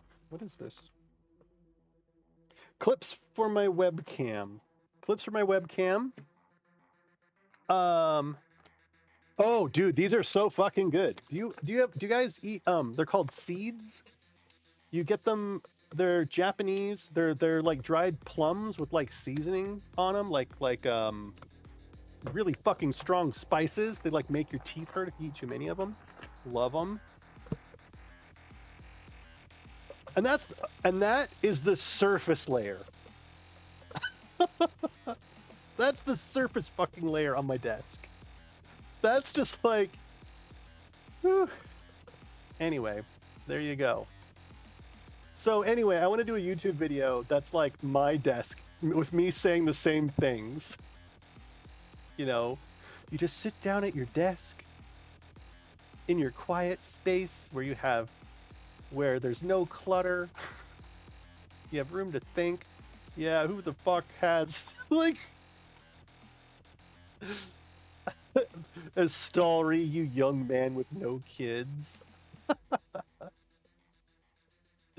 Oh man, he cracks me the fuck up. But anyway, so that's an idea that I had. We do need double wall here, unfortunately. I kind of want to flip these around. If it'll fit a little better. Nope, it's not. Is this supposed to be a secret door? Oh, there's a secret door here. Okay. I'll put the secret door in there, and I'm gonna block it off with the 1x2s. So Spelljammer is just like one click too silly for me. Kind of like I was the same with Beholder Mafia bosses in the Underdark. It just wasn't my jam. But lots of my friends love the shit out of it. Okay, so this room has a window to the outside. So I'm going to say theoretically they could look in this window from outside. That is why we have a double wall here. Okay? You're my witnesses on that. Mine is clear since it's all on my desk. It's a sign my family got me for my desk area. Really? That's awesome. So, no, I'm not really looking forward to Spelljammer. I feel like, I haven't actually played anything new in a long time. Heimdaller's been running our super kick-ass Curse of Strahd game. And man, that's been a blast. I fucking love it. I love it now that I'm an adult, I guess. What am I doing here? The problem is if the inside of this room is hidden, out here is going to look weird if there's not something there. And it has to be in here. Well, I mean, I could just do this. And then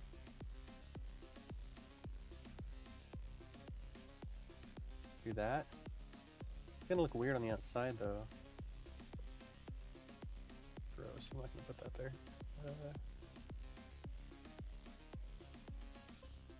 I mean, this isn't ideal. Wait, why don't I just move? Wait. Okay, see how this is aligned with this room? Is that right? Oh, yeah, it is. Huh. Oh, well, I thought for sure that'd be a mistake. Guess not.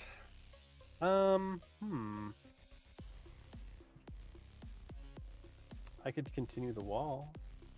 No. No. I wish that Morgoth had a 0.5 by 0.5. That would be convenient. I guess I'm just gonna do that. It'll be fine.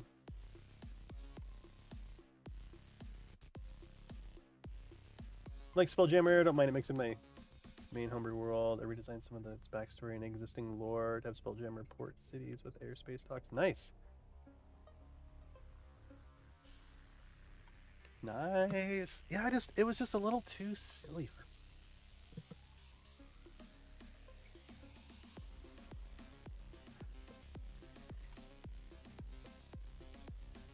Yeah, I never even got a chance to do anything with Rime of the Frost Maiden.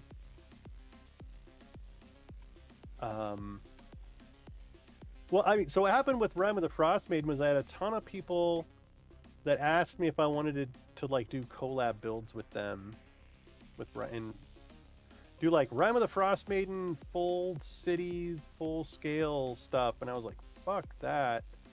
That was kind of my experience with Ram of the Frost Maiden. Was saying, hell no. I'm already doing Curse of Strahd. I've been doing Curse of Strahd for 2 years. Still doing it.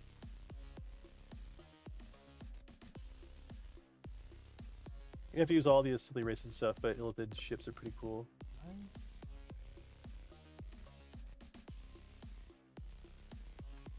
I am looking forward to running a superhero game. That is what I'm looking forward to. Fuck yeah. We're gonna get it done.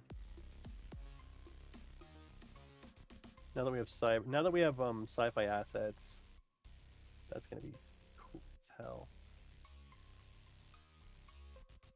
Curse of Strahd is currently my life. Haim and I are both like, we cannot wait for this Kickstarter to be over so that we can kind of do what we want. And I don't know, we keep feeling like we failed the Kickstarter. And we're feeling that way because we're not getting anything out of it. Like, in fact, it cost us money. Like, we are negative. Out of our pocket, we are like negative money. Because all of the money really was to pay for these maps that we can't capitalize on in any way whatsoever. And so we're still feeling down about that. But it's all in preparation for our next Kickstarter, which hopefully will be pretty soon. It's not going to be a huge one. We want to do a book of badass bosses. And have it not be have it not be mega high stakes, you know what I mean? Our last Kickstarter was terrifying because at any time WotC could have shut us the fuck down, and that's like an extremely frightening thing. So it was very stressful. And so we are looking forward to the next Kickstarter. And it's just that there's so much stuff we have to do before we can do that. You know, I can't validate and verify and provide feedback on Argynvostholt and Castle Ravenloft while also trying to run a Kickstarter. I just can't do it. And so we have to wait. Waiting is hard.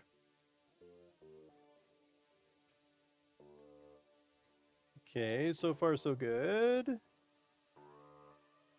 We're looking good down here. I don't know what's going on with this wall here. It's on the outside edge here, but not here. Is there a reason for that? I think this needs to be out.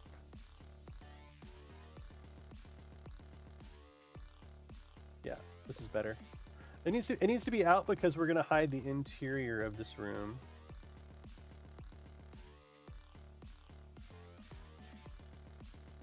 Like that. And fantasy tomatoes with fantasy weapons and spells when flying ships, love that. Dude, the idea of illithid ships. I love the beginning of Baldur's Gate 3. I fucking love it. Are you deleting whole sections or hacking your sightlines? Right, it seems. So what I'm doing right now is I'm laying out rooms and then I'm putting in hide volumes. And hide volumes basically, they're just that. They hide whatever's inside of them. And you have to create and architect your building in such a way, well, I do, to minimize the number of hide volumes necessary, and to always have the hide volumes make sense when you reveal the room. Like, so for example, all exterior walls are out 1 square because the exterior of the whole building is a shell. Everything inside will be hidden. But some rooms that have multiple entrances need to have double walls because, like, depending on which doorway someone enters from will determine like what they should be seeing. So for example, this room, I don't need to double wall this because here's 1 door. The only way they can enter this door if they've come from this room. And so therefore I don't need to have a double wall situation happening there. But with another, are there any on this floor that need to be doubled? I don't think so, actually. This room is pretty non-double walled. Huh. So, okay, so I have a double wall here. The reason why I have a double wall here is because if the players are outside the building and the players can fly, or if the players have a raven familiar, right? Or anyway, the players have some means to get up and look in a window. That is what I am accounting for with this. And actually, I could go all the way up, but I think I'm just going to go to here. So with the double walls in the front, actually I need to do double walls in here then too, because, oh wait, are there any windows? Are there no windows in that room? Really? Can't be right. There's a fucking window. There's a window right here. Why is there not a window right? Oh, I see, because I don't know. There is a window here. So, I actually do need a double wall here. It's probably easier to demonstrate with this room anyway.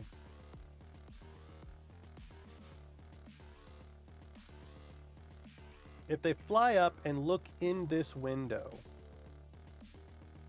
they should only see the interior of this room and nothing else. If I have single walls, god damn it, and I try to reveal this room, what could happen is if I don't have my walls right, is like maybe they'll see like a one square into another room or something silly like that. So now what I can do here, so this room's going to have its hide volume here. This room is going to have a hide volume here. And it's also going to have it here.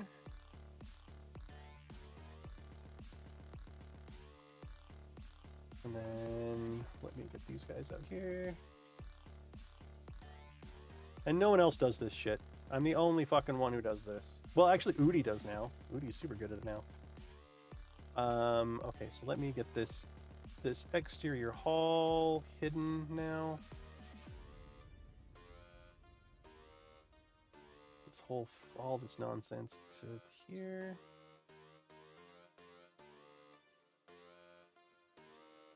And then we'll do this little guy here.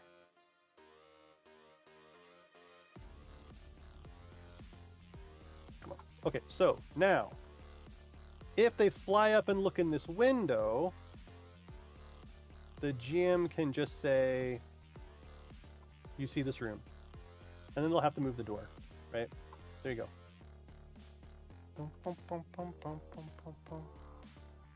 Actually, this can take out this wall here. Did I already do this room? No.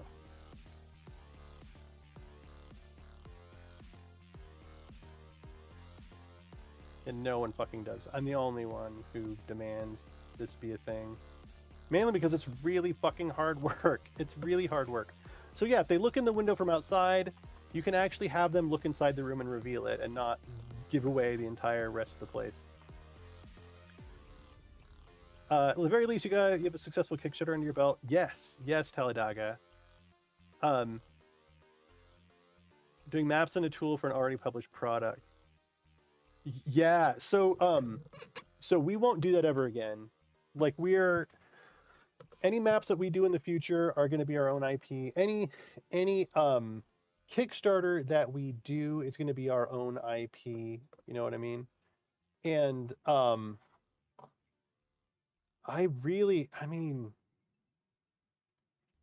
it was so risky doing it for Castle Ravenloft. But the thing is, if I hadn't done the Kickstarter for Castle Ravenloft to pay Udi to do it, and to pay Astari to do the scale village of Valaki, Curse of Strahd and Talespire would take fucking years.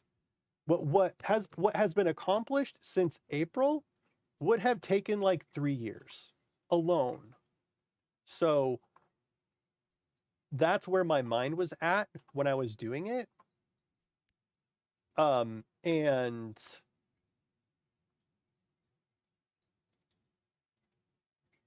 I mean, yeah, it makes sense.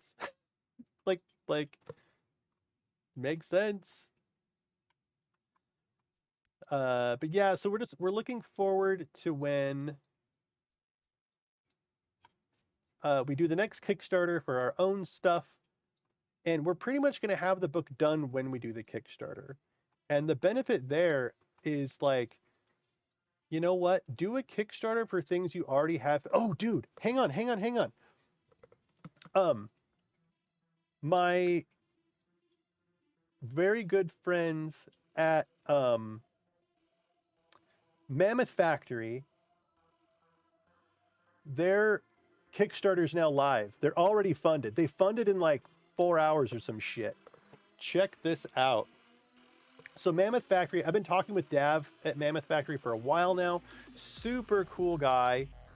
He's doing the same thing that we're doing, or we're doing the same thing he's doing, only he's got this huge, he has like super talented 3D model artists and fucking the whole shittery, right?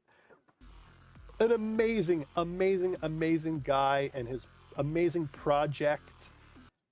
And they're doing this, they do the same thing that we do. They publish adventures, but their adventures also have like 2D minis. They have paper tokens. They have amazing custom artwork. And their Kickstarter right now is for all of the stuff they've published so far. They have 8 adventures, expertly written, already like actually legit play tested. And it's just fucking amazing stuff. And so they've been doing this for close to a year now, maybe. And they finally did their Kickstarter. They finally did the Kickstarter, and he's asked me for feedback on stuff. And I mean, what's funny is he asks me for advice, and I'm like, dude, you know way the fuck more about this than me. You know what I mean? Like, I should be asking you. Like, in fact, I am going to be asking for your help when I do my next Kickstarter, because yours is just, it's so godlike. Like, whoever your dude is that takes pictures of these fucking tokens is amazing. Anyway, they finally launched their Kickstarter. $24,000 with 29 days to go. Good fucking job, man. I'm so happy for him. Like, he and his team, and he has a team, he has like 16 people or something like that that work on this stuff. And so he has $24,000 on his first goddamn day. Way to go. That's fucking amazing. And the great part is all the adventures are done. All the work's already done. And so literally it's just like, this money is money in their pocket. Well, not really. It's money to pay them for all their fucking overtime and stress leading up to this.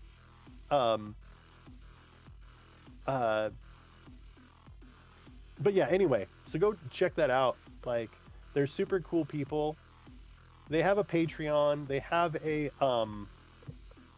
like a My Mini Factories page. Super cool guy.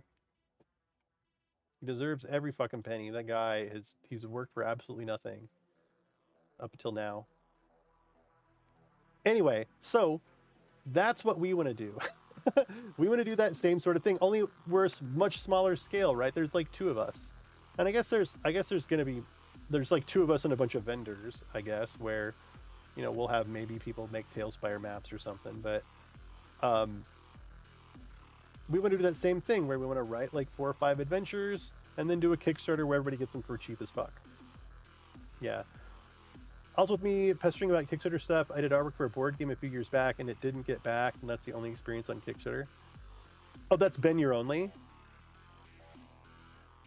And it didn't get back. Oh, brutal. I took 3 courses on... I took 3 Kickstarter courses, and I learned a lot. Holy shit, did I learn a lot.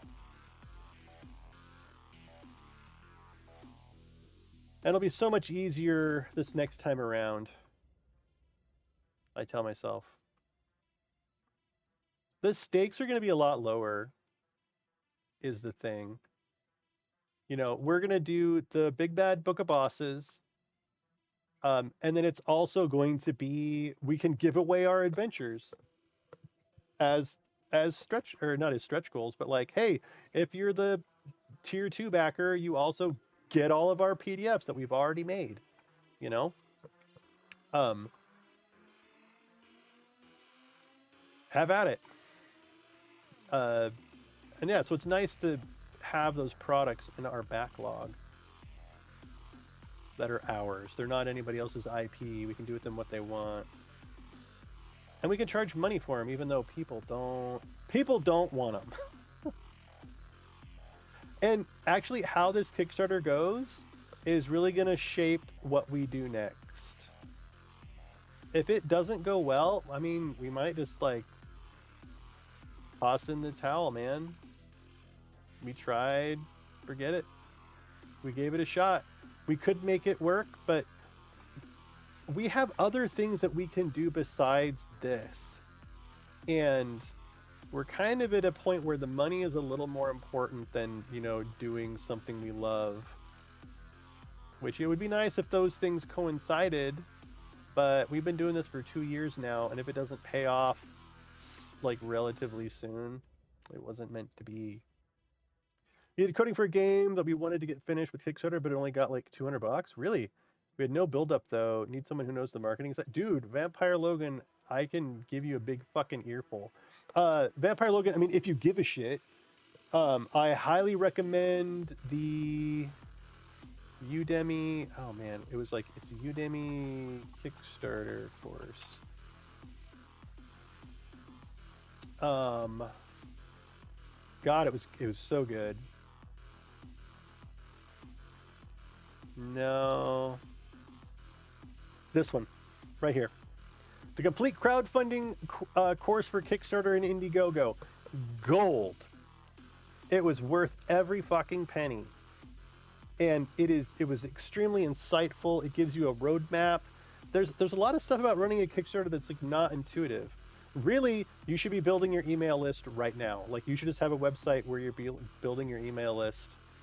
And it's all about that email list. So, I was talking with Heim, and I saw... So we were looking to do a book of big bad bosses, right? And so I went on Kickstarter, and I looked up...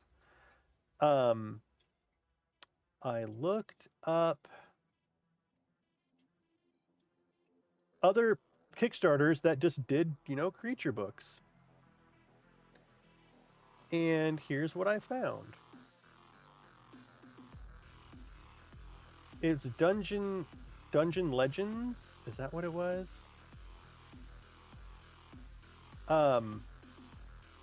Shit, is it in marketing? Fuck, where the fuck did I put that? God damn it.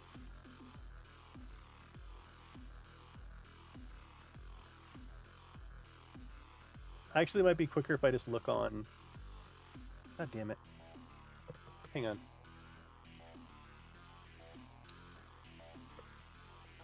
Okay, it was on Kickstarter, and it was Dungeon Legends? Fucking hell. Damn it. Is it Dungeon Legends? They had like a book of like monsters, like monster, fucking 5e monster. Damn it. Anyway, I can't keep fucking losing my material here. Did I back him? No, I didn't back him. Fuck. Anyway, I went and looked. They have a Patreon. Actually, our Patreon's more successful than theirs. And they had, like, in January, the Book of Ocean Monsters, of Epic Ocean Monsters, right? Which was just like a book of bosses. That's all that it was. And then 3 or 4 months later, they had another one that was like Desert bosses, and then they had another one 3 or 4 months later, and it was like 12,000, 30,000, 60,000, like, and it just like went up, and that's how it worked with Kickstarter. It's all about your email list.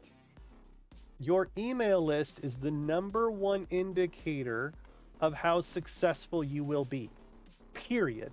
And it's all about like turnover rate or something like that, or from your email list, and how to make that work. It was a really good read, or a really good course. It was very cool. I did coding for a game that wanted to get. Okay, no building up. Oh, you're a coder. You want to do that shit? Yeah. Yeah, that's why I am the product owner, project manager, like organizer dude. I don't want to do the social media stuff. That's what's hard for me, is I'll do the like coordinating. I'll help like write the emails and do the infrastructure. It's the social media stuff that I fall flat on my fucking, or I don't, I do it. It's just incredibly stressful for me and a lot of work. I don't find it. Yeah, it's the conversion rate. That would be stuff I think I'd enjoy to do more art for as creatures. Dude, Taladaga, I think your style, so we're looking at like Dean Spencer style stuff. Like more like like scary realism kind of things. Kickstarter isn't so great for indie games unless you have a big name on it. Books, minis, board games, are doing way better. Also, the money needed to succeed is much less. So, Vampire Logan, I think Kickstarter is good for everything. You just need to know what you're doing. You need to know what to expect. Like, if trying to think of how to put it. If you know that your email list has 1,000 people on it, we don't even. I think I have like 550 on ours. If you know you have an email list of 1,000 people, and you expect your average person to pledge $20, then you kind of actually have a rough idea of how much money you might get. And so the trick is to actually have the scope of your game fall within that. Like, don't have a game that's going to cost you $100,000 and then do a Kickstarter that you know you're only going to get $10,000 for. Change the scope of your fucking game and deliver a game that's $10,000. Like, right? Like, you have to kind of work within the bounds.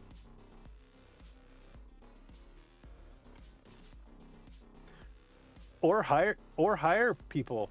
Hire people to do your Kickstarter that actually have email lists or all that stuff. There's that too.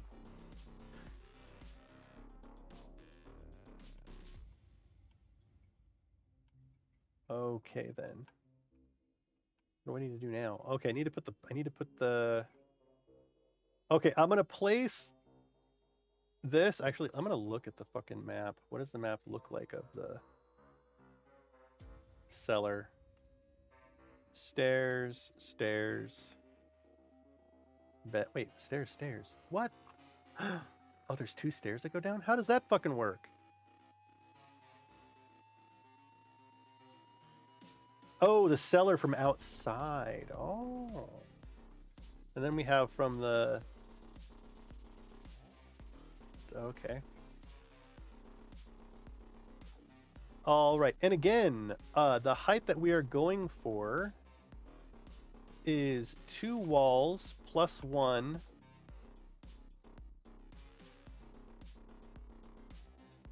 With this right here. This is the standard.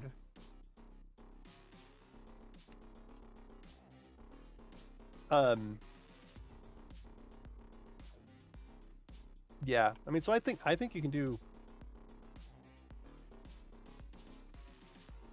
anything you want with Kickstarter and do well, as long as you work within like the fucking bounds. This is what we can expect. Therefore, I mean, and if you don't think you can do a Kickstarter and get that much money, then yes, it's not the right thing to do. You know, go take out a bank loan.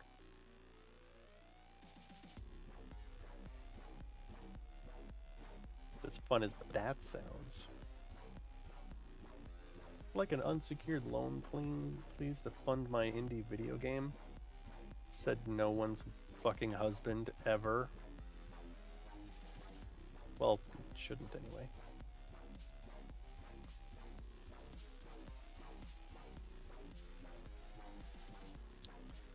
Bop, bop, bop. Okay, hang on. What's happening here? We have all these weird walls down here.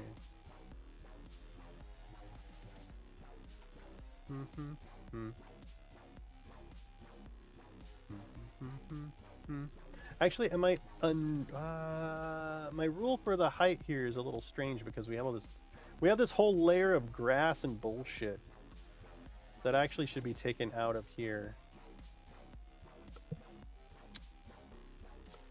I'll think about it.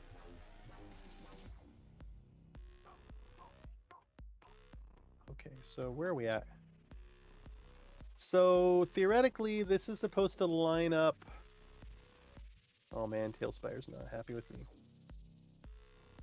What's my height? My height. There. So this is supposed to line up. Kinda where? I can move this fucking stairway. It doesn't fucking matter. It just needs to be sort of in the realm of reason. I can't see it because of like three-dimensional shit where it's actually gonna come down at. I'm thinking here though, and we are so far away now from where. Actually, that's that. No, look at it's like in the middle of the fucking wall, so it needs to go down further.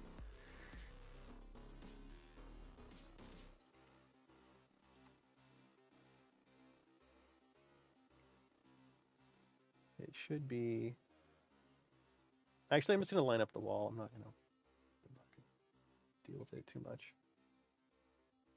Was it this wall? Oh fuck. It is.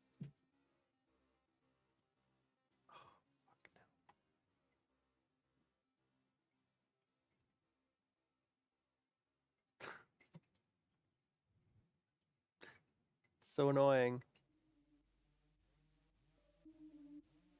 What do you think there? Cross your fingers. Yeah, that's what I'm talking about. Okay, so that needs to line up with these stairs, and then this needs to line up with our cellar entry, which is going to be here that we're going to add. We're going to put back on. Where did our cellar go anyway? What happened to our cellar? Oh, it's down here. Wait. Oh, it's over here. Here it is.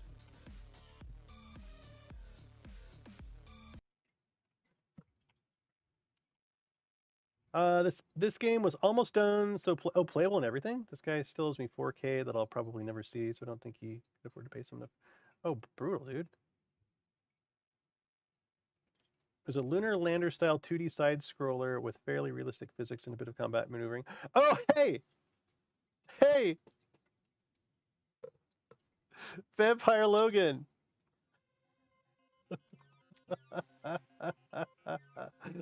Let me show you something.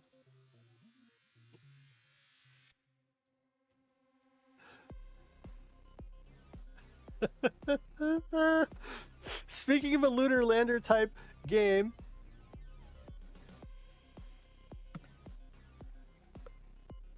this is from the C# Unity developer course.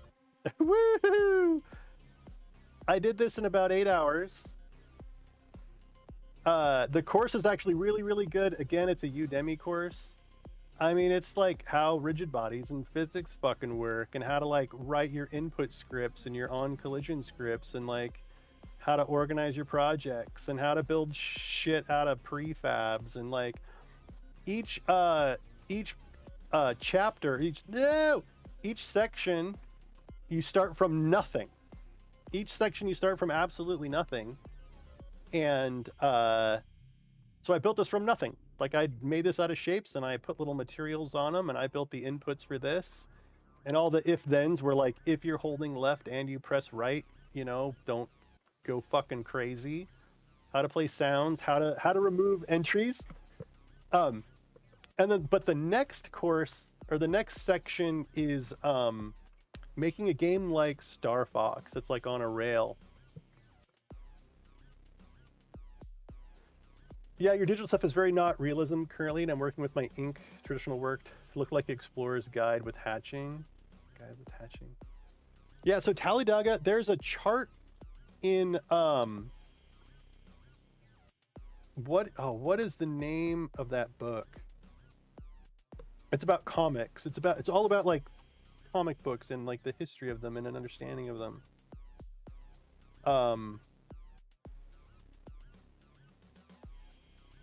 God damn it. What is the name of that fucking book? There's a book that's like something about comics. It's like understanding comic books book. That is literally the name of it. Understanding Comics. Yeah, so in the Understanding Comics book, which I highly fucking recommend, Understanding Comic Books, comic realism chart. Is it this one? I want to say it's this one. This is such a super fucking cool book. Okay, so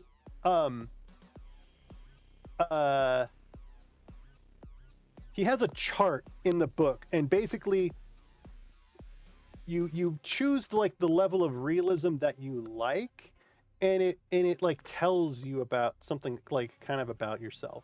If you like hyper realism versus if you like, super cartoony symbolic stuff where it's just like absolute Picasso chaos, you know what I mean? And I'm really far out here on the like I like I like things pretty real. Like and it has to do with like there's some weird psychological stuff too, which is like your level of respect for nature and like some other stuff. I don't remember what all else went into it.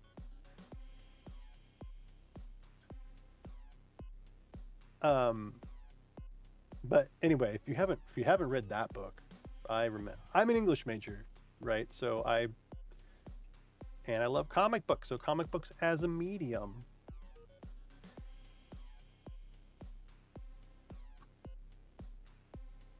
Ooh, okay.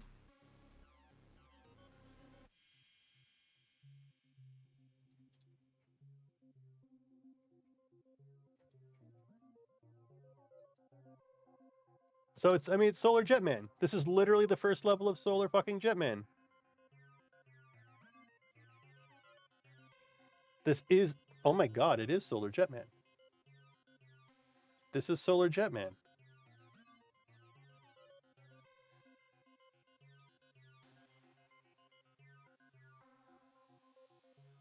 Sort of. I mean, are you just landing? Do you hit a button to turn your shields off and on? Ooh, you can destroy terrain? That is neat.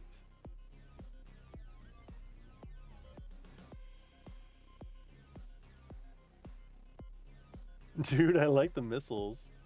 This is the demo.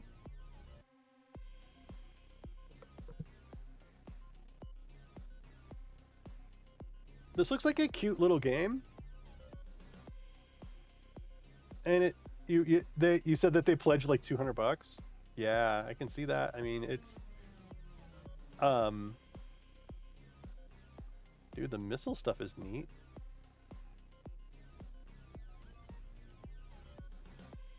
Yeah, I mean, it seems like marketing, yo. There's still a planned release date. What's up with that?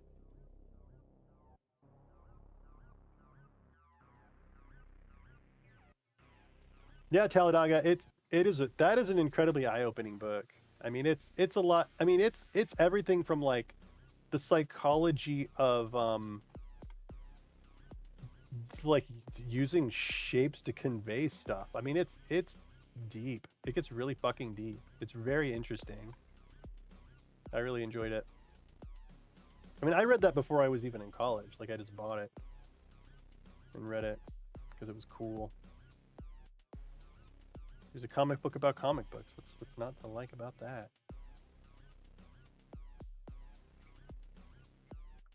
Okay, so my next streaming session I think is going to be Thursday.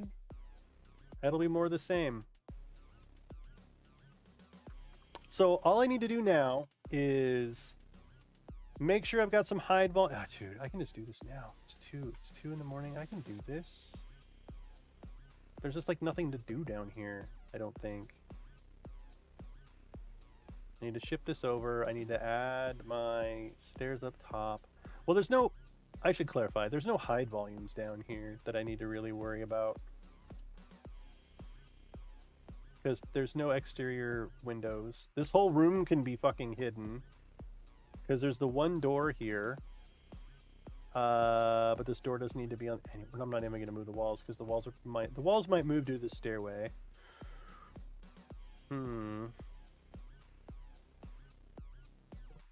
Now that I know that it's supposed to be like secret back stairs, I'm a little hesitant to have them be 3 wide. Like it's not too late. I can move this over, remove a line of stairs.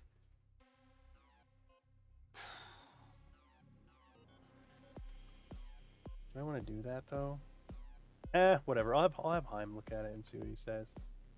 It seems like it's supposed to be a little like tiny secret stair, and this does not look like a tiny secret stair. It seems like a giant fucking 15-foot wide. The stairs down are bigger than the stairs up. What's up with that?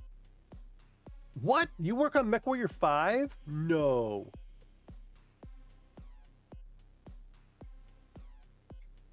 You work on MechWarrior fucking 5? What? MechWarrior 5. I played the shit out of MechWarrior 2. I don't think I've seen much of MechWarrior 5. It's on PlayStation?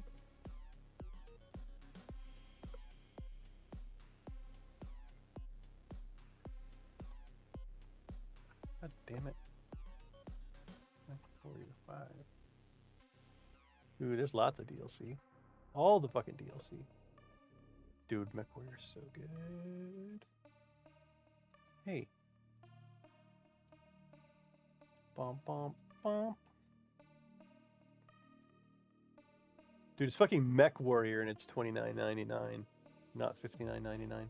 Oh, this probably came out a while ago, I bet. Do they still have MechWarrior like esports or whatever? Is it mostly PvP or is it any PvE anymore?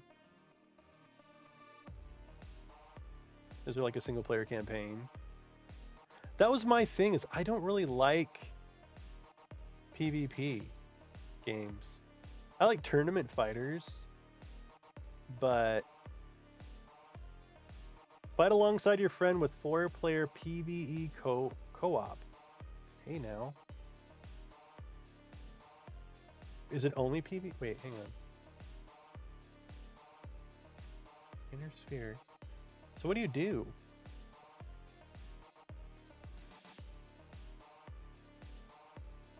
You probably have a mission. It's like you go on missions, go blow up a thing. Mercenary company. Okay. Because Battletech is like turn-based, you know, Final Fantasy Tactics kind of shit.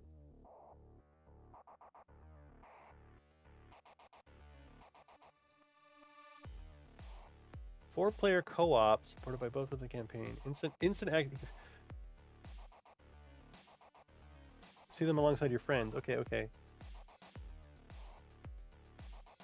I started at Piranha after they released it, but was involved in the first 3 DLCs from a single player.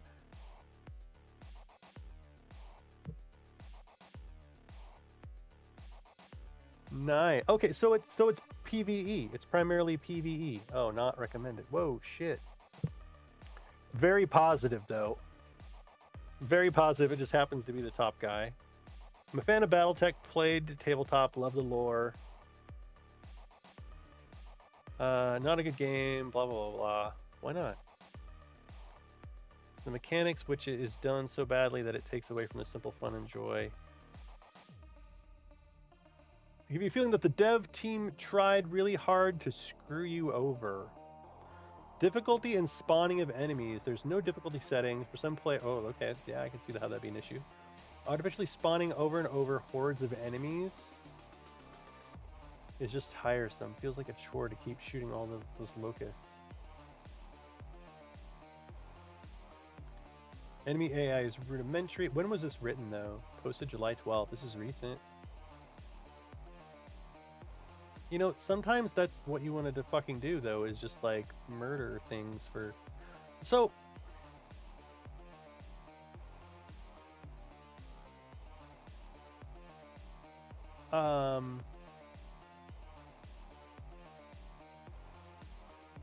I think what's interesting is, like... Sometimes a game... Yeah, I know Vampire Logan, BattleTech's not us. I was just saying the difference between the two, that BattleTech is like, you don't drive your mech in BattleTech. It's more like, what's that PlayStation game where you're in robots, and I mean, it's basically Final Fantasy Tactics with robots. I mean, BattleTech does it totally differently on the PC, but damn it, I can't remember the name of that game.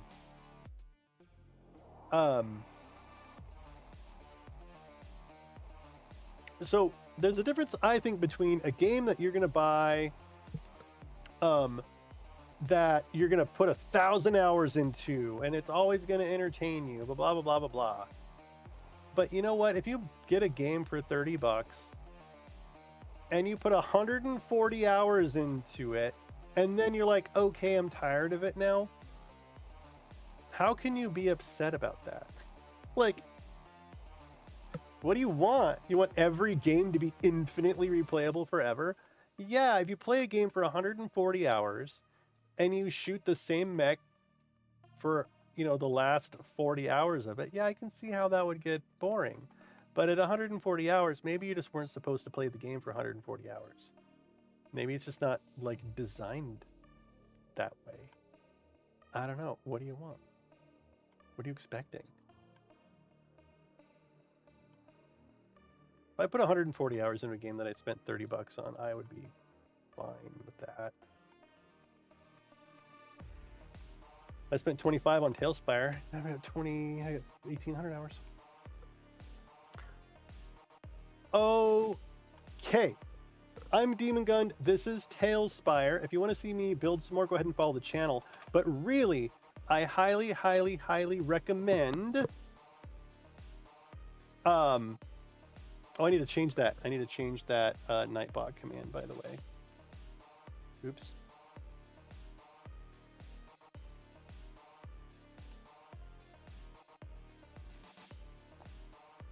Rather than subscribing to my channel, I highly recommend you go join my Patreon.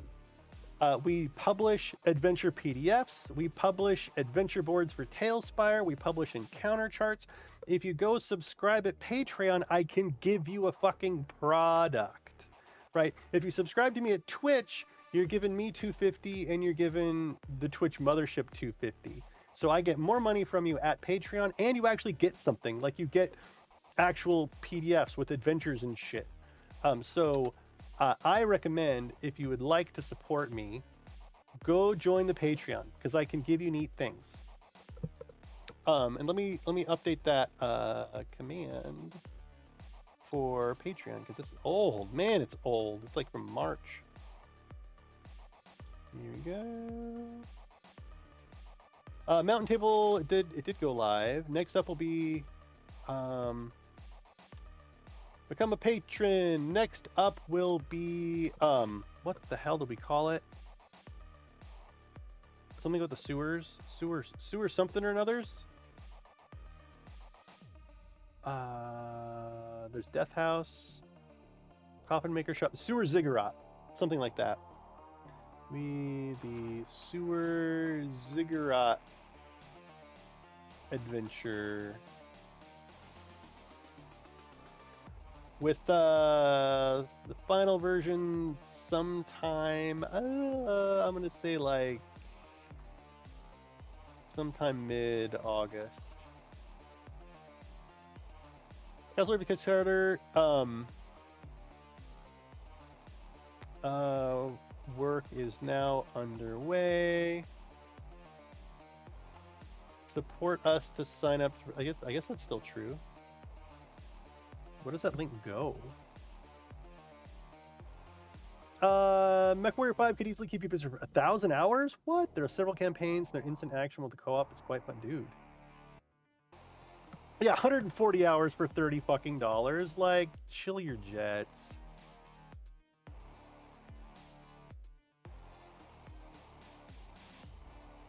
Yeah, so yes, RPG Stories VIP. Haim and I are both a part of this, by the way. And I am trying my hardest to get access to this because I want to be able to stream it during their Kickstarter in September. That's like what I'm we're really trying to do. I mean, and so being, it's expensive though. It's like $100 to get into their VIP. Actually, if you do join their VIP and say, hey, Demon Gun fucking sent me or something, I don't know. I'm trying very hard to get on their radar in as big a way as I can because I want them to hire me. Like, I want to help make RPG Stories everything that you and I want in a 3D BTT, and I'm excited because I think they will listen. I think they will listen to their fucking users. So, yes, RPG Stories VIP. Join my Patreon if you would like to support me. What else? Is that it? I'll be streaming again on Thursday, like I do, Tuesdays and Thursdays, roughly 9 to midnight, but you've had a whole shit ton of you here all night long, so here I am at like 2:30 in the fucking morning. I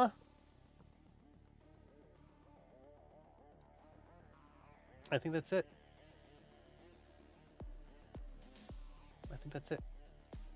Upcoming Kickstarter at some point after we finish. Oh, wait. Before we go, you guys need to see...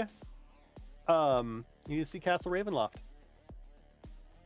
Actually, you can look at our Ginvis Vault first, if you want to look at our Ginvis Vault. Yeah, name drop me! Please, be like, we are here because of Demon Gun, and only Demon Gun. You should hire him, please. So here's our Ginvis Holt. I think it looks kind of tiny and naked, like not on an actual hill. But Udi, look at this. Look at what fucking Udi did, man. Look at this detail. I'm so glad we had Udi do this.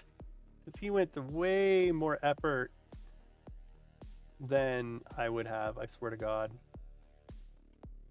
He did such a fucking good job with this place. My next order of business after I go through, look at this fucking cool ass statue. After I go through and get stuff ready for Princess Popcorn with Wachterhaus and the Burgomaster's Mansion, I'll be going through our Ginvis Holt some more and providing feedback. So here's our Ginvis Holt. And he's just waiting for my feedback on this. But this is the fucking money right here. Actually, did he send me a new one? Let me see if Udi sent me a new one. He might be here. He might be in... did he send me a new one? He did.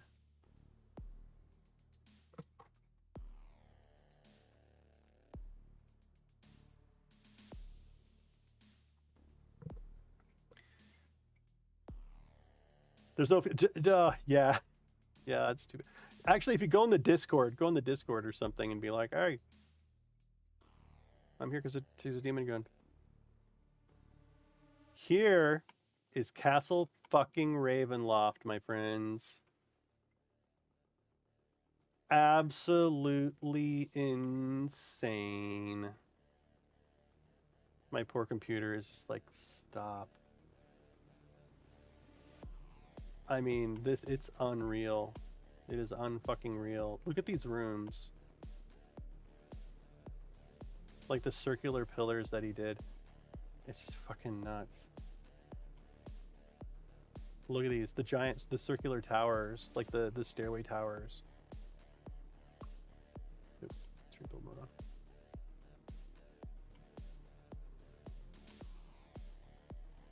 I love that entrance right there. Whoa, what the fuck was that? What was that? I can't tell what that was. It wasn't a raid. Oh, I got a pledge. Oh, thank you very much. Thank you very much. Let me know if you need anything. I can send you PDFs, or if you need anything, just let me know. Sometimes it can be hard to fucking find shit. We're going to be changing our voting system, I think, heading into the next month. So we are going to be our next. So ADV4, which is our upcoming adventure, is going to be our last of the we're just kind of feeling this process out and figuring out how it's going to work. We're actually going to write an adventure path. That's like three connected adventures. And so the voting, rather than being like the biome, the tier, and that kind of thing, it's going to be things like what race should the bad guy be, or what should the motivation for XYZ be. It'll be we need a little bit more freedom to make the adventures be cohesive. But look what Udi did on the floor in here. Like this is amazing. This floor is individual boards. He made this floor by hand, the entire thing. Have a good night, Vampire Logan.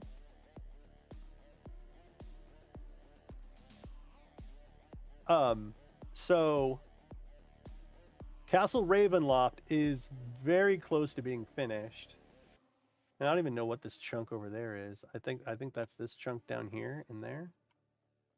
The castle's actually too large for most people. For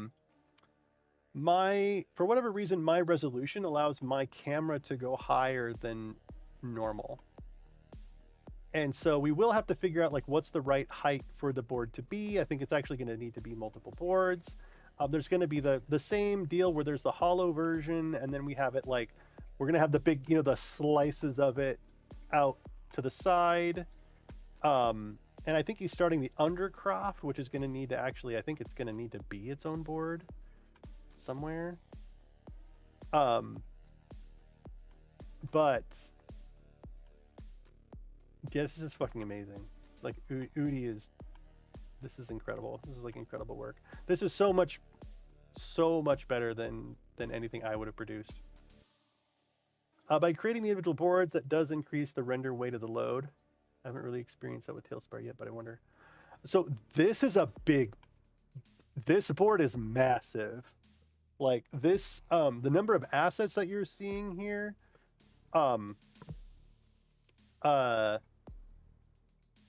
would probably make, straight up, you would never use this to play in. You would use it exploded out to the right. But what we will probably do is one board will be the hollow castle with some landscape or some shit outside. And then you'd actually transition to another board that had all of the floors expanded out to the side. And with them expanded out to the side, we'll probably try it with all of them and just see how it plays out. At any point where you're on a separate floor and you're having trouble with it lagging, you can always God damn it. You should just be able to throw a whole hide volume over a whole section like that. And then delete it again if they go back to the first floor. Excuse me, but we'll test it. My computer doesn't really lag on stuff though, so it's tough for me to I have a map that it does lag on. the Dungeons and Randomness. So we did a commission job for the Dungeons and Randomness stream, and this board lags in a big fucking way.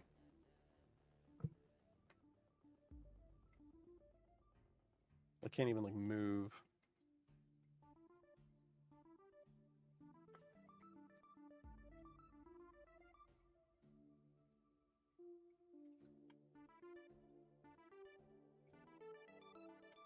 Here, I need to spawn in the woods. Give it a second.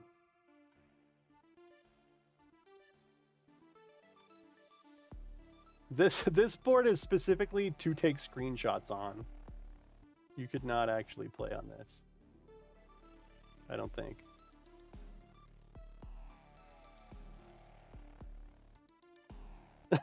Oh man, I'm getting like 4 frames per second. I'm gonna crash my shit. Oh, did I? Is it crashed? No. It's really thinking about crashing.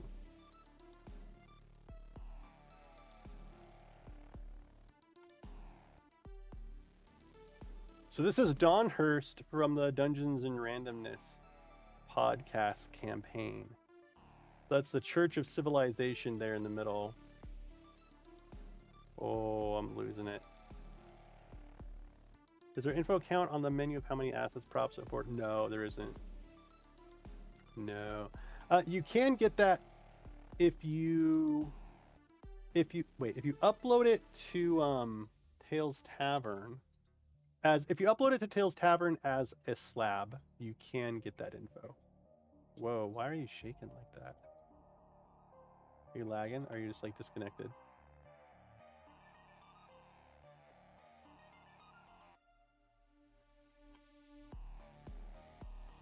Oh man. Yeah, so this board is supposed to be viewed like, I mean, where you're like not moving. And focus distance.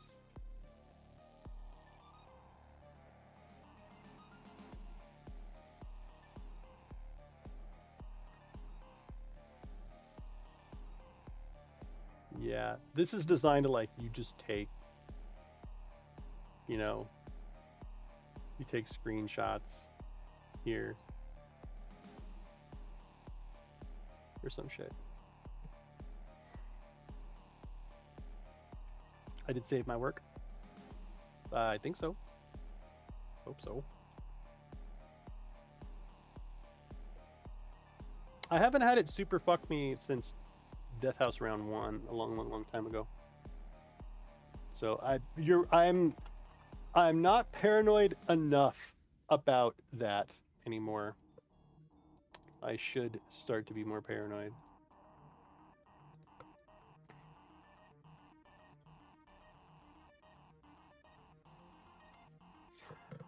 Okay, everybody. Thank you so much for joining me. I do want to stay longer considering how many folks are here watching me, but I really need to get to bed. I have work and stuff tomorrow. I'll be back on Thursday, 9 p.m. Pacific Standard Time.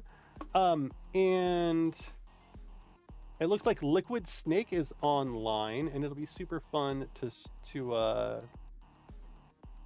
raid him. Let's go raid Liquid Snake. He used to build a little bit in Talespire. I think he switched over to Foundry. I'm pretty sure. Pretty sure. Yeah, no problem, Taladaga. No problem. It's very easy. Just don't tell Twitch that I'm streaming in both places. Again, thank you so much for the support. I have been really struggling to sit down and work in Talespire to get this stuff done, and it's just like we're right at the end. We just want to get it over with so that we can get on to the next big thing, so that we can sell out.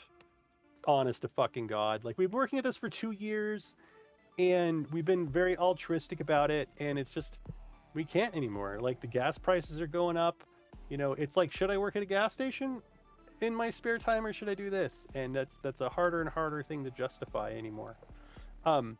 So we'll try it with this Kickstarter. We'll try it with RPG stories. I'm gonna keep at it. And yeah, thank you very much for coming and supporting me. I really appreciate it. It makes me feel good. It makes me feel like, you know, makes me feel good.